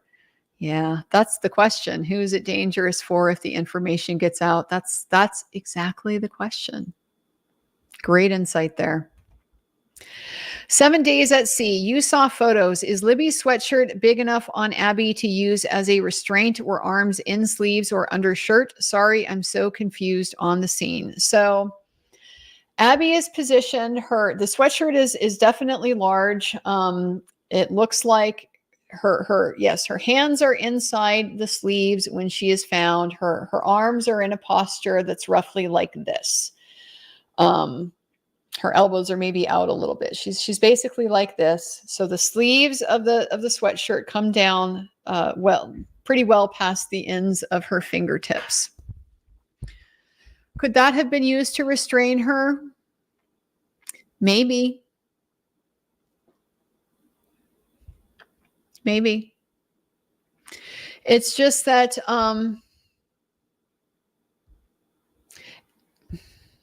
like there's nothing on the sleeves that would suggest like they were tied or they were pinned or something like that. So I think we're in a somebody held it type of scenario if we're talking about using the sweatshirt as a restraint. So that, is going to get us back into issues with how many people are involved in this. But also I hate to keep coming back to this, but this wasn't quick for her. This was not instantaneous. It's slow from how they've described it, because the vein, unlike the artery, is not under pressure. You'll lose a lot of blood, but you don't lose it at nearly the rate that you do with those arterial cuts. So this took time. And so the instinct was always going to be bring the hands, whether they're in the sleeves or not, bring them up to the wound. And so she would have had to have been restrained the entire time. Possible. Not very nice to think about. Precocent. Does Cicero address dirt on Abby's upper back? No, he really doesn't. He doesn't address that. I think probably his assumption is just because she was lying there. But they are on top of leaves, and they're a little bit fuzzy sometimes, a little bit ambiguous with their language when they talk about dirt versus debris versus sand versus mud.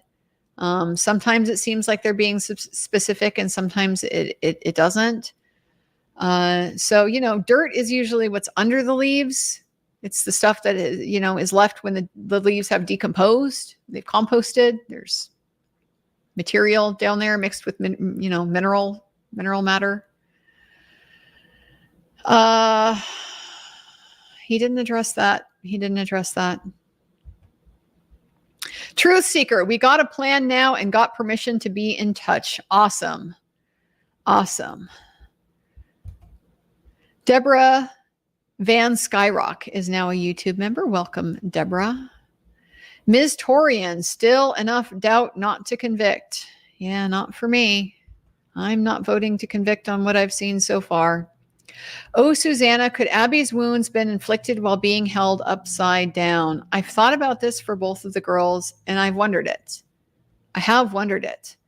Something that I mentioned that caught my attention when I saw Abby's posture and when I saw the direction of the wounds.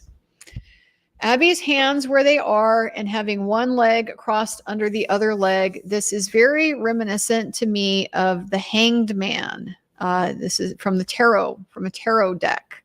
The Hanged Man, I forget which number he is in the major arcana, but he's a symbol of transformation. And when you see him on the tarot card, he's in this very similar pose with the one leg, kind of crossed behind the other leg, the arms generally kind of up like that, and he is inverted. He's upside down. It's just the first thing I thought of when I saw it. Like, that really looks like the Hanged Man. I know there's been symbolism, that's come up, and are these natural positions that people are in, or were they posed in these positions? Obviously very hard to say, and I have no idea how or if the Hangman would fit into any of this at all. I don't know if Odinists are into tarot. I don't know if this is somebody unrelated who's not an Odinist. I don't know, but that was the best description I can come up with for what it looked like for Abby. Go to a tarot deck, look at the Hanged Man. That's what her posture looks like. Ladybug 23, thank you for sharing the trial with us. I really enjoy listening to your great way to express it. Well, it is my pleasure, and I'm grateful to have you all here with me. Deborah Van Skyok, is it possible Abby was upside down at one point to get that pattern? Yeah, same question. It seems possible to me. The question is how. She doesn't have any ligatures on her legs or anything like that, on her ankles. Now, if it was over her clothing, would that protect her? I don't know. I'm not an expert in those types of things. But that does seem like a possible explanation for both of these girls. They were inverted. They were upside down.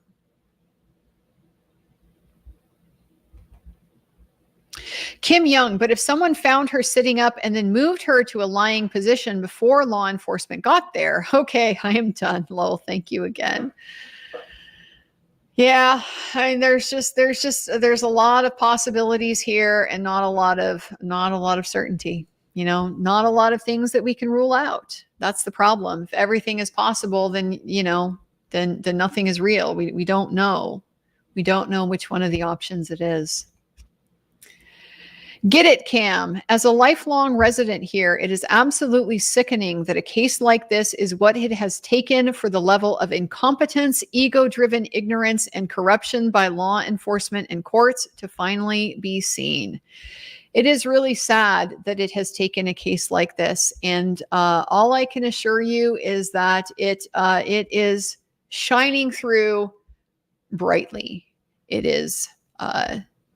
can't be unseen. At this point, it can't be unseen.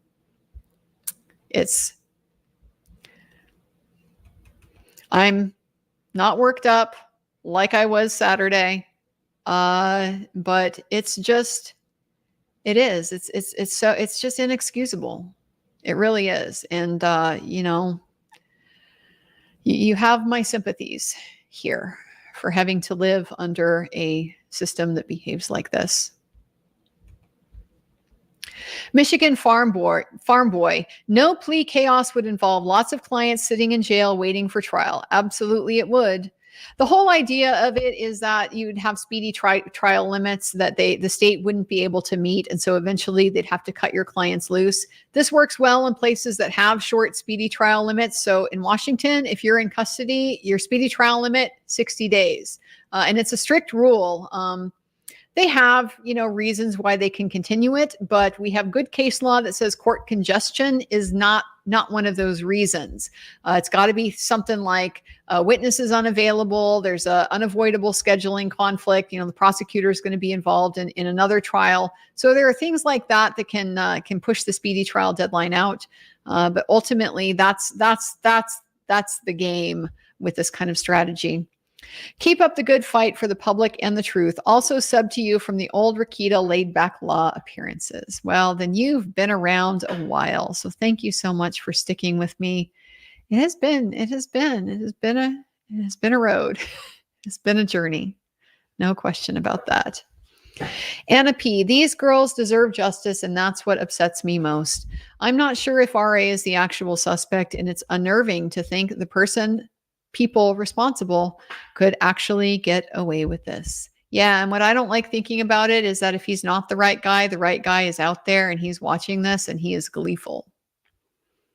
He or she, the right perpetrator could not be happier with how this is unfolded. And that's scary and that's frightening. Carrie Mache, the hanged man is Odin. Oh, no, it's a very old image. It's Odin. It's Odin. Yeah, I don't know much about the history of the tarot and like all of the origins of the different images on it. I understand generally it's the hero's journey and the various archetypes and things like that. But if that does have a link to Odinism, it's just uncanny to me how that looks. Especially if you put inversion in there. Really looks like the hanged man.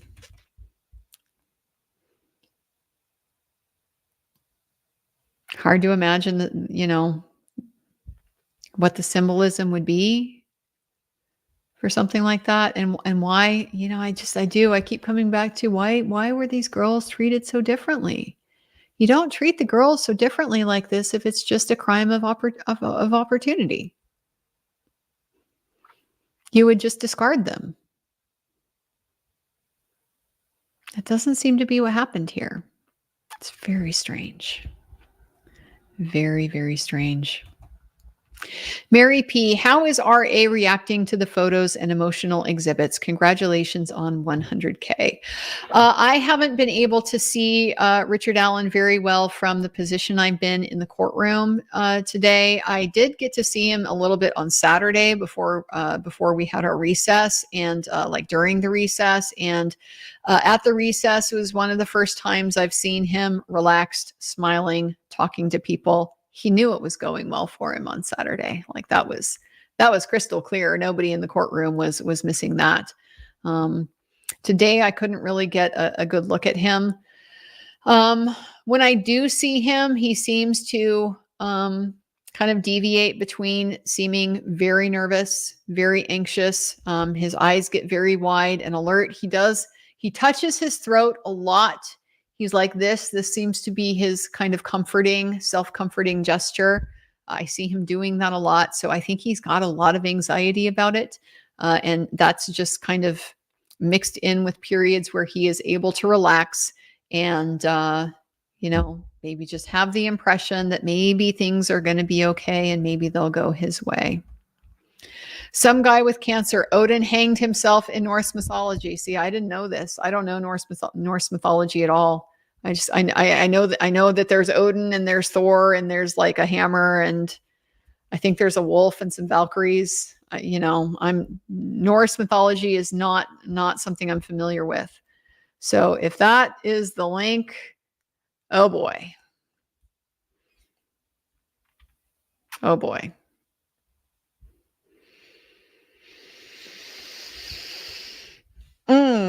Is that a coincidence or what? I'm just a rando. Thanks. Wow, this looks like the hanged man just from tarot. And it's Odin, and there's Odinus as part of the theory. Oh boy.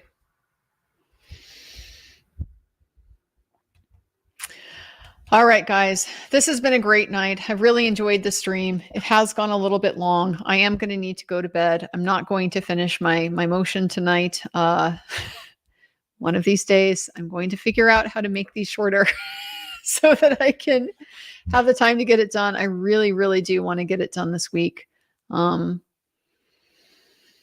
Maybe if I stay anxious and I can't sleep tonight, I'll get back up and keep working on it. Yeah, it's a step that needs to be taken, and I need to strike while the fire is hot. So I guess maybe I'll just sacrifice a little sleep one of these days, next couple days maybe. So Want to thank you all again for being here. Want to thank you again for your support. Really does mean a lot to me. 100,000 guys, 100,000 people tuning in. Like, this is wild. That's so many people.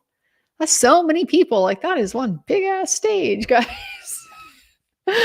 Gonna start to feel maybe a little bit self-conscious if I think about it too hard. So, but it really is an honor that, like I said, that so many of you are tuning in, that you're trusting what I say, that you're finding value in the content that I'm bringing you. That my perspective, is something that people enjoy hearing and enjoy thinking about. So I enjoy hearing from all of you too, and all of your perspectives. You have so many great ideas. Look at all these things I'm learning. I'm learning about Odin and Norse mythology tonight. I love that. I love learning new things. It's fantastic. So really great scene that we have here. I enjoy sharing it with all of you so much. Real quickly here, Mary Fryer, did they look to see if there are any unsolved cases similar to this? They haven't said anything about it. If they have, it has not come up in the testimony. And Jim, Andrea just tagged you on Twitter in BH picture. Yeah, I'm aware he looks quite a bit like Bridge Guy, like in his physique.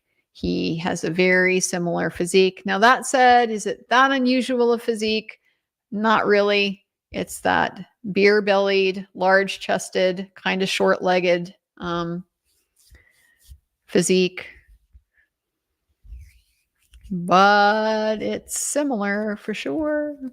For sure. So I will keep an eye out for that. I am saying goodnight, guys. Thank you all for joining me. Thank you to my line sitters again, making it much more realistic for me to be able to give you all of these details and still get some sleep and get more details down on paper tomorrow to share with you then. So I am going to look forward to getting some sleep now, and another day in the courtroom. Not sure what we're going to get.